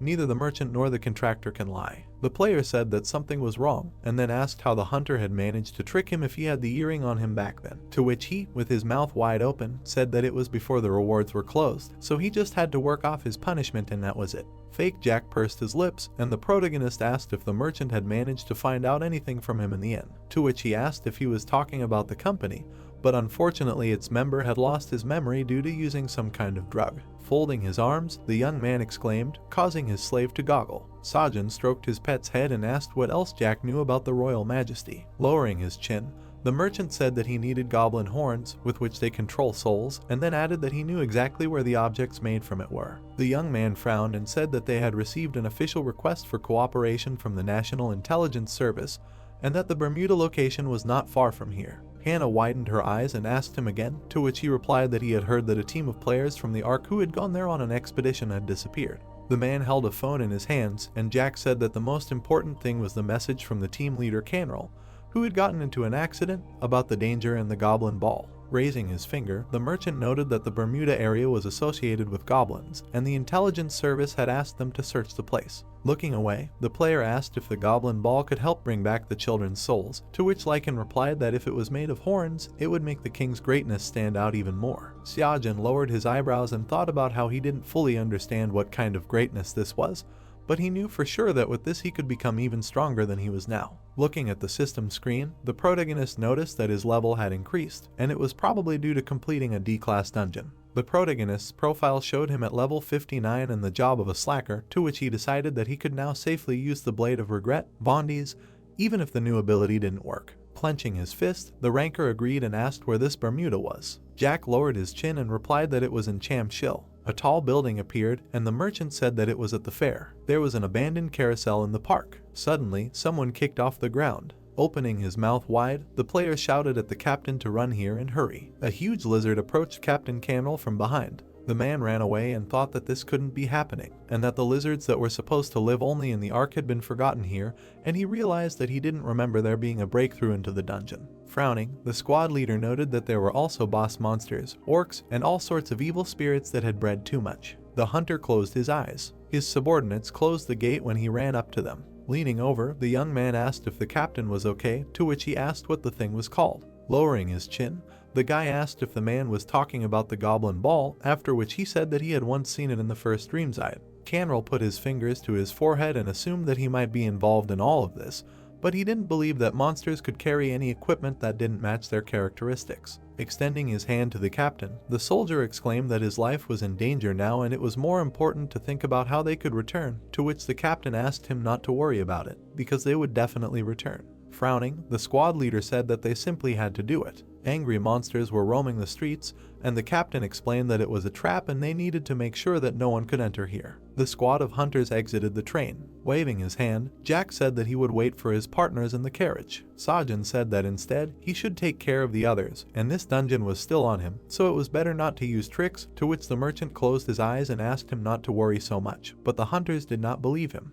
The protagonist pursed his lips and thought that the boss of this dungeon was still a third-tier goblin, and since Lycan belonged to him, he also had the right to move the dungeon, but it would be nice to ask for it. Hannah illuminated the space in front of her with her phone screen. The girl widened her eyes and noticed that there were no monsters or people, and Jian muttered that he was scared of it. Raising her finger, the World Star objected that she was glad that at least this way she would finally be able to visit the fair. The young man asked if it was true that his partner had never been there, to which she closed her eyes and said that she had debuted at a very young age, so she could only dream of walking calmly through such crowded places, and they didn't even organize any events there. Lowering the corners of his lips, the ranker realized that he had already forgotten that his ally was the most famous star in all of Korea, and absolutely everyone knew her. A concrete floor appeared, and the famous performer announced that they were there. A squad of hunters stood in front of the entrance to the fair. The girl turned around and asked the player to catch up with them. Putting his hand on his side, the protagonist said that something was wrong here because it was somehow too clean, and then asked if anyone had ever been there. Hannah looked ahead with delight. The hunters were surprised by what they saw and wanted to walk around the fair, and the protagonist, with his lips closed, was silent. Turning his head, the ranker thought about how he felt like he had returned to his normal life. The boy frowned in alarm, hearing a strange sound nearby. After activating the Dragon's Eye skill, the player's eyes glowed brightly. Suddenly, a suspicious energy wave swirled above the squad of hunters. The empty carousel did not move. At the same moment, the ride began to spin. Jion opened his mouth wide, not understanding what it was. Looking back, Sajin shouted for everyone to get ready. The armed hunters took up fighting stances. Grasping the Blade of Regret with his fingers, the protagonist realized that the monsters were coming, and there were many of them. The young man rushed forward and realized that they were in that direction.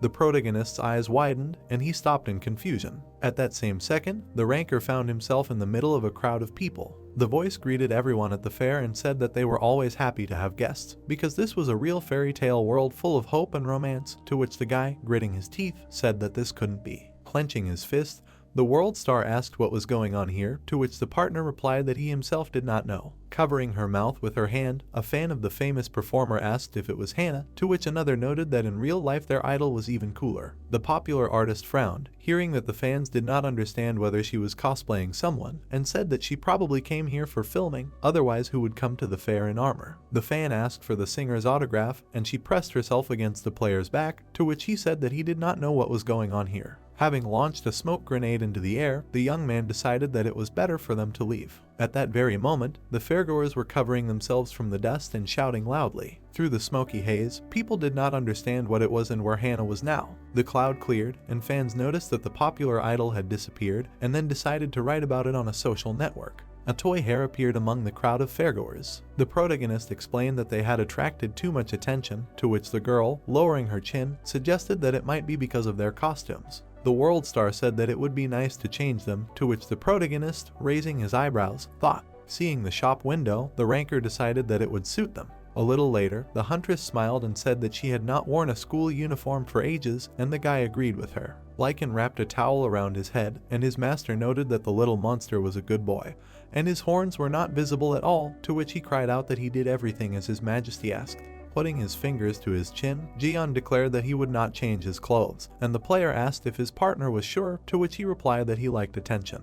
The girl asked if everyone was ready, and Jian frowned and asked why she needed this accessory. Lowering her hat onto her face, the popular singer explained that everyone knew her face, and then suggested going and exploring this place. Sajin turned his head to the side. Opening his mouth wide, little Lycan asked what kind of tall tower this was. The monster's eyes widened, not understanding whether people were so great. Sitting down on a bench, the protagonist admitted that he did not think the fair was so big. Lowering her head, Hannah said that it seemed to her as if nothing had happened. Swinging her leg, the world star noted that there was pleasant music playing, people were happy, and everything that had happened seemed like a dream. Looking around the amusement park, the famous singer said that they had now returned to reality. The girl widened her eyes at what she saw and asked what it was. The ranker held a ticket in his hand and explained that he had just been given it. Looking closely at the date in the lower corner, the guy noticed that it had been issued last year. Opening her mouth wide, the world star asked if they had returned to the past, to which her partner answered in the negative and asked to look at the phone.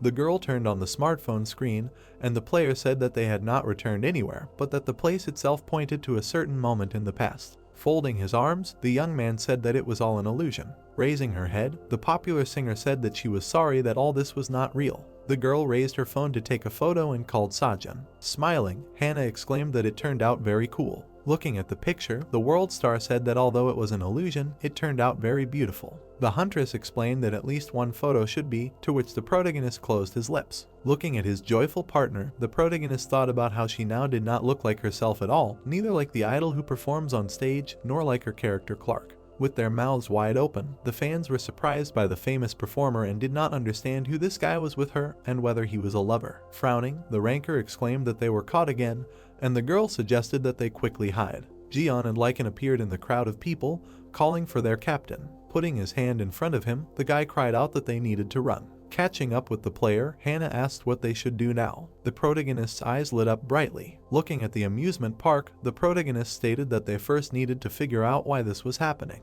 A tall Ferris wheel appeared. The hunter squad sat down on the chairs. Xiaojin lowered his eyebrows and noted that this place was not a dungeon. His partners opened their mouths in alarm. The ride began to move. The girl put her hand on the glass and asked where they were then and if this place wasn't perfect for a themed dungeon. Lowering his chin, the protagonist explained that he thought so too, and then asked if the allies had noticed that when they entered. None of them received a notification about entering the dungeon, when Jion suddenly exclaimed that this was the case, and the idol asked what that was. The protagonist lowered the corners of his lips and realized that he had criticized his partner's thoughts. Looking at the people below, the ranker thought that he couldn't explain anything. Goron's eyes widened, and the system reported that the pet was drooling from the fantastic smell that reigned around, and was jubilant from the perfectly prepared dishes nearby. Frowning, the guy thought that when the little animal behaved like this, it meant that there was a dungeon somewhere nearby. Holding the animal in his hands, the player realized that the system was saying that the smell was everywhere, and nothing was clear anymore. The hunter said that they would have to search everything again, and Hannah closed her eyes and noted that last time they did not manage to find anything. Gritting her teeth, Sajin decided that in this case they would do it differently. The protagonist called out to Hannah, to which she widened her eyes. Metal structures were visible on the stage. People were walking around everywhere. Artistic attributes stood to the side. With her arms folded, the world star asked if the protagonist was offering to organize a concert, to which he replied that everything was exactly like that. The magical haze hung in the air, and the ranker reported that while they were examining the place, he managed to notice several strange energy flows. The guy looked away and explained that as soon as he got closer, they disappeared, so it was worth trying to attract these flows here. Sitting on a chair, the popular singer clarified whether the young man really thought that this would work, to which he stated that there were no other options. With his mouth wide open, Jian exclaimed that he and Lycan were done with the stage, to which he received the answer that they were great. With her mouth slightly open, Hannah agreed. Lowering her feet to the floor, the world star said that since they were going to hold a concert, everything should be at the highest level. Lowering her eyebrows, the girl said that it could be an illusion, but the people here think that everything is real. The guys looked at her with their lips closed. The space on the stage was covered in a white veil. Looking away, the fairgoer asked what was going on there, to which she was told that there was some kind of concert, and someone suggested that it might be the Hana festival since someone had seen her there. The popular idol changed her clothes and went on stage. Metal structures were visible under the ceiling. The singer put her palm to the microphone. Raising her hand, the artist asked the audience to move their bodies. Smiling widely, the world star said that this place was the festival. The enthusiastic fans, with their mouths wide open, shouted her name. The girl told the audience to catch the rhythm and move their bodies, after which the people in front of the stage began to dance. Seojin looked at his partner from above, and someone told him to pay attention to how everyone began to sing, and noted that it was immediately obvious that Hana was performing. Putting his palm to his mouth, Jiyeon exclaimed that they needed to move their bodies, and the protagonist was perplexed and silent. The protagonist frowned and decided that it was time for him to move too, after which the dragon eye was activated. The famous performer jumped on the stage, and the ranker said that it was impossible that she was the only one trying. Suddenly, the young man's eyes widened in surprise at what he saw. Energy streams appeared in the air, and the player realized that it was them. A pink rabbit was walking among the crowd of people. A magical stream flew past a toy in the form of a bear. A magical haze surrounded the figure of a dog. The protagonist remembered that these toys were behind Hana when they first entered here. Near the attraction, the protagonist turned around, and now he realized that they were on the carousel too. Frowning, the ranker thought about how these figures always appeared exactly where people gathered at the sight of a popular idol. The guy thought about how the toys might not like this, and then opened his mouth and said that enemies were close, so everyone needed to get ready. The world star frowned. The life-size toys walked, throwing their weapons over their shoulders. The dog clutched an axe in its hand and said that guests should ride the rides. Pouncing on the artist on the stage, the toy shouted that they should stop interfering with their work. At the same moment, Seojin kicked his opponent. Looking down, the protagonist told him not to disturb the performance. The dog figure fell to the ground. Grinning, the protagonist asked the bear to come to him. Suddenly, a voice greeted the people at the fair, and then static began, to which the ranker clenched his teeth in alarm. The man held his daughter on his shoulders, and the intermittent greeting continued to be heard. The people began to disappear under the robotic voice. The members of the hunting party frowned, when suddenly an announcement was heard that the night opening was beginning. With her mouth wide open, Hana shouted that the people were missing, and did not understand why the night had come so quickly. Jiyeon pointed his finger forward, screaming for Seojin to look in that direction. Monsters began to approach the heroes. Gripping the blade of regret of Vondi's tightly with his fingers, the protagonist realized that there were a lot of them. At that moment, the protagonist swung his sword. After cutting the monster in half, the ranker asked everyone to be careful, when suddenly a voice announced that this was a themed dungeon called Monster Party. Enraged wolves rushed forward, and someone wished the hunters a fun and happy day. The youth looked to the side and thought that this might not be a dungeon. His eyes glowed from the dragon's eye skill, and the player decided that in that case, there must be another reason for all this. A rabbit appeared behind the monsters. The toy was holding a ball in its hands. Seeing it, Seojin realized that it was him.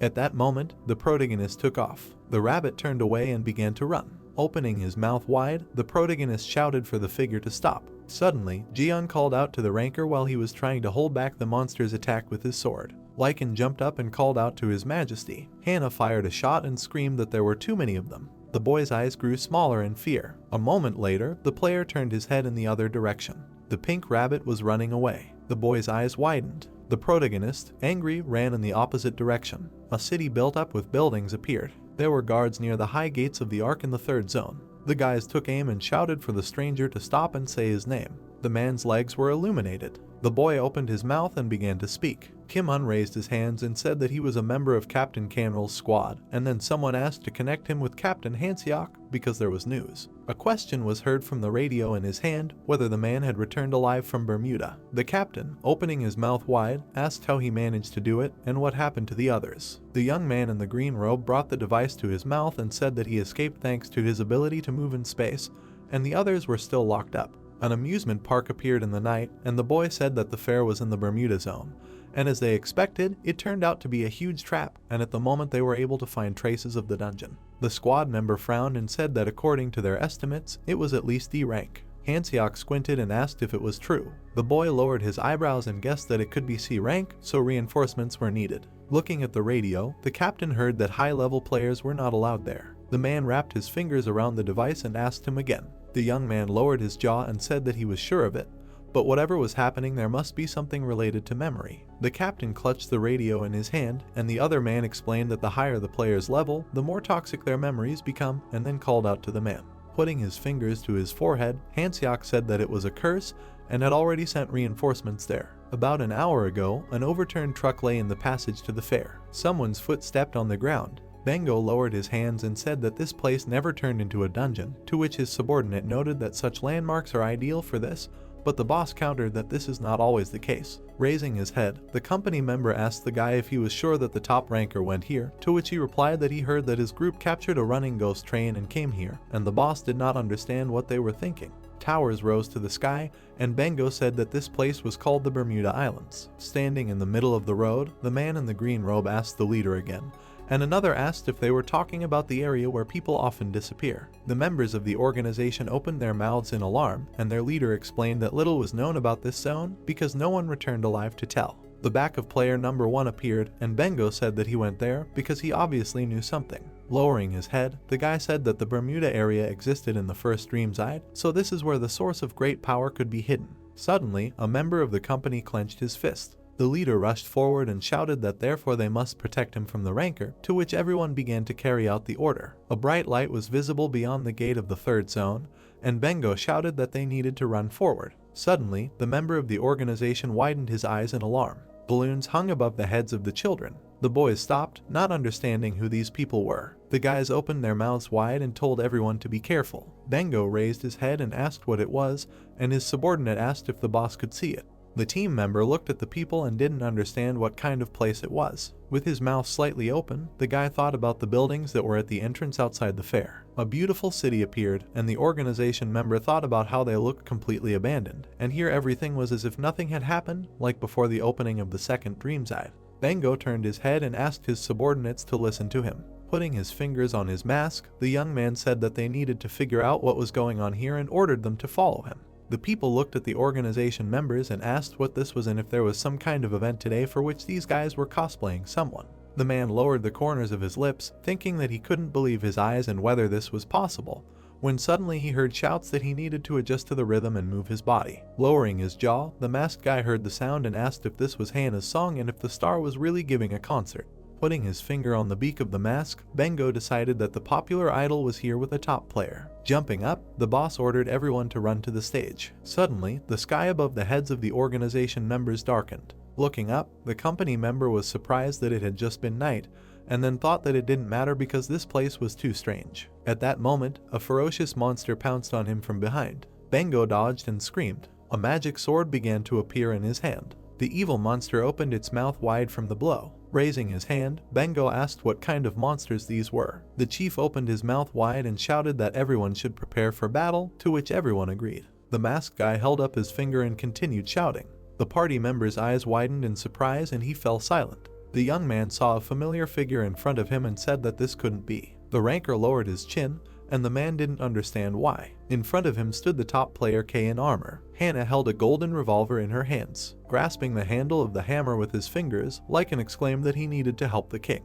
The little goblin king widened his eyes and didn't understand what he was doing here. The little monster saw an evil second-tier goblin in front of him. Frowning, the monster shouted that he was impudent. After making a slashing blow, Sajin's assistant asked if this monster dared to go against the king. The little monster king's pupils narrowed noticeably. The second-tier goblin narrowed his eyes. With a blow of the hammer, the monster threw the little opponent back, to which he screamed. Lycan slid along the ground. The main character's assistant opened his mouth wide and said that it was impossible for him to be defeated by some fop. A huge goblin jumped high above the small monster. A red cross appeared on the hunter's shoulder. Jion saved the goblin king from his opponent's attack. Opening his mouth wide, Lycan asked the young man to put him down because he wanted to kill his opponent, to which the savior asked if the monster saw himself, and the second-class goblin would put him down with one left hand, to which he shouted that a third-class goblin could not help but whip a second-class one. Running away, Jion said that Lycan was a good man, but they needed to get out of here, and he screamed that they needed to stop talking and put him down on the floor. A huge monster towered in front of the hunters. Opening his mouth wide, the hunter shouted at the monster to attack, and then asked if he was deaf. Suddenly, a bright beam of energy flashed through the monster's head.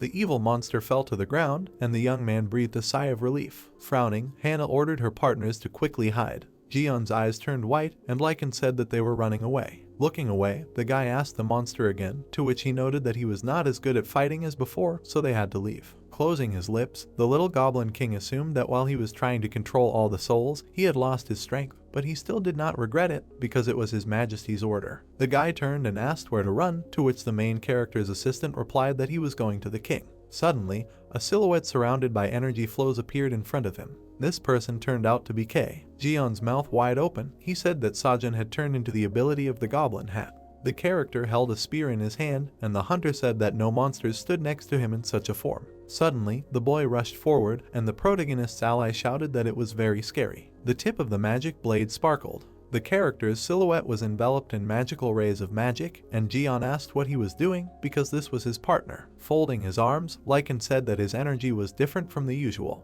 With his mouth wide open, the hunter asked what he did wrong and whether the protagonist was angry because of that incident, and someone was heard saying that he was ripe. Suddenly, the real ranker began to protect his partner. Frowning, the boy asked if everyone was safe. Looking up, the assistant called out to the king and clarified whether there were two of them now. The young man turned around and called Lycan. Leaning down, the monster responded. Looking away, the player asked what the Goblin King thought, which of them was the real king, and the system activated the Goblin King title. The little monster didn't understand who this scoundrel was, to which the protagonist, approaching the ground, said that it was a good question because he himself didn't fully understand what was happening.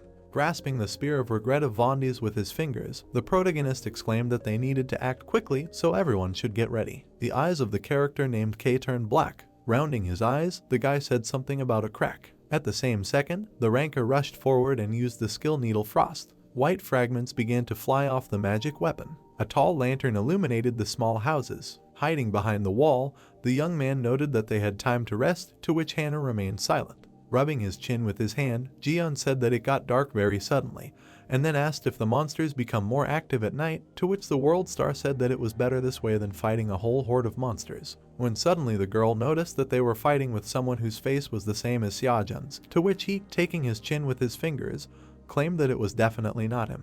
The protagonist suggested that this could have happened because of that object, to which the famous artist, widening her eyes, thought. Introducing the hair, the protagonist asked if the allies remembered those incomprehensible waves, and everything started because of that thing that the rabbit walked around with, so it was clearly that same goblin ball. Hannah decided that in this case they would take this ball, catching the hair, to which the ranker, lowering the corners of his lips, remained silent. Frowning, the guy said that all monsters are just an illusion, like those people during the day. The partners pressed their backs against the wall, and the player told the reason why they all appeared. Pointing his finger to his temple, the young man explained that it was because of their memories. Jion lowered his hands and admitted that he didn't understand anything, to which Xiaojun stated that after they got off the ghost train, he no longer had to transform into the goblin capability. An empty carousel appeared, and the protagonist noted that no one here could know that he was once one, but the hunting party remembered it.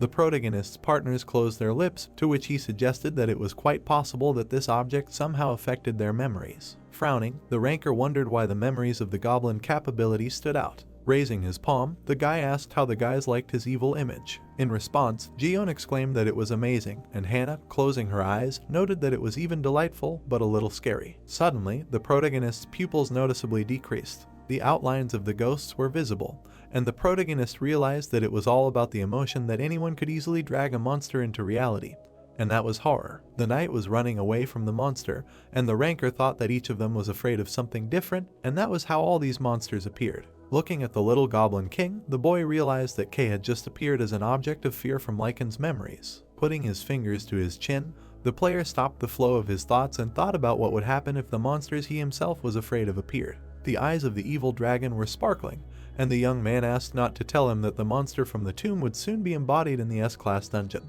A confused question was heard from the middle of the amusement park. The hunters, with their mouths open in alarm, said that it was horror. Xiaojun's eyes widened and he noticed that Captain Canrel was definitely somewhere around here, otherwise they would have hardly recognized the goblin ball. Stepping on the floor, the protagonist said that there were two things they had to find, namely the captain himself and the ball. Suddenly, a powerful blow cut through the air. The protagonist looked away in confusion. The scales on the monster's body began to shine. A huge centipede towered over the heroes. Jion opened his mouth wide and began to scream loudly. The ranker turned around and called out to his partner. Opening his mouth wide, the guy did not understand if this was his nightmare. The player called out to Hannah, to which she grabbed her revolver and shouted that she would figure it out. Crouching down, the girl screamed that the centipede's weak spot was her palate. At that very second, the world star jumped up. The monster tried to attack the singer. Suddenly, the muzzle of her golden weapon appeared. The famous performer fired a powerful shot. The monster opened its whole mouth wide. The centipede rushed under the petrified earth. The protagonist sat down next to the hunter and asked if he was okay,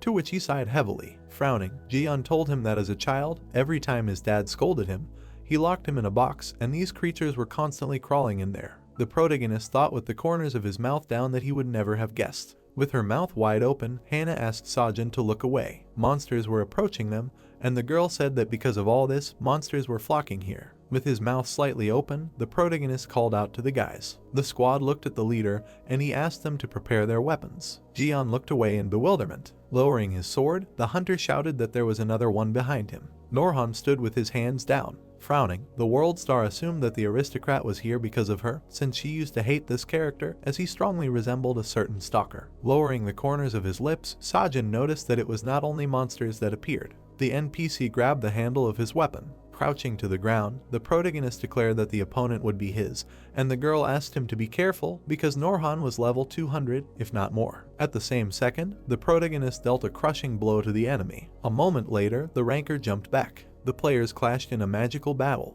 The guy leaned to the side to avoid the opponent's blow. Frowning, the player thought about the level of the aristocrat. Norhan pulled his hand back. Suddenly, the young man landed on the ground under the opponent's feet. The tip of the enemy's weapon hung over the head of the protagonist. Looking at the opponent's clothes, the protagonist thought that maybe he simply could not be defeated. The ranker ducked, dodging the aristocrat's attack. The guy plunged the magic blade into Norhan's body and said that this was not so. Turning, the player told the squad that they needed to go. Lowering his hand with the weapon, the young man declared that it was time for them to go. Hannah pointed her finger up and asked the protagonist to look up. On the roof of a tall building stood a pink toy. The rabbit was holding a goblin ball in its hand. Gritting his teeth, the protagonist noticed it. Kneeling down, the ranker activated the skill Calm. Opening his mouth wide, the guy shouted that the hare would not get away this time. At the same second, the young man jumped high above the ground. The player towered over his opponent. The rabbit grabbed the object with his palms and began to run away. Suddenly, Sajin's feet left the ground.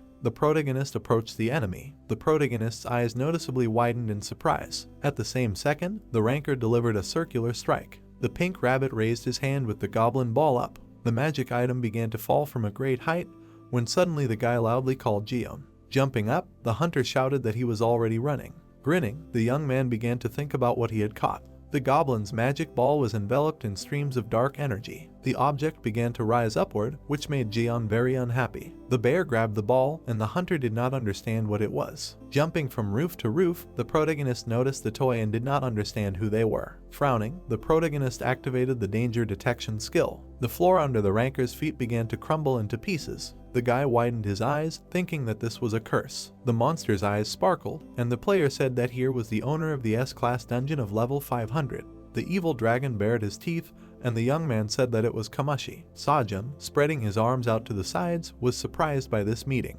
Suddenly, someone called him, to which the protagonist turned around. Hannah and Jian came up from behind, and the hunter asked who their leader had called. The protagonist opened his mouth wide and said that he would try to buy time, and that they should hurry up and leave here, to which the guys wondered what would happen to him. Frowning, the world star cried out that the monster was behind him. A huge mouth of the monster appeared behind the ranker. The guy looked to the side. Suddenly, a powerful explosion occurred. The members of the hunting party flew back due to the shock wave. A magical veil enveloped the space in front of them. Holding her knee, Hannah asked if Jian was okay and asked him to stand up, to which he answered in the affirmative. Frowning, the young man asked what it was. Leaning his hand on the ground, the guy clarified whether the famous performer saw the same thing as he did. The white cloud of smoke began to dissolve. Closing his lips, the hunter said that this could not be. Someone's silhouette appeared in the shadows. A character named K appeared in front of the guys. The huge monster fixed its gaze on the stranger. Crouching on the ground, Sajin noticed his NPC. Frowning, the protagonist said that this was his real copy. K stood with his weapon down. Kamashi towered over the guy. The hero's eyes glowed brightly. The huge monster bared its teeth. Streams of air flew around the monster's face. A glowing sphere of magic appeared from its mouth. Suddenly, a flurry of energy fell down. K fell down along with pieces of petrified earth. The protagonist's character fell on his back. His bright eyes noticeably shrank. The dragon swung its tail and struck. The protagonist's copy climbed onto the concrete shards. K closed his lips. Suddenly, the hero kicked off the ground with his foot. Using jet boots, the character rushed forward. Kamashi bared his teeth fiercely. The ranker's clone delivered a crushing blow. Jian remained silent with his jaw dropped, and Lycan asked if his majesty was like this in the past. Gritting his teeth, the hunter asked how that was possible. Frowning, Sajin suggested that someone had summoned this guy, and then added that there was someone here who was afraid of him and seemed unable to use his power. Kay rushed towards the evil monster. Lowering his eyebrows, the guy asked if this monster was currently hitting at half strength. Lowering his chin, the protagonist noted that if they met the real Kamashi, Jian would have a fit just from looking at him, to which he screamed. Closing his lips, the protagonist thought about the fact that he had the same privileges. The evil dragon appeared, and the ranker explained that these abilities were the endless flame of death and black smoke, which meant that the characteristics of the weapons that could be used to defeat the dragon remained the same. Kay towered over the monster, and the player realized that since he did not have one now, he would be defeated in this fight. Remembering how the dragon approached his face, the protagonist thought that in fact, this beast had once killed him too because he did not have a weapon. The protagonist's character moved forward. At the same moment, the clone of Sajin dealt a crushing blow to the monster. Kamashi's bright eyes narrowed. A moment later, the ferocious monster opened its mouth wide. With wide eyes, the protagonist thought that even if Kay could not win, he could at least stall for time. At the same second, the character clashed in battle with the evil monster. The protagonist clenched his fists and declared that they had to find the goblin ball, and Hannah agreed with him. Clenching his jaw, the ranker thought that now was the perfect moment, so there was no time to waste. The members of the hunting party moved in search of the magic item. Suddenly, a terrifying goblin appeared in front of the player's face. With a crushing blow, the young man cut his opponent in half. Turning around, the protagonist asked the guys to be careful, because pure hardcore could begin next. Opening his mouth wide, the world star loudly called out to the protagonist. The silhouette of his character was surrounded by the souls of dead people. Suddenly, Kay dropped his jaw. Smiling, the popular singer noted that her partner was everywhere. Turning his head slightly, the young man said that this was not all, and Kamashi and his character made too much noise. Jian jumped back in fear. A huge paw of a monster appeared on the ground. Glowing eyes could be seen in the crowd of undead. The silhouette of the ranker's copy was surrounded by ghosts, and Sajin explained that this meant that all the monsters were heading this way. Ghostly souls were circling around Kay. The protagonist noticed that he had become even bigger because he ate them. The character's eyes turned black. Hannah, standing behind her comrade, said that it was time to show him his place. Sajin asked what this meant. The girl frowned sternly and asked him to become an Amemorian. Smiling widely, Jian agreed with her and suggested that his friend strike back. Lycan supported him. The guy put his hand to his chin and replied that it was not that simple. His comrades asked what he was talking about. Spirits surrounded his avatar. The young man explained that an Amemorian was a type of skill that requires the absorption of souls, but now there were children here who could suffer. The double bared his teeth furiously. The clone moved forward with glowing eyes. The woman opened her mouth in fear and asked her comrade to decide faster. Looking at the giant orc, the player thought that there must be another way. Kay looked up. The protagonist frowned tensely and realized that things were bad for them. Sajin and his character pounced on each other. The guy covered his eyes with his hand when he saw a bright light. Huge spotlights lit up. They were attached to the bumper of the car. The SUV was moving forward at great speed. The monsters jumped in different directions to avoid being hit by the wheels. The car stopped right in front of the heroes. The young man looked at it in amazement and wondered where it came from. The player's eyes widened in shock, not understanding what was going on. Camel frowned menacingly and ordered his comrades to get into the car right away. Holding the steering wheel in his hands, the man said that he was very glad to see them. The guys sat down in the passenger seats and sighed heavily. The captain from the Ark introduced himself. The main character looked at him and thanked him for his help since he saved their lives. The commander noted that he had made it just in time. Several headlights were still burning. Sajin assumed that it was their light that scared away all the monsters. Squinting, the hunter called him smart and explained that they were vulnerable not just to electric light, but to sunlight. The guy's eyes widened in surprise. His ally said that he had noticed them during the day, but could not approach them because he was looking for that very light. The SUV continued to move forward, throwing monsters in different directions. Soon the road and its path was cleared. The guy's eyes turned white from the strong shaking. Camel said that he saw Hannah first and that this surprised him very much. When the man wanted to tell about what happened that night, a blade pierced the roof of the car right next to him. The captain from the Ark looked at him with displeasure and realized that things were bad. The young man said that not all monsters were afraid of light. The player looked in the side mirror. His avatar was sitting on the roof, who still could not let go of the guys. The commander immediately turned the steering wheel to make a maneuver and throw him off. However, Kay still managed to hold on, clinging to the roof with his whole body. The character swung his fist. He opened his mouth wide and screamed. The guys looked up when they heard loud blows on the roof of the car. Jian exclaimed in fear when the knife blade almost pierced his armor. Lycan asked if he was okay. The girl picked up the gun. A powerful shot pierced the clone's body through and through. A bright glow appeared in his chest. The double swung the knife. The protagonist concluded that the shot did not cause any significant damage to him. Suddenly, Kei froze in place. Sajin opened the door and jumped out. In one deft movement, he managed to end up on the roof. The guy landed on his feet. His character raised the knife to strike. The young man dodged his attack. He managed to grab the avatar's hand. The clone looked at her in fear. His eyes became round from shock. The player threw his body over himself. The next moment, he hit the double on the roof. His body fell on the hood. Kei raised himself and looked back. The character opened his mouth in amazement. The hunter grabbed his head and slammed it on the hood. The protagonist lifted him by the hair and looked at him carefully. Sajin frowned and declared that the games were over. The avatar gave him a puzzled look. The guy threw his body over the hood. A bright light appeared right in front of the enemy's face. The clone screamed shrilly, and his body began to disintegrate into particles. Soon his head completely dissolved into air. The double disappeared, and the young man was left alone. His hair fluttered in the wind. A system window appeared in front of him. Waves of light energy swirled around. The player spread his fingers. Then he clenched them into a fist. The hunter sat on the roof and asked his comrade to speed up and go to the hiding place. Dust flew from under the wheels of the car. There was a black extension next to the building. There were wounded people inside. The door opened. The commander looked at his squad tensely. The guys ran up to him and asked if he was okay. Campbell answered in the affirmative. Hannah raised her eyebrows in surprise when the hunters asked if she was okay. The protagonist watched his comrades' conversation from the side and was glad that they were okay. The girl was holding a potion in her hands. She opened her mouth in amazement when the squad members tried to figure out why reinforcements had not arrived yet. They were all very worried about their comrades. The man raised his hand and asked if they knew that an S-class monster had just appeared outside. The captain from the Ark imagined how Kei and the dragon he had summoned fought and called them crazy. The guys opened their mouths in fear and asked what they were talking about. The commander opened his mouth wide and repeated that Kei was here now. Xiaojin frowned and thought that they actually thought that his character outside was real and didn't know about the woman's in-game identity. The guy looked at his friend and decided that it wasn't the most important thing right now. Clenching his fist, the hunter said that this was their chance while the avatar was fighting Kamashi and added that they should capture that dungeon right now. The boy's eyes widened in horror. The player raised his hand and asked if they had really found it. Canrell smiled confidently and confirmed it. The man was holding a console. The protagonist walked up to him and looked at the screen. The drone was hovering high above the amusement park. Xiaojin frowned and said that it was simply unbelievable because in the first Dream's Eye, such a find was only a dream.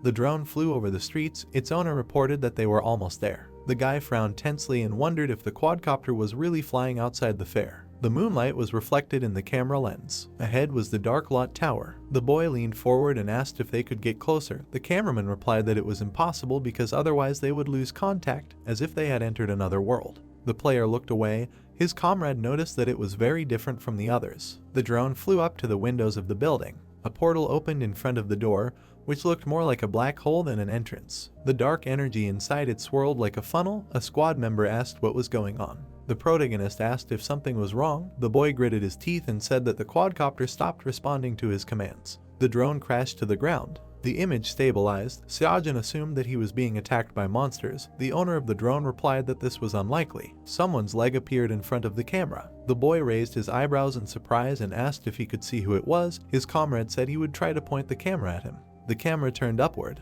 Masked men appeared in front of it. The boy opened his mouth in amazement and suggested that the company could have been the ones who summoned the Dark K. The villain raised his leg. The camera image blurred and a crunching sound was heard. The drone owner opened his mouth in horror and screamed. Hannah looked at her friend and asked if this dungeon could belong to the company. The player replied that it could not be. The protagonist crossed his arms over his chest and explained that if they had actually created this place, his double would definitely not be here. Sajin frowned and decided that they had to be stopped anyway. The guys looked puzzled at their comrade who approached them. Canrell squinted nervously, trying to say something. The man asked what had really happened, his mouth wide open, and wondered if someone could have summoned K. The boy smiled nervously and decided to tell the story from the beginning. The robed men were standing on the road in front of Lot Tower. Bengo raised his hand, realizing that they had been spotted, and asked who all the people were that had managed to escape from K. The man in the green robe approached him and asked him to take a look at it. The heroes turned to the building. The stranger asked if it was a dungeon. The commander replied that he did not know what it was. The people approached the portal. The villain said that it was the first time he had seen something like this. The squad captain raised his hand and said that they only knew one thing. His finger pointed at the portal. His eyes lit up. The villain explained that this was where all the power of the Bermuda Triangle was concentrated. Bango clenched his fist and said that such a chance would only come once. Turning to his comrades, the man stated that it could very well become their weapon if used correctly, and asked what would happen if more creatures like Kamashi appeared. His subordinate replied that they would not have to fear people like K. Raising his hand, the commander said that there was nothing stopping them from blowing up the place if something happened, and suggested that they break through the dungeon using the flower. The flower's leaves fell in front of the train. The company's mission was to facilitate dungeon breakthroughs by accelerating their transformation. But the members also studied and turned them into weapons against players. For example, the D-rank Ghost Bullet Train is considered the crowning achievement of the first break group. The stranger clenched his fists in joy when his leader explained that they would reach the same level as the first group if this worked, and would earn bonuses. The captain opened his mouth wide and asked if his subordinates were ready for promotion. The men answered in the affirmative. Suddenly, something flashed in front of the villain.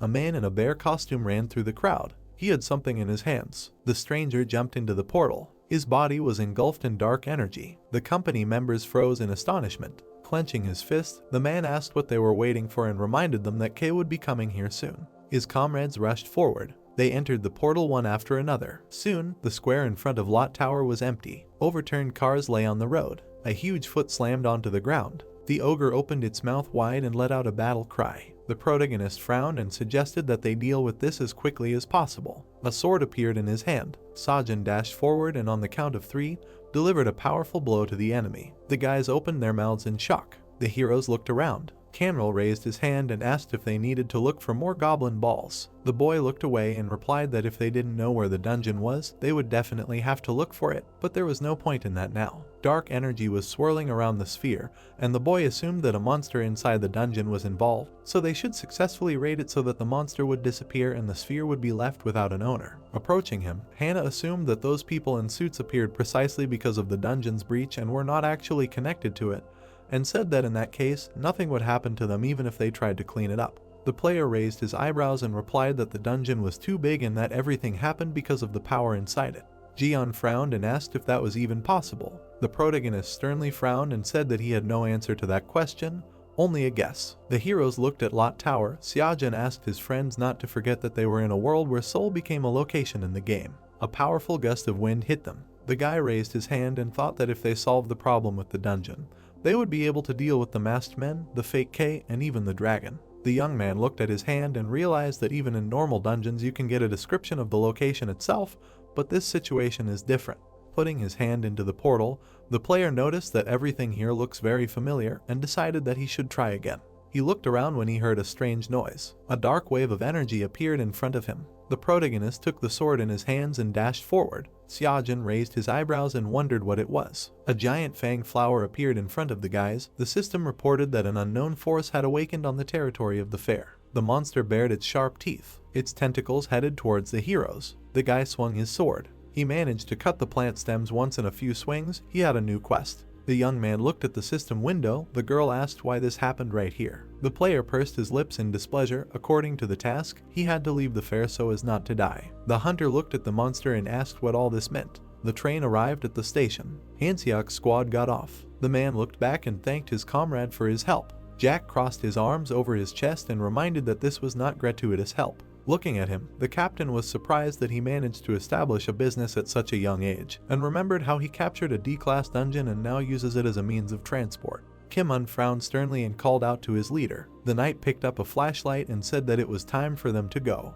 The heroes walked along the corridor of the station. The commander frowned and explained that they were about to enter a place where high-ranking people shouldn't be, and that none of them had played the first Dreamside, and asked if his friend understood what he was talking about. The warrior looked around and said that there were no veterans with much experience among them. Hanseok narrowed his eyes sternly and said that was the reason they were here, since their experience was only in what they could handle on their own. The boy looked at him and explained that their only problem was that they didn't know if the two best had been here before.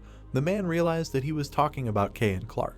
The boy introduced them and asked if Clark was really Hannah. The captain said that it was hard to believe. The commander turned around and said that this could be considered a Class 1 danger zone if they were truly invincible, and asked his comrades to be more careful. His subordinates frowned and agreed. There was a sign on the building that said Lote World. As the party approached the fair, they noticed that the basement was blocked. Kim-hoon looked up and concluded that the entrance had definitely been opened before their arrival, Hanseok said that there was nothing he could do about it now. The stairs led up. The boys climbed them and froze in horror. The knight raised his head and said that this couldn't be happening. Sharp thorns grew on thick tentacles. The monster lifted a car into the air. The man frowned and asked what kind of plant it was. Suddenly, he raised his eyebrows in surprise. An armored monster flew over the heroes' heads. Its tail appeared from behind the building. The boy asked if it was a dragon. The warrior raised his hands and asked how that very S-class creature could appear here. A tentacle approached his leg. The monster immediately grabbed the enemy by the ankle. A party member soared into the air. A flower swallowed his body. Cries for help were heard. Then the monster disappeared underground. The guys approached the destroyed road, not understanding what had just happened. Kim-hoon frowned and wondered what it was. Raising his hand, the captain suggested that it was a so-called parasite and explained that similar monsters appeared during the breakthrough of the dungeon back during their training. The knight's eyes widened in fear and remembered the giant ant. The stems of the plant embraced the buildings around. The squad concluded that if this place became an underground, then Seoul would end. The commander frowned sternly and wondered how they could solve this problem. The flower lifted cars into the air. Hanseok did not know if there was any way to stop it. The monster approached the guys from behind. The protagonist raised his sword and asked his comrades to step back. Seojin swung his weapon. The tip of the sword was covered with ice. The guy dealt a powerful blow, activating the skill needle frost. The monster froze. The Bermuda area is a place where many people mysteriously disappeared. The boy swung his leg and thought that they were all eaten by this creature. The body of the flower shattered into pieces. The player lowered his weapon and decided that the entire area of this sector was a place where dungeons appeared. The hunter looked down and assumed that as many people were affected by these parasites as there were monsters at the fair itself. The protagonist looked at Lot Tower. Seojin frowned and said that he now understood what was there. Dark energy swirled around the portal. There was something like a greenhouse inside. The boy stepped forward and explained that it would take a long time to turn this place into a dungeon, but they still needed to hurry to find the boss faster than the people from the company. Looking back, the boy added that if they could defeat the main monster, the transformation process would stop, and stated that this was the only way to stop the appearance of a new dungeon. Canrell raised his hand and said that no matter how hard they tried, they would not be able to stop a transformation of this scale, so they needed to return to the Ark first. The player clenched his fist and said that they could not afford to do that, because those people from the company would definitely try to speed up the breakthrough with the dungeon flower. The monster opened its fanged mouth, and the hunter concluded that they needed to go right now. The guys rushed at the monster, wanting to destroy the dungeon. The boy was too close to the enemy. He managed to dodge the blow. Hannah raised her gun and asked him to run away. Jion and Lycan approached the enemy. The man opened his mouth wide. The protagonist stabbed his sword into the stem and froze the plant. Seojin ran to the portal and asked his comrades to hurry. The knight rushed to the gap and said that he would go first. The boy asked him to be careful. The girl ran up to him. The boy said that he would go last to control everything. The captain raised his eyebrows and called on his comrades to act faster. His body disappeared into the portal. The player realized that there was no one left. The flowers approached him. The monster opened its mouth and stuck out its tongue. The hunter jumped back to avoid its tentacles. He smiled widely and said that it was time for him to go too. The tentacle crashed into the gap. The system reported that the user had discovered the secret greenhouse of the puppeteer pirate. The protagonist fell through space. The notification said that he was being led by an unknown stream. Seojin frowned and asked what this meant. The guy tensely pursed his lips. His body fell into the darkness. Hannah took a step forward. The girl put her hand on her belt and wondered if this was still the same area of the fair. She looked up and assumed that they had been accidentally scattered around the tower. Suddenly, the woman's eyes widened. There was a dark corridor in front of her. Lycan ran out of it. The goblin lord opened his mouth wide and asked if his friend had seen the king. The monster stopped and asked where his majesty was. Looking up, the singer assumed that he had been transported to some other place and offered her comrade to go look for him together. The star looked at him and asked if he was scared. The goblin frowned and said that nothing could scare him. Hannah walked forward along the corridor and thought that he was acting like a child. Lycan asked her to go slower. The girl looked at him and noticed that they had never had a normal conversation with each other. She asked if the monster had regained his past memories. The lord crossed his arms and stated that he was not a monster, but a proud descendant of the goblin clan. Raising her eyebrows, the woman asked how it happened that he became like this and explained that she had never seen monsters become NPCs before. The king closed his eyes and said that he did not remember anything. The singer's eyes widened in surprise and suggested that he had some kind of hidden quest because it seemed too strange. Lycan looked away. Suddenly, the building shook. Several stone fragments flew from the other end of the corridor. Star covered her face with her hand and wondered what it was. A giant beast crawled down the corridor. Kamashi approached Hannah. The girl frowned angrily and clenched her fist. The dragon laid its head on the side and opened its mouth. A silhouette appeared in the cloud of smoke. K lowered his sword. His yellow eyes lit up. The heroes stood opposite each other. The character looked up and trembled. The woman turned away. She pointed her gun at the enemy and said that her friend heard Kamashi defeat him. The protagonist looked down. His feet finally touched the ground. There was only emptiness around. Sajin wondered what kind of place this was. The guy looked up and noticed that the entire floor, walls, and ceiling were painted white like a clean slate. The young man raised his hand and saw that there weren't even any shadows. He frowned and realized that he was in the realm of the game. His eyes widened in shock when someone greeted him. A sword appeared in his hand. The player's mouth opened wide and he asked who it was. In front of him was a man in a black suit. The hunter looked away in amazement. There was a name tag hanging on the stranger's chest. No one extended his hand and introduced himself. The heroes stood opposite each other. The protagonist sternly knitted his eyebrows and asked what it meant. The man waved his hand to the side and suggested watching a video first. A giant system window appeared in front of him. Sajin narrowed his eyes suspiciously. People were walking along the streets. The stranger was walking along the street. October 2nd, 2021 was his first working day since joining the company. People cornered him on the subway. He had never been so close to his dream and promised himself to do his best, but life had its own plans. Arriving at work, None bowed. All his affairs were not going according to plan. The guy was holding printed sheets of paper in his hands, of which there should have been 10, not 100. On the way home, tears appeared in his eyes. The next day, the young man came to his workplace early as he wanted to show himself as the best employee. The player frowned and remembered that Dreamside had just opened that day. The stranger narrowed his eyes and said that he entered the fair location at 6 o'clock. None's eyes widened in shock. In front of him was a giant pirate. The guy was frozen with fear and did not understand what was happening. The boss smiled widely. The monster extended its clawed paw to the victim and immediately killed him.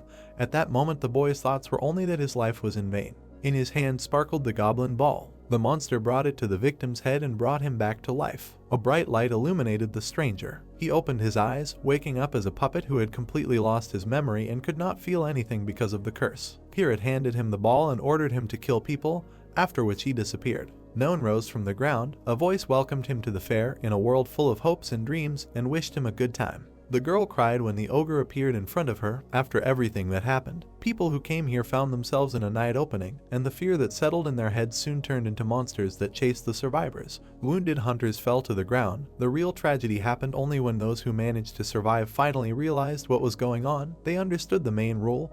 When a new person came and the night shift began, another monster appeared. Because of this, every time someone new appeared, they took his life before the darkness came. Frowning, the protagonist realized that the problem was that in the end they themselves died, and asked why the stranger was showing him all this. None raised his hand and explained that he did not want to be forgotten, and wanted to prove that it was not his fault. The guy clenched his hand into a fist. Standing in front of him, Xiaojin asked what they were talking about. The boy replied that these were all just the thoughts of a former employee of the company with his name. The hunter frowned tensely and found this strange. A man in a bear costume appeared on the screen. The stranger asked if the guest knew who he was. The player was surprised when he saw his image. The guy asked if he was the one who attacked them and then escaped with the help of a ball. None, dressed in a bear costume, answered that it was both true and not true at the same time. The puppet raised its hand and explained that the doll they met was not him at all, but just screws that made the fair work perfectly. The boy raised his eyebrows in surprise and asked if they were all under someone's control. The man confirmed this and said that he knew the true thoughts of his version from his past life. The bear stood in the rain. A month after this place began to look like this, he managed to understand what really happened. The doll's eyes lit up. The curse of the ball prevented him from doing anything, so he had to just walk around and try to save the people trapped there. But even that never ended well. Pirate smiled widely. He enjoyed reading the story Dark Tales. Apparently he enjoyed the terrifying moments that lead from a happy day to a terrifying night. Clouds gathered over the fair. The clown enjoyed watching people make extreme choices when they were struggling with pain. None covered his face with his hand in horror. He felt all the boss's emotions every day, and he managed to go through this pain and come to his senses only after 2 months. The player raised his eyebrows in surprise when the puppet called him by name and asked how he knew him. The bear looked down and explained that he was a player in the first Dreamside, but was never able to earn any rewards. Suddenly, his body began to disintegrate into particles. Raising his hand, the puppet said that they had little time, and said that to escape from Pirate's shackles meant not being able to exist even as a thought. Standing in front of his guest, the man asked him to do something, since he already had the goblin hat. A large sparkling sphere appeared in the air. The hunter took it in his hands. The protagonist looked at it and realized that it was a goblin ball. Sajin raised his eyebrows in surprise when the system reported that the user could now make a royal engraving. Doan frowned menacingly and asked the guest to first become the master of the ball in order to show his true powers. The guy took the sphere in one hand. Looking at him, the puppet told him that in order to defeat the clown, the artifact must be completely under his control. In addition, if there is a chance to fight the boss, one must not open his eyes or breathe near him under any circumstances. The bear lowered the corners of his lips and wanted to say one more thing. The doll stared at the floor. His words were unintelligible. The boy frowned and asked him to repeat them. The player's eyes widened as the man asked him to beware of the regular updates that were carried out every year, because according to the information received from Pirate, he was in the greatest danger. After these words, Noan dissolved into thin air. White particles rushed upward. A bullet flew forward. Dark K rushed to the side. Hannah asked her friend to hide. The character jumped towards her. The girl jumped back to dodge the sword strike. There was a distance between the opponents. The clone took out throwing daggers. He threw them forward. The woman frowned tensely and used the eagle eye skill. The tip of the knife sparkled. The singer was able to dodge all the projectiles. The blades fell to the floor with a ringing sound. The star adjusted her hair and sighed heavily. The double summoned a bright flash in his hand. A giant fireball appeared in front of him. Hannah gritted her teeth in fear. The girl covered her face with her hand to avoid being hit. She looked up and thought about how no one had figured out what this avatar was doing, but it was still easy to tell apart from the original. Dark K trembled. The woman realized that the doppelganger could not think straight. The singer raised her gun and asked if he really thought he was invincible. The star shouted that this was not true at all. The barrel of the gun rushed upward. Several bullets jumped out of it. The bomb skill was activated. The character ducked and dodged the projectiles. Several bright flashes appeared in front of him. The shockwave knocked him off his feet. Hannah ran forward. Her eyes lit up thanks to the eagle eye skill. She unleashed a multitude of magical projectiles on the enemy. A thick cloud of dust rose into the air. At the same moment, the clone jumped out of it and blocked all attacks with his sword.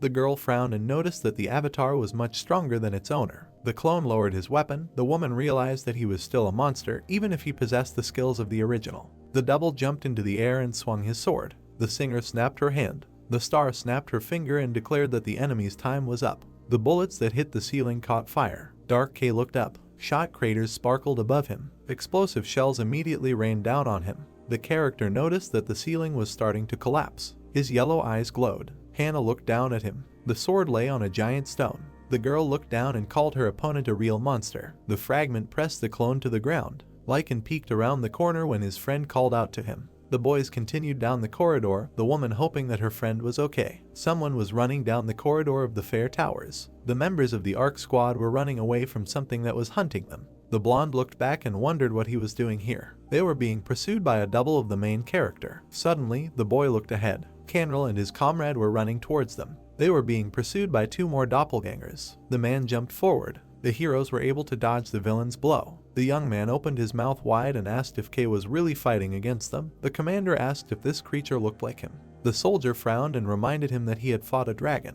Continuing to run forward, the captain explained that K had caught all the monsters at the fair, including Kamashi, but now it was the player's time. A squad member pointed forward and shouted that there was something there too. Hand's silhouette appeared from the darkness. The boy's eyes widened in shock as a bullet flew past him and hit the character. The boy smiled widely when he saw his ally. The girl stepped forward. She smiled and hoped that she had arrived in time. The protagonist looked at his hands. There was a long blade on his glove. Sajin wondered if he should put a brand as the owner of the goblin ball. The sphere lay at his feet. Blood dripped onto it. The wind lifted the boy's jacket. He frowned and saw a blinding light in front of him. A flash appeared in his hands. The system reported that the Takibai king had been found and that thanks to the royal mark, his spirit had acquired its true form. The young man looked tensely at the cloud of light energy. The notification said that the user had received the king's ring. The player silently studied the fire in his hand. The energy turned into a ring that could materialize a soul. The hunter frowned sternly and understood why Lycan said that he needed to obtain the spirit of Takibai to enhance his royal majesty. An image of the Takibai cap appeared. The system reported that the mark was completed and the title was confirmed. A dark tiara appeared on the protagonist's head and the set effect was activated. Sajin's eyes lit up thanks to the skill penetrating vision, which allows one to see souls and distinguish between good and evil. The boy clenched his fist and realized that he could separate souls and bring people back thanks to this skill. The ring glowed on his finger. The young man decided that many people and monsters in the amusement park were reincarnated by the spirit of Takibai. Monsters were walking around the streets of the fair. Those who were reborn as monsters like known were killing those who should have appeared in the first place, and Pirate was gradually using the souls of the victims who came here as the main ingredient for the mass production of monsters. The clown was grinning. The condition that allowed the objects of fear to be materialized was added precisely because of him. The player looked up and thought that his skill had created this amusement park when he encountered the spirit of Takibai, who could materialize souls. Cracks appeared on the ceiling. The hunter looked at them and assumed that this place was collapsing because None's thoughts were gradually fading. The protagonist looked down and decided that there was nothing to worry about. Sajin smiled and said that the portal had already opened. The system reported that the user had been transferred to the secret room of the puppeteer seats. The cinema in Lot Tower was half destroyed. People were lying unconscious on the seats. The ARC squad member pulled back his bowstring as the Dark K attacked him. His hand trembled, thinking that he couldn't defeat such a strong opponent. At the moment of impact, the boy blocked the enemy's attack with his sword. The young man looked back and asked what kind of chaos was going on here. His character jumped into the air and swung his sword. The player ducked to dodge and realized where the portal had opened. The hunter looked to the side and assumed that no one had directed him here. He turned around when someone called out to him. Hannah jumped onto the back of the seat. Holding a pistol in her hand, the girl asked her comrade to be patient for a while and promised to help. The clone turned to his original. The protagonist frowned sternly and realized that his doppelganger from the first dry side was filled with the desire to kill. The double lowered his sword. His stats were still fixed, so dodging his attacks would be easy. Xiajin took out his sword and realized that he knew all of its weak points. The villain rushed forward. The boy rushed towards him. The heroes approached each other. Dark K's furious eyes lit up. A stone glittered in the hilt of his sword, a weapon that the user used back when he lacked attack power, so it has quite a few shortcomings. The boy ducked and dodged the blow. The player blocked the next attack with his sword. The character looked at him in confusion. One of the weaknesses of his weapon was a short but inevitable pause after the attack. The player waited for the right moment and jumped into the air. His foot was right in front of the enemy's face. A powerful blow threw him back. The hunter took out his sword. He dashed forward and froze the floor around him. The clone frowned menacingly. The protagonist remembered that back then, in order to increase the speed of the sword, he had to sacrifice the characteristics of one piece of equipment. Sajin struck the enemy's legs. The guy looked back and thought that the most important thing was that he had much more experience now than he did then. The young man turned around abruptly. He managed to hit the villain in the back. The double opened his mouth wide and screamed in pain. At that moment, his body was decapitated. Activating the insightful gaze, the player looked down and realized that all his techniques were long outdated. The hunter landed on his feet and took a step forward. He looked up and saw his girlfriend. Hannah jumped to another chair. The girl pointed a gun at another Dark K. Something darted to the side. The protagonist took advantage of the enemy's confusion and plunged his sword into his back. Sajin approached his ally, and she thanked him for saving him. Jion clasped his hands and declared that a fake would never compare to the original. The boy put his hand on his belt and asked if they were okay. The woman confirmed it. The young man asked them to get ready. The boy opened his mouth wide and asked what they were talking about. The boys looked up when they heard a noise above. Someone suggested that it was Kamashi. The player frowned and said that it was coming. Something broke through the ceiling and fell to the floor of the cinema. A dark silhouette appeared in a cloud of smoke. The hunter explained that it was the final boss of this place. The monster came out of the smoke. Pirate narrowed his eyes slyly. The monster smiled widely and asked who dared to take his spirit. It appeared right in front of the boys. Flashing his huge red nose, the puppeteer asked if the villain dared to touch what belonged to the king. The squad members grabbed their ears because of the too loud voice. The monster said that they were not even worthy of becoming victims of this dungeon. The hunter covered his ears and noted that his diction and tone were better than those of the D-rank boss Samchiakwi, and that, no matter what, this monster was born with intelligence. Frowning, Jion asked why the boss had appeared so suddenly, and reminded him that they hadn't even finished the first task. The protagonist looked up and said that they had been tricked. Sajin introduced the goblin ball and explained that the spirit of Takibai has the ability to materialize, but this materialization does not give absolute power. The souls embrace K's body. The creature swears allegiance to its creation, but Pirate cannot control everyone when there are too many of them, because only the king has absolute power. Waves of dark energy appeared. The system reported that the dragon vision skill was activated. The guy introduced the winged demons and explained that magical power is only available to creatures from the magical world, and among them, those with intelligence are called Mazoku.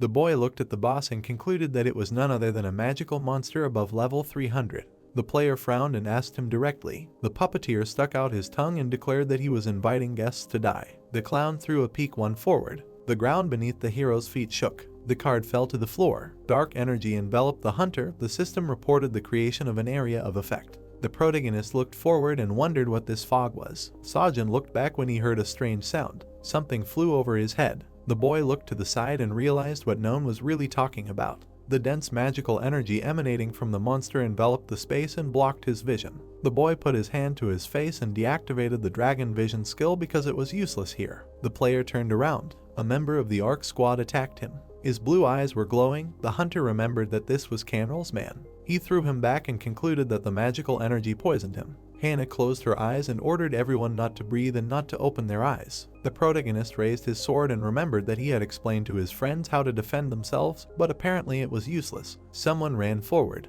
The guys from the ARC squad surrounded Sajin. Pirate ordered him to return his spirit. The heroes pounced on their ally. The guy bounced off the ground. The young man ducked to dodge the blow. The player hit his girlfriend on the back to bring her to her senses. The other members of the squad attacked him from both sides. The hunter dodged their attacks. A knife appeared in his hand. He hit his comrade on the head with the hilt. The guys fell to the ground. The protagonist again drew the sword of unfulfilled hopes. Sajin glanced to the side. The just defeated heroes rose to their feet again. Turning around, the boy realized that this could go on forever and was glad that Han was not here.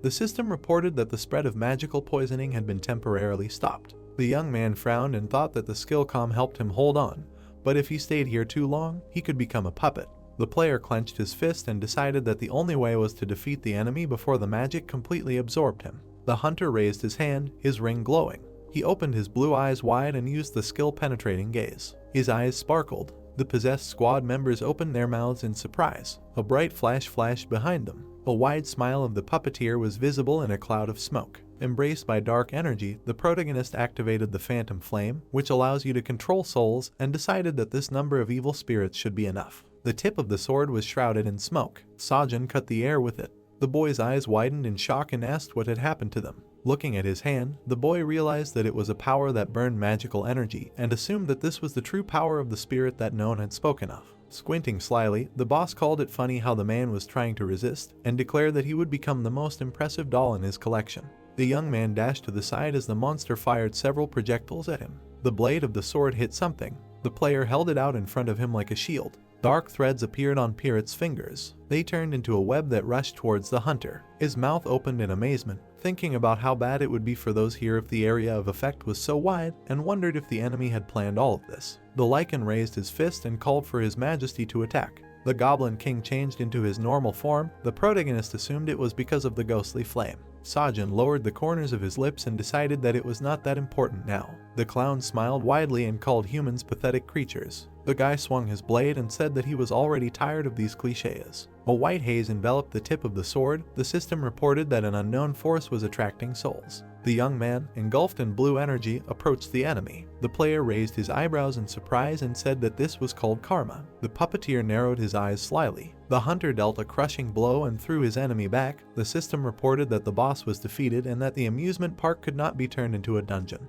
Dark energy enveloped Lot Tower. A new notification said that the user failed to stop the transformation. The protagonist frowned and asked what it meant. A system window appeared with a message about the successful completion of the tower's transformation into a dungeon. Canrel raised his fist to his mouth and asked what was going on here. A squad member stood up and noticed something strange. His comrade was lying on the ground unconscious. The boy looked at his hands and asked if he really killed a person. Sajin frowned sternly and thought that those who were poisoned by magic were just madmen and that their time was completely overwhelmed. The guys sat on the floor, trying to shout to their friend. The boy realized that they did not even remember how they stabbed their teammates and only saw the aftermath. Someone put a hand on the soldier's shoulder. The man opened his mouth wide and told him to pull himself together because this was not the end yet.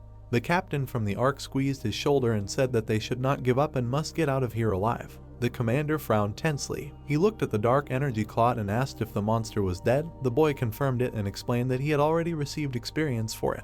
Pirate's severed head lay on the ground. The system reported that the user had received the title of Truth Seeker. The player pointed to the system window and added that this was also part of the reward for killing the boss. The heroes turned around when someone called them to look at something.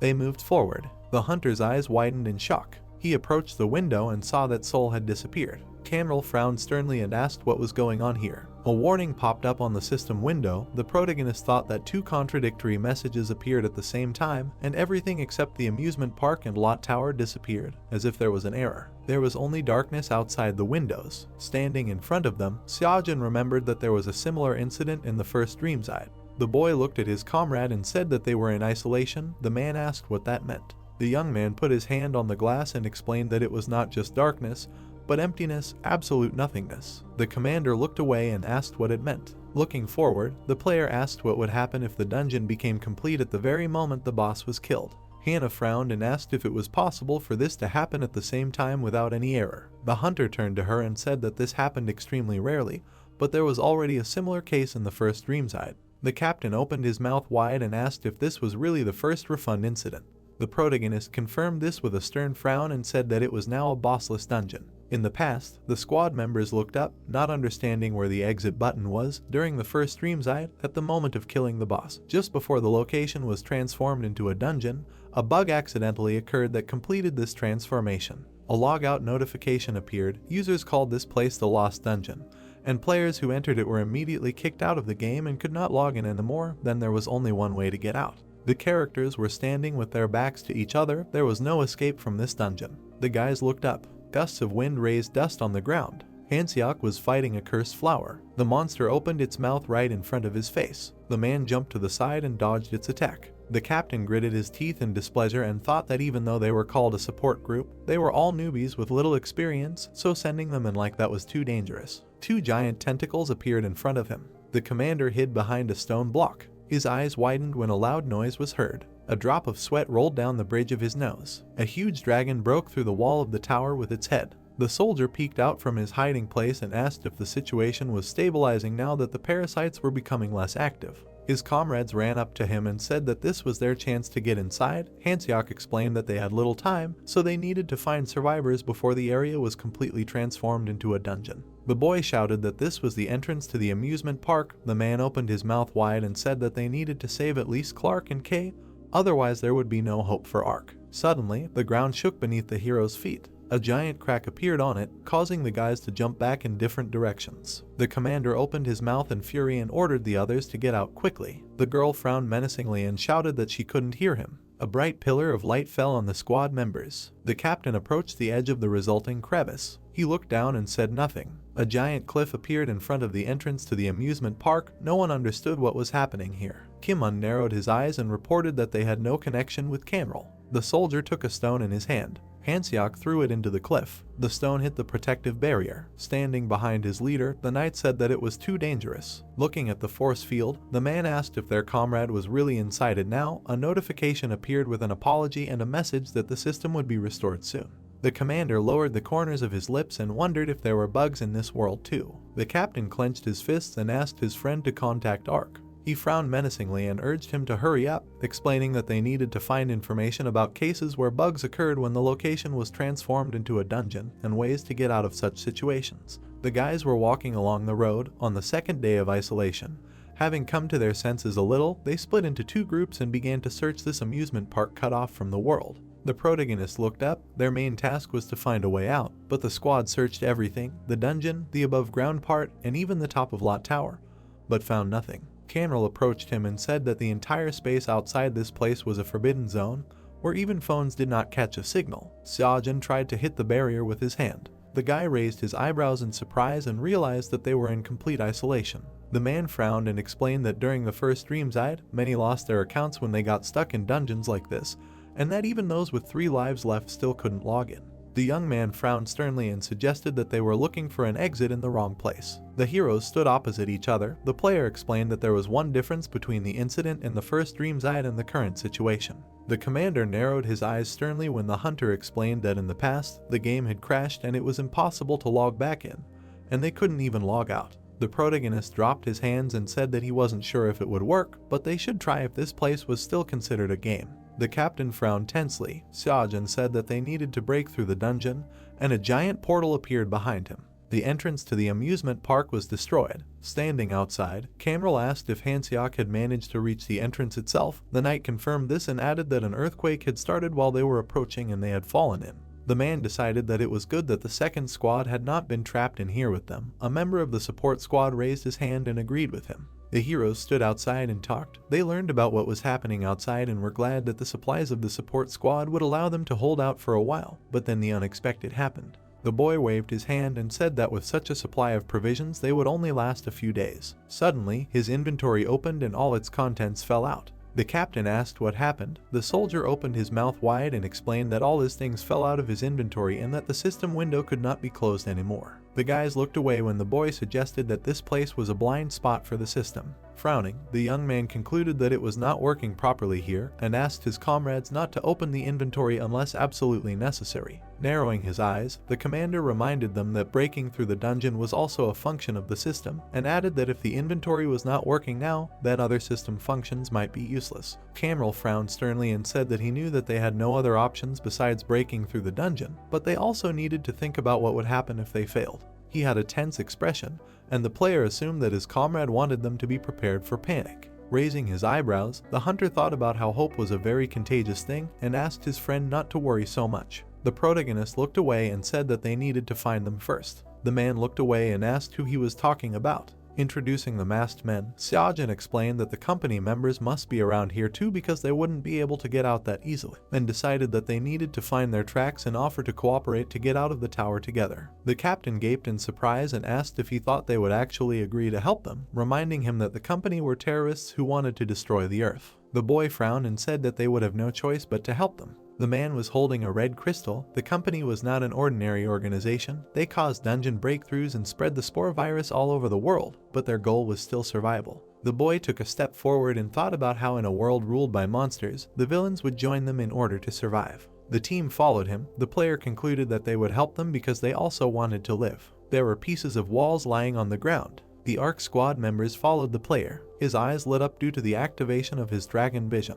The stone debris was enveloped in dark energy. The hunter frowned and decided that they needed to capture the enemy alive. The guys stopped in place when they heard someone's voice. Cameron furrowed his brows and ordered everyone to prepare for battle. The protagonist opened his mouth wide and asked them to wait. A man in golden armor stepped forward. A company member put a knife to his throat and promised to destroy all enemies. Yunjan frowned and said that he immediately noticed that his comrade was missing. Jion gritted his teeth and apologized for being kidnapped so suddenly. Looking forward, the guy asked the enemy to calm down and said that he had an offer for him. The villain looked at him in surprise and asked what it meant. Someone came out from behind him and asked what offer he was talking about. Bango's eyes widened and he asked what his enemy was planning this time. His pupils narrowed when the boy explained that they had worked so hard, spreading dungeon flowers to complete the transformation, but they had ended up trapped here so absurdly. The player raised his hand and suggested that they had prepared for the monsters, but they certainly hadn't expected this turn of events. The villain gave him a nasty look and asked what that meant.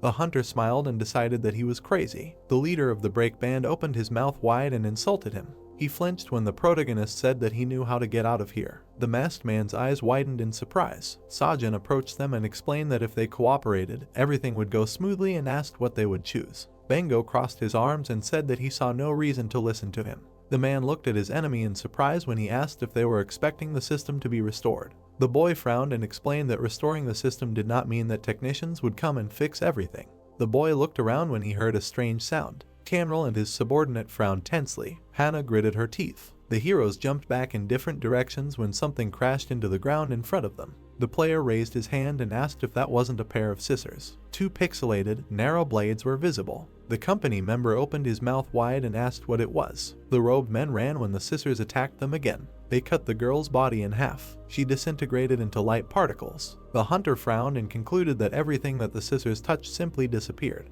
The scissors flew throughout the amusement park, cutting everything in their path. A bright cut appeared in the sky. A multitude of white arrows rained down from it. Screams were heard. Giant cursors fell to the ground. In their place, huge craters appeared. The protagonist realized that the easiest way to restore the game was to roll back. Yunjan ran forward and concluded that the system would roll back to the moment when the bugs did not exist yet. The scissors cut the Ferris wheel as if they were the cut Control T function. The arrows flew forward. All this was part of the system restoration process. The world around plunged into darkness. The guy stood in front of a wall of dark energy. The blades of the scissors moved apart. The young man was able to dodge them. The darkness spread across the park. The young man realized that the system was actually trying to roll back the entire space, and decided that they did not have time to think. The player ran up to the villain and asked if he had changed his mind. The villain looked forward and, after a short pause, agreed, but only on one condition. The hunter sternly frowned and asked what they needed. Mango extended his hand and offered to make a pact.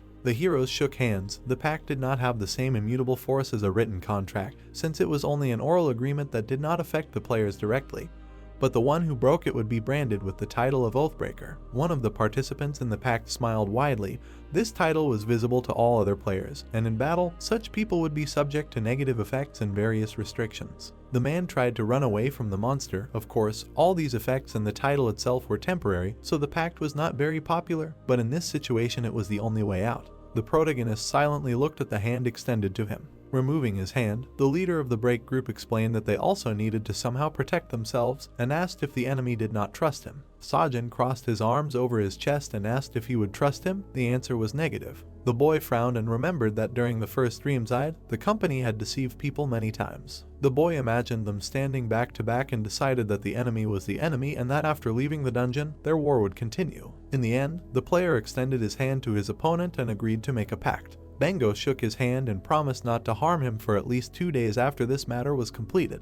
The hunter gave him a stern look. The man's eyes lit up. They shook hands firmly. The system reported that the pact was made. The leader of the break group removed his hand and asked what his plan was. The protagonist crouched down and asked if he had any dungeon flowers left. Sajin looked ahead sternly and promised to explain everything on the way. The scissors continued to cut through the space. The boy thought that they still had time until the upper floors of the tower were not so badly damaged. The scoundrel looked back and asked where his opponent was going. There was a huge hole in the wall of the tower. The young man replied that they needed to go to where it all began.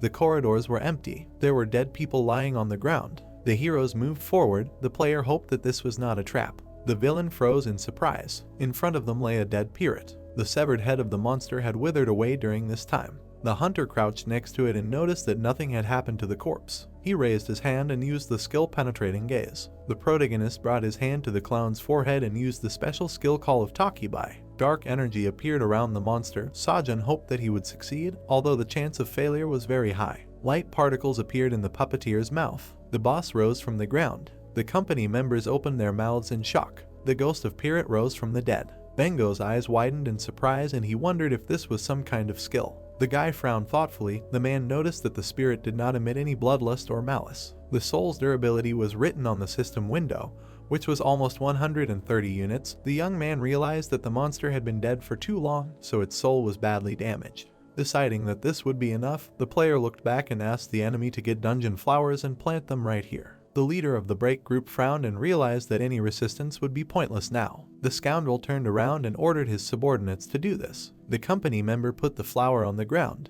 After a while, the entire cinema was strewn with dungeon flowers. The hunter's eyes widened in surprise and asked how many of these flowers they had. Holding the plant in his hands, the stranger replied that there were 38 in total. He planted the flower on the wall. Frowning, the boys felt a vibration and realized that the breakthrough had begun. The clown nodded when the protagonist asked him to follow his soul. The puppeteer went ahead. Sajin asked his comrades to follow him. The boys ran after the boss. The villain shouted that there were too many monsters. The guy explained that they still had to go after the monster because at the end of his path was the exit. The heroes continued to run. The young man thought about how Pirate was a boss by nature, so he instinctively felt where the exit was when a dungeon breakthrough occurred. The clown narrowed his eyes. The squad stopped when they saw dark energy in front of them. Hannah looked back and warned that the enemies were already here. The player asked her not to stop. He looked to the side. Kemashi was lying on the ground. Approaching him, the hunter noticed that the dragon was still alive and assumed that his double realized that his weakness was sunlight, but only weakened him.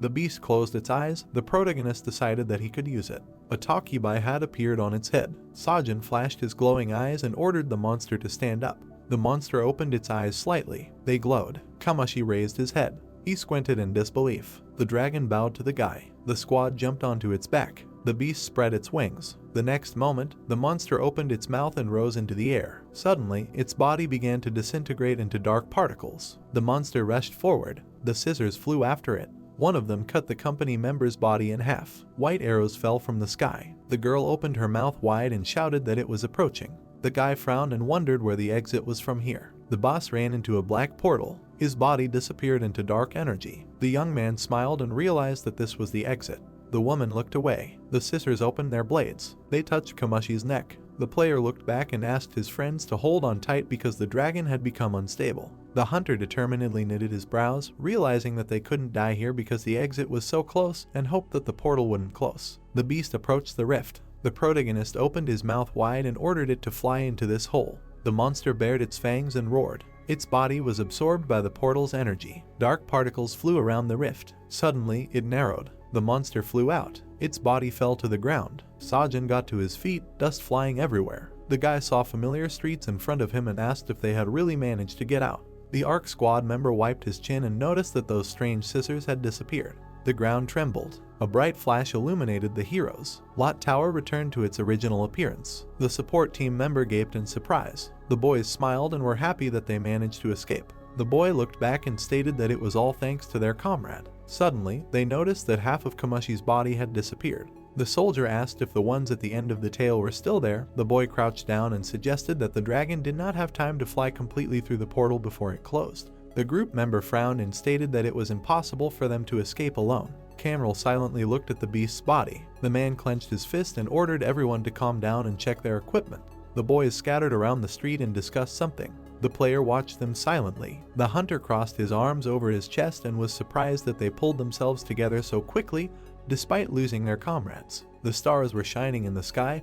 The protagonist remembered that when the world turned into the second Dreamside, countless people died, so now for the survivors, death is a common thing. Lowering his head, Sajin said that all this was somehow sad and thought about how the dead only leave behind souls. The boy imagined the animal masks and realized that all the souls that were visible to him thanks to his penetrating gaze were devoid of their own self and were only a collection of memories, like None's thoughts. Pirate controlled the puppets. The essence of the soul and its behavior are determined only by the memories of the past life, which is why the boss could control them so easily, since they are just empty shells. The young man looked at his hand and realized that when the memories disappear, the souls will disappear along with them. Bengo approached him and said that it was time for them to go. His eyes lit up. The man said that the contract protects the enemy and promised not to miss him next time. The player raised his eyebrows in surprise and said goodbye to him. The hunter silently looked forward and watched the sunrise. He approached Kamushi's body. After stroking it, the protagonist thought that Takibai's spirit and Pirat's power had given him a new form, and wondered if he could be used in any other way since his stats were at level 100.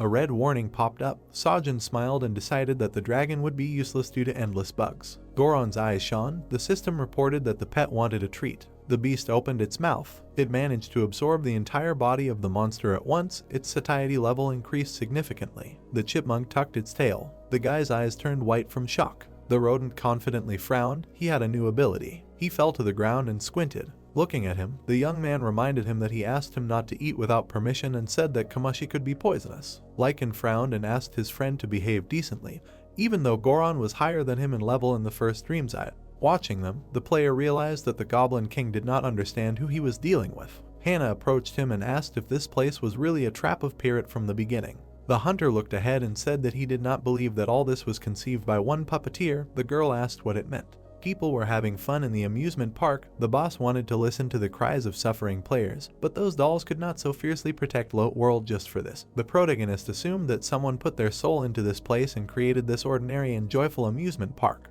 The woman looked at the phone. A call from Sanso appeared on the screen. The singer brought the phone to her ear, and joyful exclamations were heard from there. Holding the phone in her hand, the star asked what was going on. The boy asked if Sajin was with her now. The guy went to her friend. Hannah confirmed it and asked what happened. The heroes stood opposite each other. A roar was heard from the speaker. The guys tensely knitted their eyebrows. Their comrade said that he would be there soon and reported that they were attacked. The 3rd district of Ark. It was dark in the hospital. The blast wave threw people back. The magician raised a protective barrier and asked if his ally was okay. The doctor looked up and wondered how the lizardmen were able to break through so far. The wizard covered it with his body and continued to support the barrier. He opened his mouth wide and asked his friend to quickly evacuate the people, otherwise they would all die. The curtains were closed. The doctor ran in and announced that everyone needed to leave the building immediately because the enemy had broken through the defenses. A man in a cast was sitting on a cot. The bandaged girl frowned and said that they had too many wounded. The old man asked if this was the end. The man's eyes widened and he realized that they were all panicking. The knight shouted that they didn't have time for this. The doctor looked back and said that he was on his way. The player said that they needed to hurry. Diso's mouth fell open when he heard that a complete lockdown of the Ark had been declared. The officer looked back and wondered what that meant. There were cracks in the walls and floor of the hospital. A woman was standing by the patient's cot.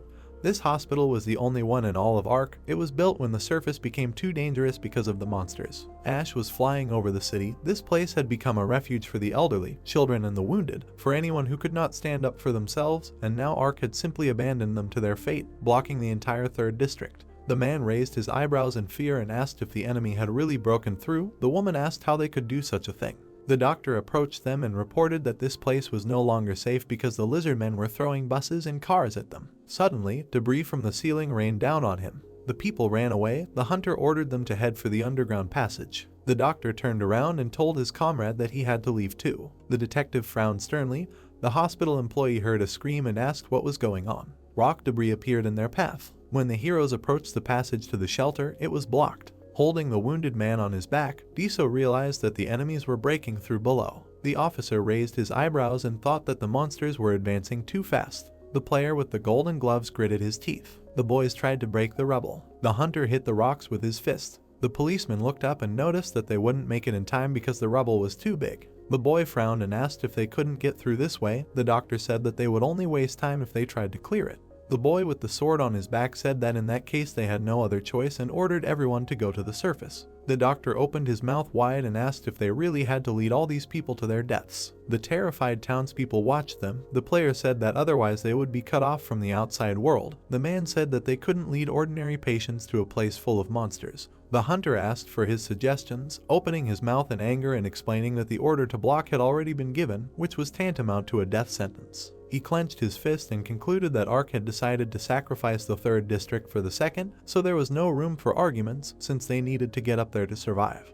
The boy ran forward. The stairs led outside. The youth looked up and ordered everyone to stop. The boys went outside. The sky was filled with clouds, and the lizardmen were somewhere nearby. The player looked back and said that the 2nd district was already closed, so they needed to leave this place before the monsters appeared. The heroes ran forward. Diso looked to the side and remembered that the explosion was very close, but it was too quiet here. There were only the ruins of the city around. The monster's eyes lit up. The hunter looked back and shouted that they would be there soon. Suddenly, his eyes widened in horror. The lizardman impaled the girl's body on his spear. The people's mouths opened in fear because they did not expect to see enemies here so soon. The monster swung his spear. The woman tried to run away from him, but the spear's tip pierced her through. Soldiers with machine guns were hiding in ambush. The player took aim and said that they needed to run to the 2nd district because they would be safe there. Several shots hit the monster's right. The officer squinted and noticed that there were no high-ranking lizardmen here, but something still bothered him. The policeman backed away. The detective's eyes widened in shock and asked what was going on. The giant crocodile grabbed the bus with its teeth. The monster slammed its jaws shut and bit it in half. The monster raised its head and let out a battle cry. The system reported that the user was seized with terror and paralyzed. The doctor grabbed his throat and began to choke. Diso pressed his lips tightly and called for people to save themselves. The main gate of Lote World was covered in cracks. The train arrived at the station. The carriage doors opened. Jack smiled widely and was glad that his friend was safe and sound. The protagonist and his girlfriend looked back. The boy asked them to quickly get on the train. There were people sitting on the floor of the carriage. Sajin asked who they were. The merchant promised to explain everything on the way. The electric train started moving. The guy asked if Ark was really in danger. His friend opened the system window and asked him to take a look at it. The video showed a lizardman with a spear. The boy asked if the enemies were really in the city now. Jack confirmed it and added that the vanguard had already broken through the defense line. Canrel opened his mouth wide and asked how they managed to do this. His subordinate said that it was impossible. The people were holding machine guns. The boy reported that the military was trying to fight back, but there were too many opponents, and neither modern weapons, nor defensive skills, nor strategic tricks were helping. The player looked around and concluded that all these people were refugees from the Ark. White particles appeared in front of the system window, and the video disappeared. The hunter and his ally widened their eyes in surprise. An image of a giant horned lizardman devouring a bus appeared. The merchant raised his hand and declared that it was the half-dragon who broke through the defense of the Ark. The monster's eyes lit up. The protagonist thought about how incredible the power was, thanks to which he could raise an entire city to the ground. Jack clenched his fist and explained that the 2nd and 1st districts of the Ark had stronger defenses, so he would hardly be able to break through further. Sajin frowned sternly and said that this was not the case at all. His comrade sternly knitted his brows and confirmed this. The monsters burst out of the black portal. The guys concluded that someone had broken through the C-rank dungeon. People ran forward. Diso carried an unconscious wounded man on his back. The hospital staff ran after him. The officer looked to the side and saw an enemy in front of him. The lizardman tried to hit the heroes with its tail, but they ducked in time. The policeman gritted his teeth and thought that this looked like something you could only see in a movie. The giant horned monster squatted down. The detective frowned menacingly and realized that even the three spirits of the running ghost train did not seem so frightening, and that they would not be able to fight such an opponent.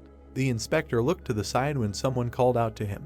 The doctor and several patients were surrounded by enemies. He shouted that a legion of lizardmen was already here. A wave catcher spear appeared in the man's hand. He threw it at the enemies and instantly killed two monsters. Their bodies fell to the ground. Diso was glad that they were not D-rank, but they were still moving in large groups. The boy was lying on his back. The officer realized that he could not fight him properly. The doctor and the wounded man looked up as the ground shook beneath their feet. A huge crocodile hit the ground with its tail. The heroes froze in place in complete bewilderment. Suddenly, the policeman's eyes widened and he realized that everything was very bad.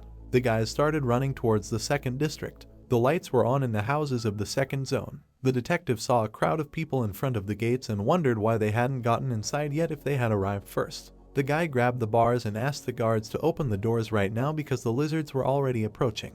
The young man began to desperately pull on the bars, repeating his request for help over and over again. Suddenly, a bright light illuminated him, causing him to cover his eyes with his hands. Raising his rifle, the soldier ordered the refugees to retreat and warned them that he would open fire if they started causing trouble. The survivor opened his mouth furiously and asked what that meant and whether they were really not going to open the gates. The soldier narrowed his eyes and ordered him to step back. The boy tried to object, but a bullet immediately flew into his shoulder. Diso watched in horror as the innocent boy was struck by a shot. The officer's eyes widened in fear. The running ghost train stopped at the platform. The protagonist extended his hand forward. A bright light appeared around it. Hyunwoo and his comrades looked at their hands in surprise. Looking at his friend, the boy said thank you and said that he did not know how to thank him. Seojin replied that everything was fine and asked him to rest here for now. The heroes got off the rails. The guy asked his ally what he thought about it. There were stones ahead. Jack concluded that they would not be able to go further and assumed that there was a large-scale battle here, because of which everything was destroyed to such an extent.